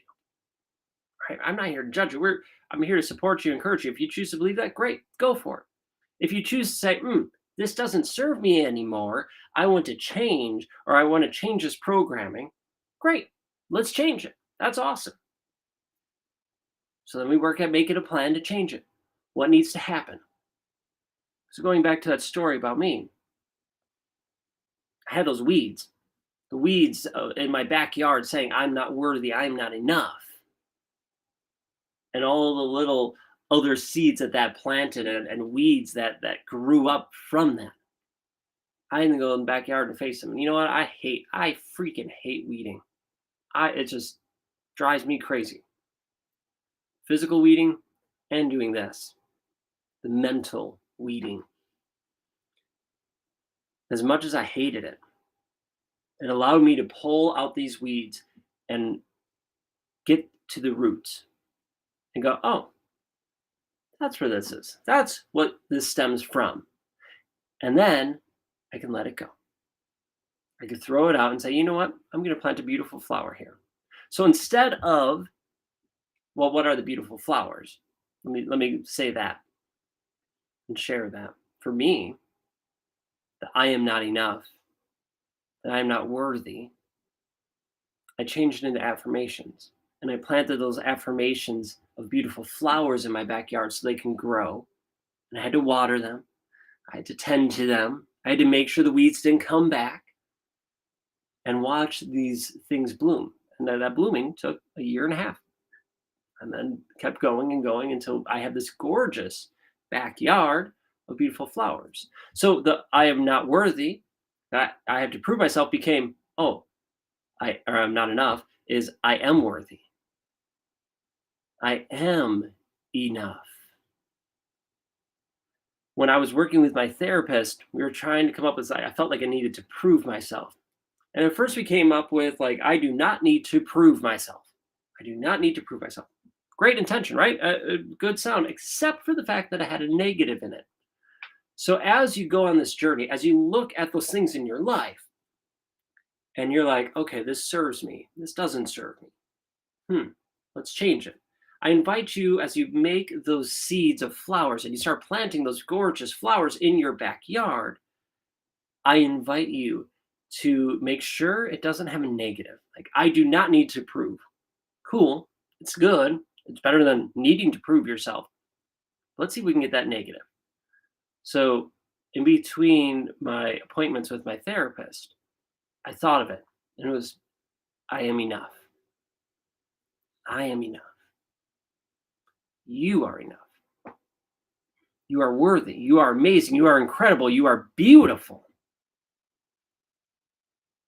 You are truly a gift to this world. Find those gifts. Find those flowers. And don't just plant them by the weeds. The weeds are going to take them over. Pull the weeds. Plant these beautiful flowers. From going from a cold, dark January day here in Wisconsin, looking to see how I could veer this van off a bridge to end my life, I now embrace the fact that I am whole, that I'm worthy, that I'm enough to having these beautiful flowers in my life and get to share them with people like you, with people like Elena, who are kind enough to give me this platform to share this message with all of you. To find those weeds, question them, see if they align, see if they don't align, to see if you want them in your life anymore, and then keep them or change, but that's your choice. You get to choose whatever you want to do. Change isn't always easy, but that's where having a community is incredible. Having those bumpers in your life, the key people to help keep you in your lane, to help keep you on track, to have a community of people who love you, who support you, who are there to encourage you. Life-changing, right? Elena's community, the Unleash You Now community, our Energizer community. We're here for you. And there's other amazing communities out there who are there to support you, encourage you, and pour into you. Heck, just this weekend, our Energizer community is doing a 5K. I'm literally going out right after this. I'm heading out to do this 5K run for the JPF Memorial Foundation, right? We're working to end suicide and bullying as a community by putting together this 5K to support them on their mission all around the world. We got this. I see some amazing comments. Addie wrote a letter, read it out loud, and then burned it. Yes, we do something similar to that in one of our events that we host, Energy Recharge. We put all those weeds in and we burn them. Right, Mandy, embrace your worthiness. Yes. Ivy says, very cool. Get your 5K on. Thank you. Thank you, everyone. I appreciate you. Ivy, Mandy, Addie, and everyone. Thank you for being here and sharing your love and light. Those weeds, those thoughts, those are the energy vampires. Those are the people trying to control your energy. If you want to be a master of your energy sovereignty, the master of your energy flow, so you can feel alive, focused, and energized anytime, start looking at those weeds, those people, those things, those thoughts in your life, and start pulling those and planting those beautiful flowers. And know if you need help, that's okay. It's a hard journey. You have amazing people like Elena. You can reach out to me, go see a therapist, a counselor, a community to support you on this journey, because you are not alone, ever. You have us now. So if you were alone before, you're not anymore. You got us, right? You got your family by your side. So, Elena, thank you. Thank you for having me and letting me share a little bit of my story and to hopefully help people master their energy sovereignty. I appreciate you. Yes, thank you for sharing. It's amazing every time that you pull new information, new nuggets, more insight. And so, I absolutely love listening to you speak. And, you did pour hope and inspiration into the listeners this morning, and we are left feeling fulfilled and energized and sharing love. You go do your thing. I'm going to keep doing my thing. And you know what? I'm going to see you in March in Nashville. So I can't wait. It's going to be absolutely amazing. So yes. Thank you. Where can people find you? If they want to contact you, if anybody's tuning in either later today, tomorrow, or really then down anytime. So how can people reach you or get a hold of you? Well, thank you for asking. 2 ways. One is I would invite you to join our free Facebook community called the Energy Hub. That's where you can be surrounded by our energizers, and we have calls and meditations, all these amazing things free for you in the community. It's the Energy Hub. Just search us on Facebook, join us, and you can reach out to me there in that group. Or you can check out our website and send me an email. It's princeofpositivity.com, or you can email me at spencer@spencermjones.com. I'm easy to find. Just reach out. I would love to have a conversation with you. There you go. Thank you, Spencer. Thank you. Thanks for being a part of the second annual in July 24-hour Stream-A-Thon, and have a great Sunday, and I will talk to you soon. Thank you. Sounds good. Keep crushing it. Thanks. All right, folks, we are in our final hour. And so to kick this 9 a.m. Eastern time slot I'm honored to be able to bring on my dear friend, who is a powerhouse in the financial world and has a heart of gold and just beautiful, beautiful spirit and friend, Julie Laughlin Ayers. Good morning. Hey, Elena, I'm so proud of you. Look at you in the final hour. Do it, girl. I've got my Besitos lip color on. Mine's still on. I kind of touched just a tad, but I really haven't had to I've just been sitting here. I love it. It's amazing how fast the time goes. It really does. People would think, you have your moments where you're just like, okay, a little bit, but it goes so fast. It's awesome. I mean, when you're talking like that, it's like it does. It seems like even listening yesterday, I listened to as many segments as I could in between my day, and I'm like, wow, this is going fast in my mind. I'm like, I wonder if Elena feels like this.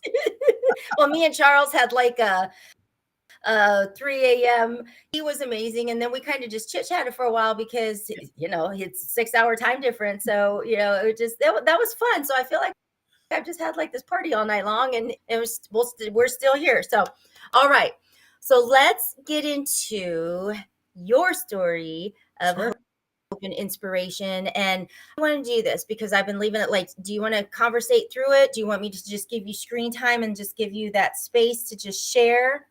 Yeah, which I kind of want to do for you. There you go. Yeah, you do? Okay, you want me to just let it loose? Okay, yep. I can do that. I'm giving you your screen time, girl. You got this. Thank you. So, Elena, it's interesting. The question that Elena asked many of us today that are presenting is our biggest thing that we've overcome, or things that we've done in our life that have really kind of changed things drastically, right? So as I look back and I think about things, there's been a couple of pivotal moments in my life, but probably one of the biggest ones was going back. I'm going to take you back on a little journey here with me. And the title of my talk is It's Never Too Late to Be Who You Always Wanted to Be, right? So Spencer, I loved a lot of what you said this morning. It's so true, getting rid of those toxic energies, kind of cutting that loose. I've always, even since as a young child, believed in myself, knowing that I could do whatever I put my mind to doing.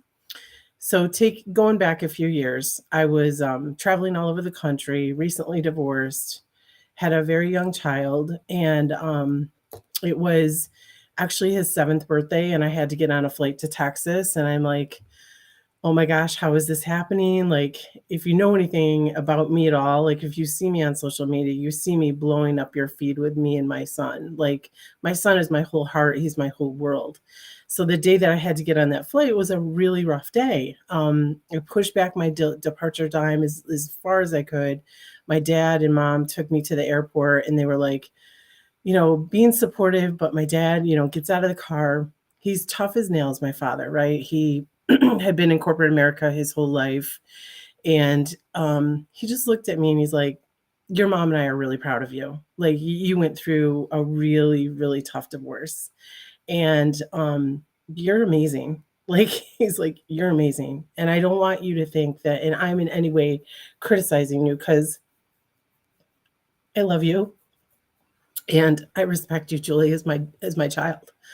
But like, this is hard. Like, you getting on a plane like this, and it's his birthday. He's like, I know you don't have a choice, because he's like, you run this entire midsection of the country. So I had to fly to Texas. He's like, I think it's time to rethink your life. He's like, listen, he's like, you could do anything. Because my dad retired from a huge job at age 50, started his own consulting company at 50, and made quite a bit of money from age 50 to 60. He's like, you can do it. He's like, you're massively talented. He's like, if I did it, you can do it. So you guys, all the way to Texas, that rang in my ear. Like, my dad's right. Like, why am I getting on these planes? Okay, I'm working for this big multi-billion-dollar company. Yeah, they might miss me for a week, but they're going to replace me in a week or two. And like, I felt a calling on my heart. Like, I felt a calling, a yearning. There was a dream being downloaded from the divine, from God. And I'm like, you know what? I think I need to leverage some of these skills and abilities that I have. I think I am meant to help others in some unique way. I'm just unsure of what that is yet, right? I was blessed enough to get through that week, get home, get my son, and we go to the grocery store, and this is happening back to back, right? So when God wants to get your attention, he's going to send people that you really love and respect to kind of shake you and wake you up a little bit. So I go to the grocery store, and I run into my childhood best friend who we had lost touch with. And I'm like, oh my gosh, it's so good to see you. Hugging each other, jumping up and down in the aisles like a couple of idiots. She's like, can we go to coffee like literally tomorrow? We'll go to the park. We'll let the kids play. It'll be so fun. So I'm like, yeah, let's do it. So we go to the park the next day. We're talking. She looks great. Her baby looks amazing. She's happily married. I'm like just thrilled for her, because she was that larger than life friend that I had, that was like your biggest cheerleader, your biggest protector. She was that person. And she just looked at me and she's like, I'm so glad to see you. And like, you have no idea. Like, she's like, I prayed that I would run into you. And I was like, are you serious? She's like, yeah. She's like, I've got something to tell you. She's like, Julie, I'm sick. And I'm like, what do you mean you're sick? I'm like, you look friggin' awesome. I'm like, I'm so proud of you. Like, literally, she was a rock star in what she did, in the category of what she did. She actually was a personal trainer and helped people through like huge things, right? Like, what are you talking about? You're sick. She's like, yeah, I have cancer, and it's really bad, and it's really aggressive, and I don't know what I should do next. And I want to fight. Like, I want to fight, and I think I can make it. I don't know. It's not looking good. And, you've always been that person a lot of people came to in high school and even after high school and asked advice of, and, you challenge things, and you're that fire, you're that person, right? And I just looked at her and I held her hand. I said, "We're gonna fight like hell is what we're gonna do." Like if you at all were thinking that we weren't going to, like, sis, get ready because we're gonna fight. And we did. And we did. We fought like hell. We fought like hell for almost 2 years, year and a half. And you know what? It was a gift to me. This was a gift to me because I got to be with my friend at the end of her life. And she said, "You're meant for more. You're meant to help other people in a very unique way because you need to dig deep, Julie. Listen, like, look at all the ways that you've helped me just in the last year and a half navigate all these, like, decisions and things that you need to do, you know? So, like, do it." She was literally like, "I challenge you to do it." And she basically really put that on my heart, was like, it's never too late to be who you always thought you couldn't be. And I was like, talk about profound. But if you're lucky enough to be with someone that you love at the end of their life, you are blessed beyond measure. And I truly was, because she really challenged me. You know, guys, I was in my comfort zone. I was doing very well. I was doing very well. I was working for a very large company.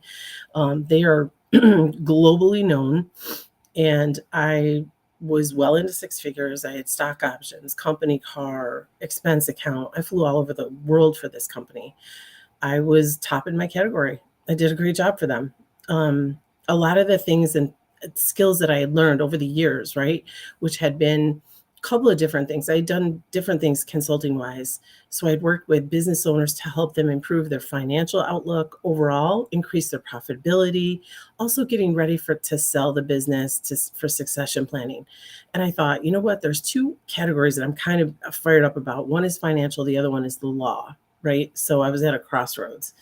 And my friend was actually helping me through navigate these decisions. And she's like, research it. She's like, immerse yourself in it. This was her advice to me. Immerse yourself in it. Figure it out. And I did. I did just that. I worked full time at this big job. And at the same time, nights and weekends, I was working under a mentor to learn full fiduciary financial planning, in addition to doing my job, in addition to being a single mom. And I worked my little tail off for about 2.5 years. And then I finally just was like, it's time. And people around me literally thought I had lost my mind. I laugh at it now because I'm like, it's so me. But I'm like, I'm going to do this. And I'm not going to do it like at a okay level. I'm going to do this at the highest level possible. I'm going to do this, and I'm going to honor that conversation I had with my friend. I'm going to honor this thing, this dream that's been put on my heart to own my own business. And I'm not backing down. Like, I'm going for it. I'm going all the way for it. And I went through a lot of learning. I went through a lot of tough times. You know, I literally saved money for like 2 years to have enough cash reserve so that I could walk away from my position. During this time, I was lucky enough to start dating an amazing man who basically said, you know what? You know, my son is grown. Your son is young. If you're going to do this, let's do this. I'm going to move from my city to your city. I'm going to help you, continue to launch and get this business off the ground. And I'm blessed to tell you that was almost 6 years ago. I cannot believe it. It's been like 5 years. And 18 months ago, my business partner and I opened our LLC. We now have 2 companies, not one, we have 2. And the work that we do is just the work that my girlfriend and I talked about. Like, I literally get in there and mix it up with people, and I help them make really important decisions in their life. And this is my gift. I knew that I was really good at advice. I knew I was really good at listening. I knew I was really good at kind of like putting together a plan for someone to be like, yes, you can do this. You need to do this. We need to do that. We need to do this. And this is how my mind works. Like, I'm very sequential, strategic. And I love helping people in this way, because a lot of times we're out here and we have all these things that we think we want to do, but it's uncoordinated and there's not a plan. But when there's a plan, you're like, yes, I got this, right? Like, I can do this. So it's like, my message to all of you today is, if there's a dream that's been dropped on your heart, please don't ignore it. It's there for a reason. It's the divine talking right to you. Like, it's your time. Don't let fear, what other people think of you, what you may sometimes think of yourself, hold you back. Because if I didn't step into my light, there's so many people right now that would not be stepping into theirs. And I tell you this because I started out helping business owners with their personal financial plans. Because let's face it, I'm a business owner. It's really hard to focus on your financial plan. You're putting all your money and your effort into your business. So normal. That's what you should be doing, right? But my business partner and I saw a very unique opportunity. We said, we want to help business owners have their personal financials be as strong as their business. And we know it's possible. Let's do this. So we started doing this. This is one category that we really focus on, but we also started really talking about, these are the things you need to do to secure your personal plan. And then they were saying, can you help us in our business? And I was like, well, just so happens that I was a business consultant for, 15, 20 years. So absolutely, I can help you. I can help you in your business. So we started another company, Breathe Capital Planning Consulting. So we started working with people on both sides of the business, both sides of this, not only the personal, but also the business. And we allow people to dream again. Part of our process is we mimic and we kind of mirror the self-discovery process, which is, you have an awareness, right? This is the first step. You become aware that there's something more. You're meant for something more, right? And then you can either reject that or you can accept it. Once you go to an acceptance phase, then it's like, okay, let's go. How do we get going? So it's a combination of not only what you're thinking in your mindset, but it's also a combination of your mindset, your dreams, your goals, coupled with a rock star plan. We also we're not light on the analytics. I can tell you my partner is amazing in this. So all of this spun off as a result of me, going through one of the toughest times of my entire life. I kind of went through the trenches with my friend. I lost my friend, but it was a gift to me to be with her at the end of her life. She challenged me. She looked at me right in the face and she said, I'm 44 years old and I'm probably not going to make it till next year. What are you going to do with your life? That was not lost on me. I listened to my friend and I said, damn, she's right. What am I doing? Don't settle for mediocrity. That's not what God wants for you. You need to step into your light. By you stepping into your light, allow so many other people to step into theirs. Yeah, Elena, that I think in a nutshell, that's been my journey.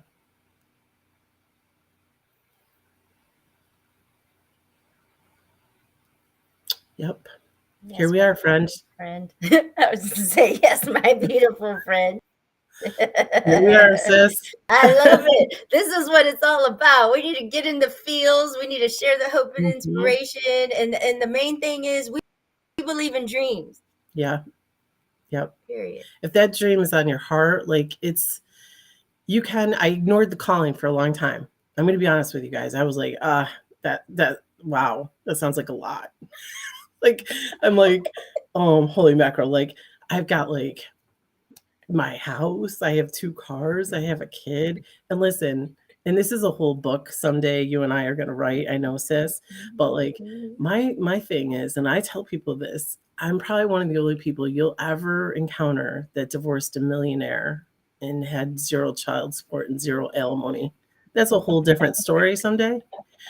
So, but to that point, I knew that nobody was coming to save me.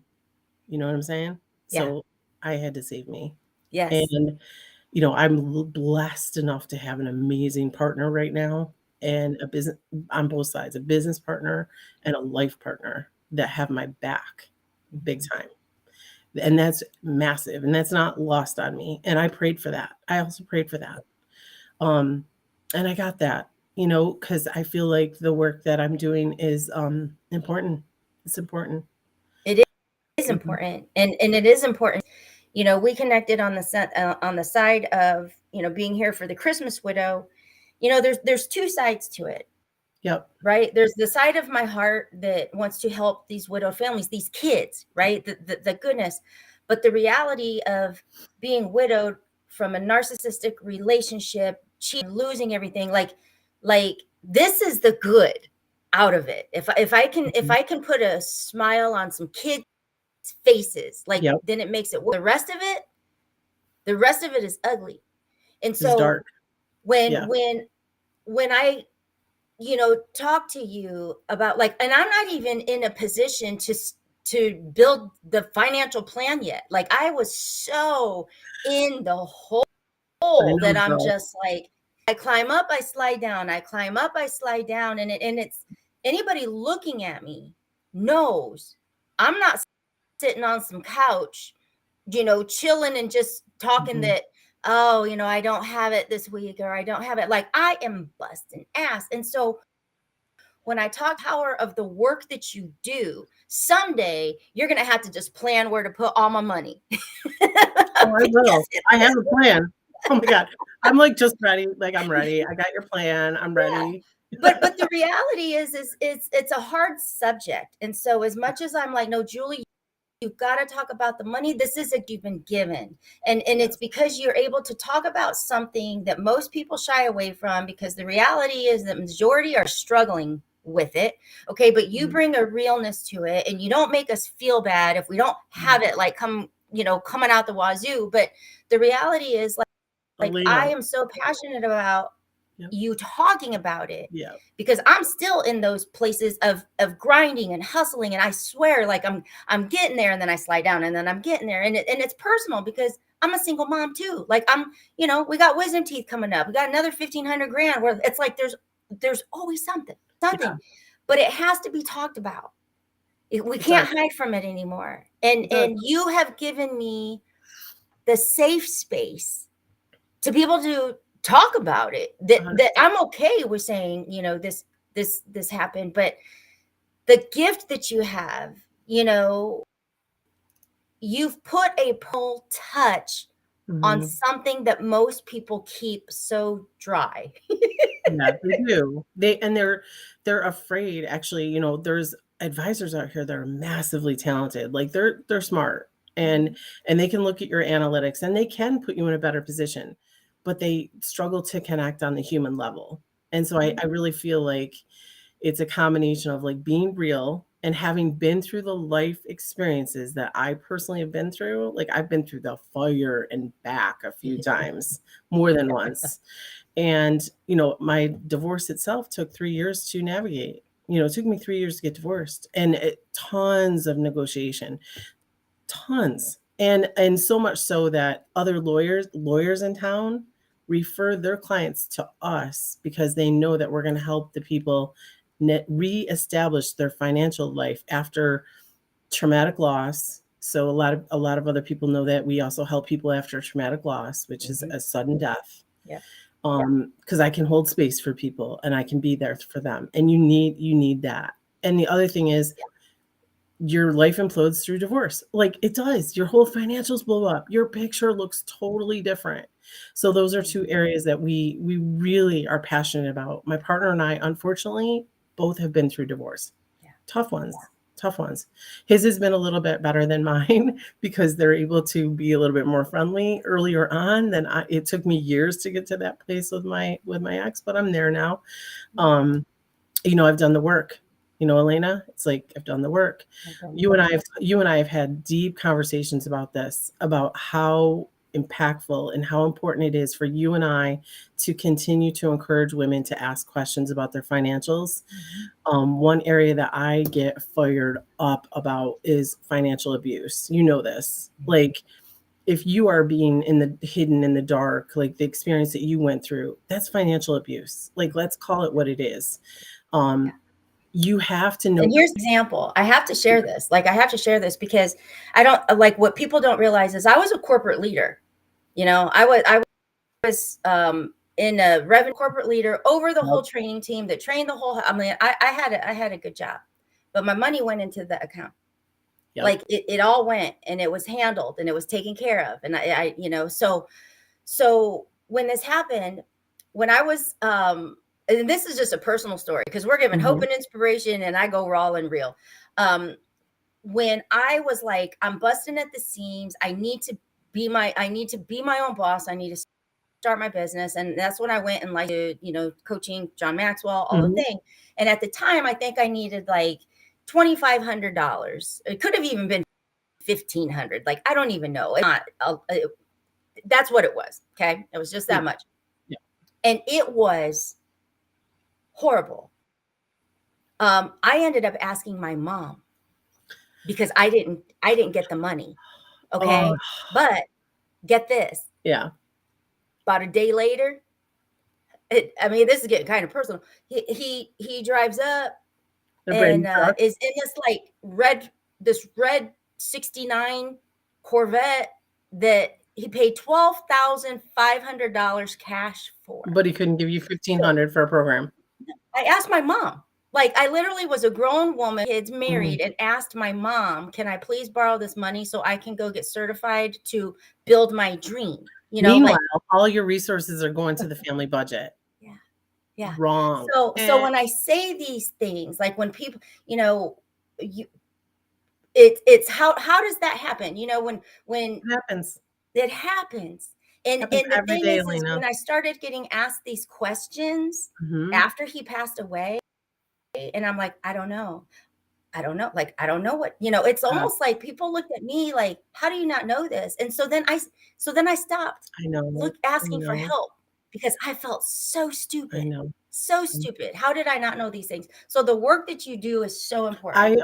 It is so it's crazy because I went through pieces of it my own self, right? And you've heard my story. So I just learned the hard way. And I'm like, you know what? I'm going to talk about this. Like, I promised myself, if I ever get through this, God, I'm going to talk about it, and I'm going to be real about it.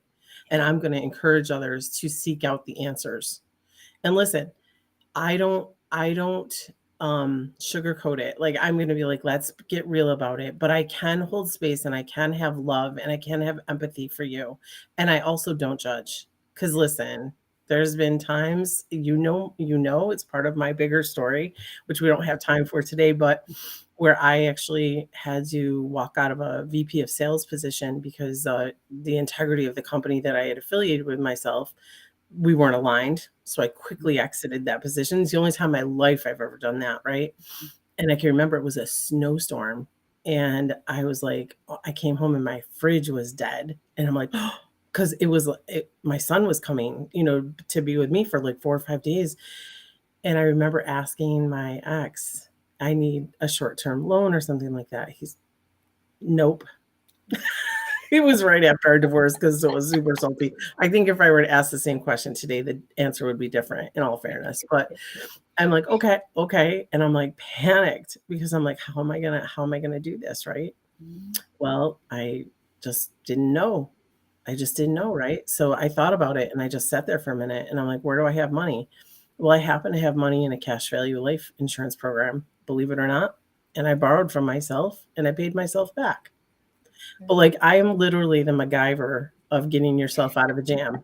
Like, if you're in a jam, call me, because I guarantee I can figure it out, and if I can't figure it out, my business partner can. So it's like, we think of things and I'm like, oh my God, that's genius. I didn't even think of that. But yeah, let's move this piece so we can do this over here. And like, we put these plans up on the board together, and then we bullet test it. Like, I come for him. He puts a plan up and I'm like firing shots at him. And if he's able to defend it, we know the plan's ready for the client. I love it. I love it. Yes. And thank you for sharing. I'm so excited because it's I don't know what is on the other side of what it is that we're going to do together, but I just know that we are just like locked like this, and it's going to be beautiful, and it'll be so impactful because we both serve from our hearts. And I just want to thank you for helping make this happen this year, second annual. And you just touched my heart. You just touched my heart. Yeah. Likewise, like, I feel super blessed, and I will be always grateful for this coaching space, for this speaking space that brought us together. Desiree and Jesse Cruz, me going to that event allowed me to meet yourself, the Unleashed team, so countless people on this call, right? That I just love. Like, I love the work that you guys are doing. Every single one of us is important. Yes. Continue to honor yourself by honoring the gift that God has given you, and continue to honor the call, right? If you take anything from this message today, it's like, honor what's been put on your heart. It's so important for you to do so. We have so many amazing people on this call with us. I mean, Marilyn, I was bawling yesterday, and it's like the third or fourth time I've heard her story. I don't care. I'm like, I freaking love you, Marilyn. Like, I mean, the people that we have around us, Elena, we are beyond blessed. Yes. And what Spencer said earlier really resonated with me as well, which is, create your flowers, bring your flowers closer to you. I say, get rid of people that drain your energy and pull the people close to you that feed you and give you energy. Elena, I'm blessed enough to say that you're one of those people for me. Yeah. And I'm so grateful for you. Love you, girl. Love you too. And I'm so excited about this next year. So thank you. I told you this as soon as we talked about it. I'll always be with you in this. So whatever you want to do with Christmas Widow, I'm here for it. We're just building it all. Let's just get it. We'll talk offline about the foundation formation, because we can also talk to you about that. So there we go. But so excited. So and so that brings me to telling people, go to brokenstronger.com/the Christmas Widow, because you'll find information there. But this I'm going to share this real quick before we move on. But when I came out gung ho to just feed into this nonprofit, and I put money into it. I put thousands of dollars into it that I had worked and I couldn't do it all until somebody was just like, what are you doing? Because you can't like build it all at the same time. Yeah, it needs other people. And I had the christmaswidow.com, and I had been paying for all this stuff, and I thought something's got to give. Like, it's okay to just focus on your family before you can take care of other families. It's like my heart broke because I had other kids, like these widowed kids, like, and I just wanted to give like so much. And God is like, you got to take care of your home. I tell people this, Elena, please put the oxygen mask on first. They say that to you on the plane for a reason. You have to be whole yourself. You have to be in a good spot yourself to be in a place to help others, because I too do the same thing. Like, I want to help others like all the time. Yep. And I like took a step back, and I'm like, you're going to get there and you're going to have a bigger impact, Julie, if you focus on creating a really strong foundation for yourself, for your business, for your family. You'll be able to impact more people because you'll have more resources, right? Yep. You may have more knowledge. Like I may be the knowledge broker that helps other people to do big things, right? So if you think about it in that respect, and you think about long-term impact, I think it can shift your mindset, right? And I think that that's a huge thing. Just for everyone today, I appreciate everyone that's been with us today. If you need help, like, you all get a free 30-minute consult with myself and my partner. We're at www.breathecapitalplanning.com. And it's breathe like I'm breathing for a reason, right? We want you to take a breath. We want you to like let it flow. There like you go. your financials shouldn't like put you in a panic. We're here for you.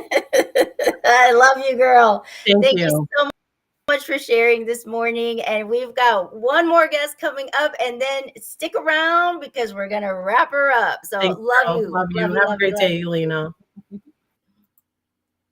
All righty, folks. We have Martin. Good morning. How are you? Good morning. Good morning. I'm excited to be here. I'm so happy to be here. I feel great. And I'm very honored to be the one that's going to be wrapping up the show with you. Yes, you are. And this is just proof to show the power of connection and the power of impact, because you and I only had a first conversation, not a virtual coffee. We'll call it like our virtual coffees. And, you make these connections and it's just like, hey, yeah, come on, this is what I'm doing. And so tell people where you're from, introduce yourself and let us get to know you before we dive into some good story stuff. Absolutely. So first thing is, Elena, thank you so much for putting this on. It's really a wonderful thing. So thank you for that. Everybody that's watching, we are so fortunate to be in the presence of such a beautiful woman like you, Elena. Thank you so much. So my name is Martin Salama. I live in Brooklyn, New York. I'm known as the architect of the Warriors Life Code. And for me, life is everything that I do in my life. And it stands for live incredibly full every day. And down here by the sun, in the summertime, I'm down by the Jersey Shore. So I'm pretty close to you. Yes. And I'm in Indiana, and so we had talked about like there's more than corn in Indiana. Yeah. So the acronym live incredibly full every day. Right. Okay, that says it all. Yeah, right there. And I'm talking about happy and meaningful. Yes. It's in bringing everything together, being a happy life, but a meaningful life. So people say, what does that mean? Well, to me, happiness is self-love, self-care, even selfish, it's not always a negative word. No, because that's actually the name of my retreat, self-ish. There you go. There you go. So, and people always take it, oh, selfish, you're being selfish. But how can you be of service to anybody else if you're not of service to yourself first? And that's where the second part comes in, being meaningful, not just to the people around you, to your family and your friends, but going out there and making a difference somehow in the world, in your community, in something, and having a meaningful life. Because you could be happy and not have meaning, and you could have a meaningful life and not be happy. So for me, it's encompassing both. Yes. So how did you get into it? What in your life said, okay, I shift, I need to or have you always done this, or did you make a shift? I wish. But I like to call myself now Martin 2.0. And then ultimately a Martin 1.0. And we had to go back about 15 years to where I started to understand that what I was doing wasn't working out. And that was the summer of 2008. A lot of stuff happened in 2008. Well, my wife and I were working on a project for about 5 years to build a multi-million-dollar health club at Tennis Center in New Jersey by the Jersey Shore. And we had worked on it for 5 years because it took us that long to find the land, decide if it's the right thing to do, go get the architects, the engineers, do all that stuff, then go and find, get the town to say, okay. And they're like, okay, you got the engineers, you got the architects, now go get civil engineers for traffic, for parking. If it was 2006 or 2007 when they gave us the approvals, walking into the bank those days was kind of like walking into Costco. They were handing you money. Like the ladies hand you the samples. That's what it was like. That's what it was like in the bank. Oh yeah, you want a loan? No problem. I refined my house 2 or 3 times between 2003 and 2007 because they kept on saying, okay, we'll up the value and all that. I'm like, great. And when you're ready, when you got all the approvals, come back, we'll approve it and you'll get going with your $15 million project. So now it's the summer of 2008. I'm over $3 million into this project between myself and my investors. Walk into the bank and they're like, yep, we're not lending. I'm like, what are you talking about? You said you'd have the money for me. Well, things have changed. A month later, Bernie Madoff, subprime loans, the world falls apart financially. And just like that, my entire financial world fell apart personally as well. Wow. I stopped paying my mortgage. I stopped paying my car payments. A few months later, my son says, Dad, look outside. They're towing out your car. I was like, that never happened before, but that's what happens when you don't pay things. You know, we were foreclosed on, but because New Jersey was so backed up in foreclosures, it took years till they finally took the house away. Wow. And it took me about a year to get out of this situational depression. I was like, I lost everything. I have to start all over. And my family was helping and all that, but I was still down. I went to therapy. I went to coaching. And about a year later, I finally came out the other side. I said, okay, what do I want to do with the rest of my life? And I decided I didn't want to be in business anymore. I've been doing that my whole life. I wanted to do something that was better for me, better for the people around me. And I thought about it, and I decided that what I loved doing all my life was being involved in community events. And I was a leader. And what made me the leader was because I understood that people would come in and say, well, I don't know what I can do. And I would show them what they can do, even in a few hours of time that they would give. I can't do what you're doing. I said, I'm not asking you to do what I'm doing. Do whatever you think you can do. And I realized I was a life coach. I was coaching them through this process. So I said, you know what, let me go get certified. And about 2 or 3 months before it was time to start the training, it was my 24th wedding anniversary, which happens to come out the day after Valentine's Day. Okay. And she tells me, I'm done. I want a divorce. Oh. I'm like, whoa. Now, to be honest, I knew it was coming, but the inside of me never really wanted to believe it. And that was the day after your anniversary? It was my 24th wedding anniversary, the day after Valentine's Day. Like, what timing? For 364 other days, she could have said this to me. Okay, yeah. But you can imagine how I was feeling. I felt abandoned, dejected, angry, every negative emotion you can think, that's what I was feeling. And I was like, why does everything keep happening to me? That was my mindset. I was looking to blame everybody else and say, why is everything happening to me? But looking back now, other than our 4 children, I think it was the best gift she ever gave me, was giving me that kick in the pants and say, you know what, this isn't working. We got to move on. And I decided I was going to still go through life coach training. And that was one of the best decisions I ever made, because it let me understand what was holding me back. And what I came out learning was that for the 40 years previous to that, since I was 10 years old, I was a people pleaser. And as a result, there was a lot of other things that came with that.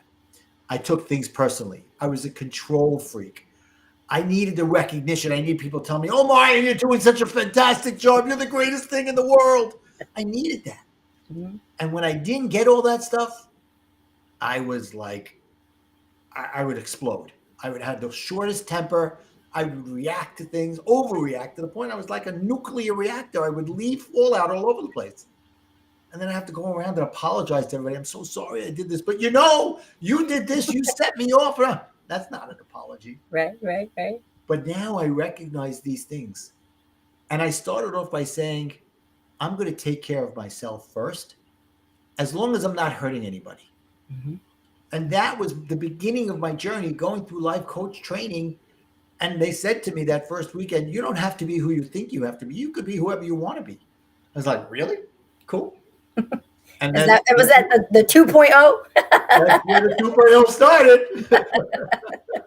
And I love, because you said something like, why is all of this keep happening to me? And earlier this morning, we had Justin Danforth on, and I had wrote down, when he started looking at things, that this is happening for me. Right. Even though you don't see it at the time, but things like that really are happening for you if you choose to step into the purpose. And now, you know how I look at it? It's that as much as they're happening for you, they're happening through you. Yeah. It's how you decide you want to move forward. And what happens is, if you do it through you, then you're taking the responsibility and saying, whatever comes out is because of the effort I put in. And then you go from there and you build on that, and you say, If something bad happens, what's my responsibility in there? If something good happens, how can I grow with that? How can I learn from there? What did I do that made it that good? And how can I continue to do that?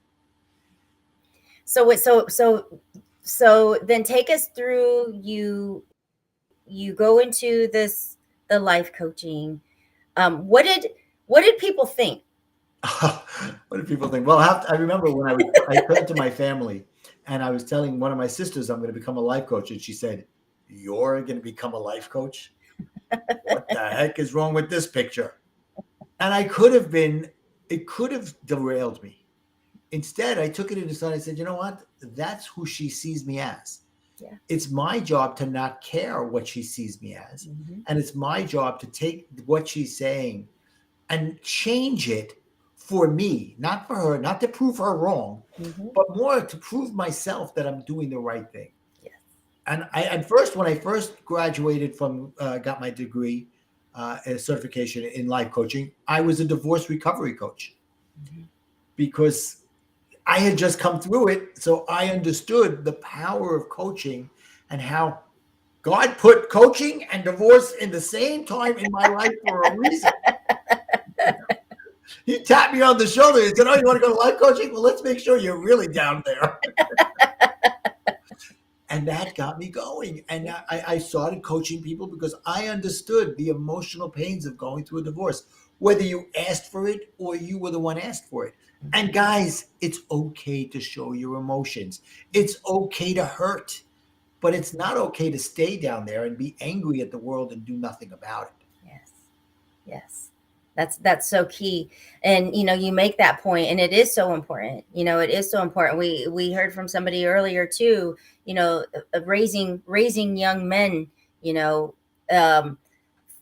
years ago, or in culture, and all the things. It's like you just stuff it down, and you just stuff it down, and it's like, we've got to talk about these things. It's Yeah. okay to have emotions. You're an actual human being. It's okay. Right, exactly. I mean, I grew up in the 70s and the 80s, and back then, men never were allowed to show their emotional side. They were never allowed to be sensitive. They had to be, in the 70s, there was a word called macho. I'm like, what are we all going around being like the village people? Macho man? No. But I was never like that. I was always the sensitive one. But it was looked down upon. You don't ask for help. You buck it up and you figure it out on your own, and you just go and never show your side, your sensitive side, because people will see you as weak. Well, thank goodness for someone like Brene Brown, who brought the word vulnerability out of the closet 15 years ago, however long it was, 12, 15 years ago. Yeah. Because guys, it's okay to show your vulnerable side. That doesn't mean dump on everybody and say, "Oh, this is all the problems I have in the world." Find the people you care about. Find the people that trust you and that you trust, that you can open up to and say, "I'm struggling. I need help," whatever it is. Or I'm working on something and I can't figure it out. It's okay to reach out and say, "I need some help here." Yeah, for sure. And it's, asking for help is like the hardest thing, and this popped into my head, because somewhere, I think, how I grew up, I almost feel like I was the guy. just I was the girl. Yeah, I'm not the girly girl. It's like, just stuff it down, buck it up, figure it out, pick, roll up the sleeves and just go. Like, I've always had that, thing about me. So I've never been the sensitive one. I mean, I have the sensitive side, but when it comes to my own personal self, asking for help, and I'm saying it out here, like, is the hardest thing. How does one, like, on that topic alone, how do you get through that piece? Well, for me, I think it came through some of the realizations I had and those aha moments. Because number one, you have to be open to hear what people are telling you, to hear what's going around you. Like in coaching, when you're going to get coached, you're going to get coached for a reason. You know there's something going on there, right? So as a people pleaser, I would always rationalize that the things I was doing was for the right reason. Okay. But what I was doing was I was saying it because it was all for the greater good. I was trying to make this person happy and that person happy. And what I've come to realize now, and this is a word that I've turned around and trademarked is that the word, and I recently came out with a card deck, and it's called the Warrior to Warrior card deck. I tried to pick it up and they all started falling out of my hands. I love it. And one of the cards talks about the word rationalize, that it's 2 words, rational lies. Whenever you think you may be doing something that goes against your values, you will rationalize all the reasons why it's okay. What you're really doing is lying to yourself that it's rational to think that.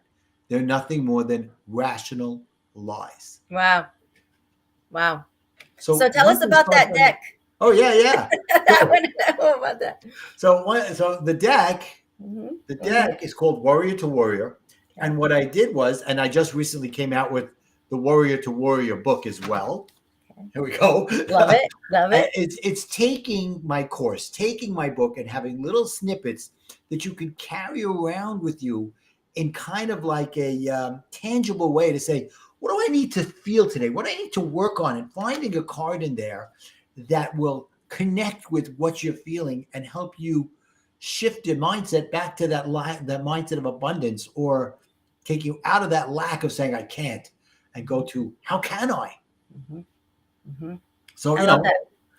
So are those available? Am I rationalizing today? Am I saying a rational lie? Is one of the ideas. Yeah. Are those available? Like, where can people find those? Because that would be interesting. Fantastic. Well, thank you. All you need to do is go to connectwithmartin.com. And when you go there, you'll see a bunch of links. One of them will be for the card. Another one will be for the book. You could also click on a link to have a 30-minute conversation with me. There's free gifts there. So we make it easy. So one-stop shop, one-stop area. Connectwithmartin.com. I love it. All right. So we're here to spread hope and inspiration. Yeah. So we know a little bit about who you are. We know a little bit about how you've transitioned into the 2.0. Yeah. Now, if somebody's listening right now that really feels like screw up, that they've got no hope, that, you know, just go on to the next person because I'm like, just help them. It's too late for me. I'm a like, lost cause. Yeah. What would you say to that person? I would say to you, number one, nobody's a lost cause. Okay. You are not alone. What you're feeling, there are other people out there feeling it too. And it's okay, as we said, to reach out and ask somebody to help you get through it. And what's great about somebody like a coach, not just me, any coach, is that they're objective and they're supportive, and they'll also hold your feet to the fire when you're not doing what you need to do in a loving, supportive way. For example, when I was going through my divorce, I'd go to my sisters or whatever, and they'd come to me and they'd start telling me things. And because they were my sisters, deep down inside, I felt like I was being judged. And it wasn't because they were judging me. It was just what you feel when you have family around you, family, friends, whoever. I'm using my sisters as an example, but there are others that you still feel like, you don't know what I'm feeling. You don't get it. You know, it's the defensive mechanisms that come up. So when you have somebody like a coach in your corner, right? Number one, they're there to support you. Number two, they're objective, and they're not going to judge you. Even if the other people are not judging you, these people that are in your coaching corner are there for you only. They have no hidden agenda. Even if they didn't, you think they do. You know, your family, your friends, whatever. Yeah. And you're like, okay. And then the coach, what I love best about a coach is those things, but then they're an accountability partner.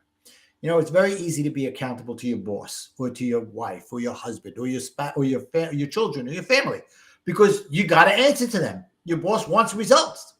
But when it comes to yourself, it's easy to rationalize that, okay, I don't have the time for myself or whatever, so I won't do it. Mm-hmm. So by having that coach in your corner, now you set up a meeting with them and you come through things, and at the end of the day, the coach says, okay, this is your homework. Go do this, this, and this, and come back and report. Lots of times they come back to me and they say, you know, I wanted to do it because I didn't want to disappoint you. I'm like, number one, you'll never disappoint me. But number two, do it because it's for you, and then come back and tell me how good you felt because of it. So I'm there to be accountable to make sure you're doing what you say you want to do. You know, that just makes me think, like, you know, they're dragging their feet and they're like handing you their homework, like, here, like if it's for you, you know, and it's like, let's like figure this Right, out because here. that's the mindset we were taught when we were kids. Let's get the homework done just to keep the teacher quiet. Yeah. The teacher We should got be a telling we us got a in a comment way in that here. I want to read this. I gotta lift my glasses up. Oh, okay. So we've got Gina saying, I hope you will add the speaker's contact info all in one place. I've listened to everyone, but okay. So yeah, we'll get everybody's info. Cool, But cool. Yeah, a lot of comments. Got a lot of people watching. I'm so excited for you. Yes, no, this has been absolutely amazing. This is our second annual, so you know, it's again, it's just a blessing, and we're coming in. You know, I'm going to be here. We're almost on the 24 hour, and Wow. I'm like, I love this. Like, I love though to end, you know, with you and making me laugh, and you know, I'm gonna know you now as Martin 2.0. I hope you know that. Hey, listen, I love it. I love it. And you know what? Thank you for laughing because you helped me fill my quota. I have a quota that every day I want to make somebody laugh. Well, there you go. And then I turn around and I thank them for doing it because now, number one, I feel good about myself that I made somebody laugh. But number two, I make you feel a little better because it's not just a laugh that I'm just throwing out a joke. I'm letting you know I connected with you and thank you for allowing me to connect with you. I love it. I love it. I love it. So we are going to begin to start to wrap up this amazing event. But before we do that, I know that you put, well, I guess I don't know if you can type in the comments now, but will you be sure to put your link in the comments, because I know people are going to want to check out the cards and all of the things. Like, you know, you're a joy, and I know that even just the message, you know, that you share. So, I put it in private chat. I have to figure out how to do that. I put it in the wrong chat. but thank you to Ivy. Ivy put my link, connectwithmartin.com, right into the comments here. Okay, good. Good. I didn't see this. Perez, thank you so much, Ivy. And then Raul over here, I put his laughter is the shortest distance between two people. Raul, Yeah. I love that. That's so awesome. Yeah, absolutely. That's fantastic. I'm laughing too. Me too, Martin 2.0. Oh, you're a blessing. Thank you so much. You know, this is fantastic. I love reading the comments here. Oh my gosh. And you know, it's been like nonstop, and there's so much to go back and guys, check out Elena's energy. She's been doing this for 20. She's coming up on 24 hours. It's like she started 4 minutes ago. Hey, my lipstick is still holding tight because I got a lipstick company, so it has to represent. So that's it. Like, honestly, the time goes so fast. It really does. And it's because your energy, you feed into, you know, just our hearts are sharing and the love is pouring, and I love it. I love it. It's fantastic. I'm so excited. I'm so glad we connected a couple of weeks ago. Yes. And you mentioned this to me because I'm honored to be here with you. So thank you. I was the perfect anchor. Wow. Thank you so much. I don't think I'm anywhere far. I don't believe in perfection in people. I believe that there's perfection in the world, but people are not perfect. They can always be even a little better. Love it. Love it. So I want to thank you for sharing your time with me this morning and for pouring into all of our listeners. And let's, you know, we'll be connected. And we did it. We did it, my friend. Much love to you. Much love to you, Elena. All right. Enjoy. All righty, folks. It's that time. Can I get a whoop whoop? Can you show me that you're still with me? Can you hit the love button? Is there a love button? Maybe drop some crowns for me because I'm the comeback queen, and we are here. You know, this whole 24-hour live Stream-A-Thon, Christmas in July, is to bring the blessings and magic of Christmas to newly families and their children at Christmas time. And we have taken 2 years again, you saw me come out, you saw me figure it out, you saw me get confused. Like it's been a process, and it's a gentle process, and I've been kind to myself through this process that now it can be enjoyable. And I've given myself permission to say, you know what, I need help.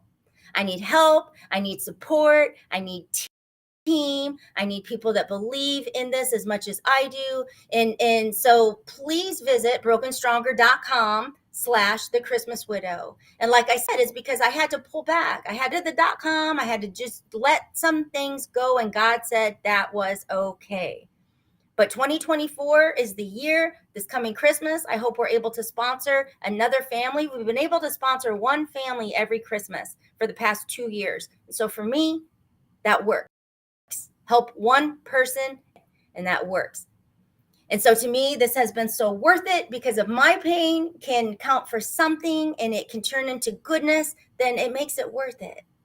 And so I want to thank every single one of you that showed up, that shared your time, that shared your story, that shared your heart and your love, not only with me, but to every single person that has tuned in from around the globe over these past 24 hours. It's absolutely fabulous. It's absolutely amazing. And you guys, this is the power of a dream. Some of you may know and some of you may not. This whole idea came while I was just, what am I going to do, God? What am I going to do about the Christmas widow? Why? Because I still didn't know for help. I was still trying to figure out how to do this all on my own. So I'm on my exercise bike and I'm just like, what do I do? What do I do? How do I get the word out? And Jerry Lewis pops in my head. And, you know, I remember watching Jerry Lewis telethon at my grandma's house. And so I'm on my exercise bike and I'm like, Jerry Lewis, like where in the heck did Jerry Lewis pop in my head from? But I don't ignore anything. I don't ignore anything. And I'm very creative and I'm very innovative. And I'm like, Jerry Lewis, what do I do with that? What's a telethon? Stream-A-Thon. Is there such a thing? Stream-A-Thon. And here we are.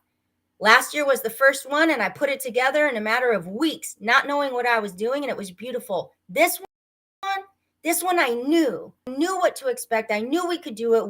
We made it better. We made it bigger, and it feels good.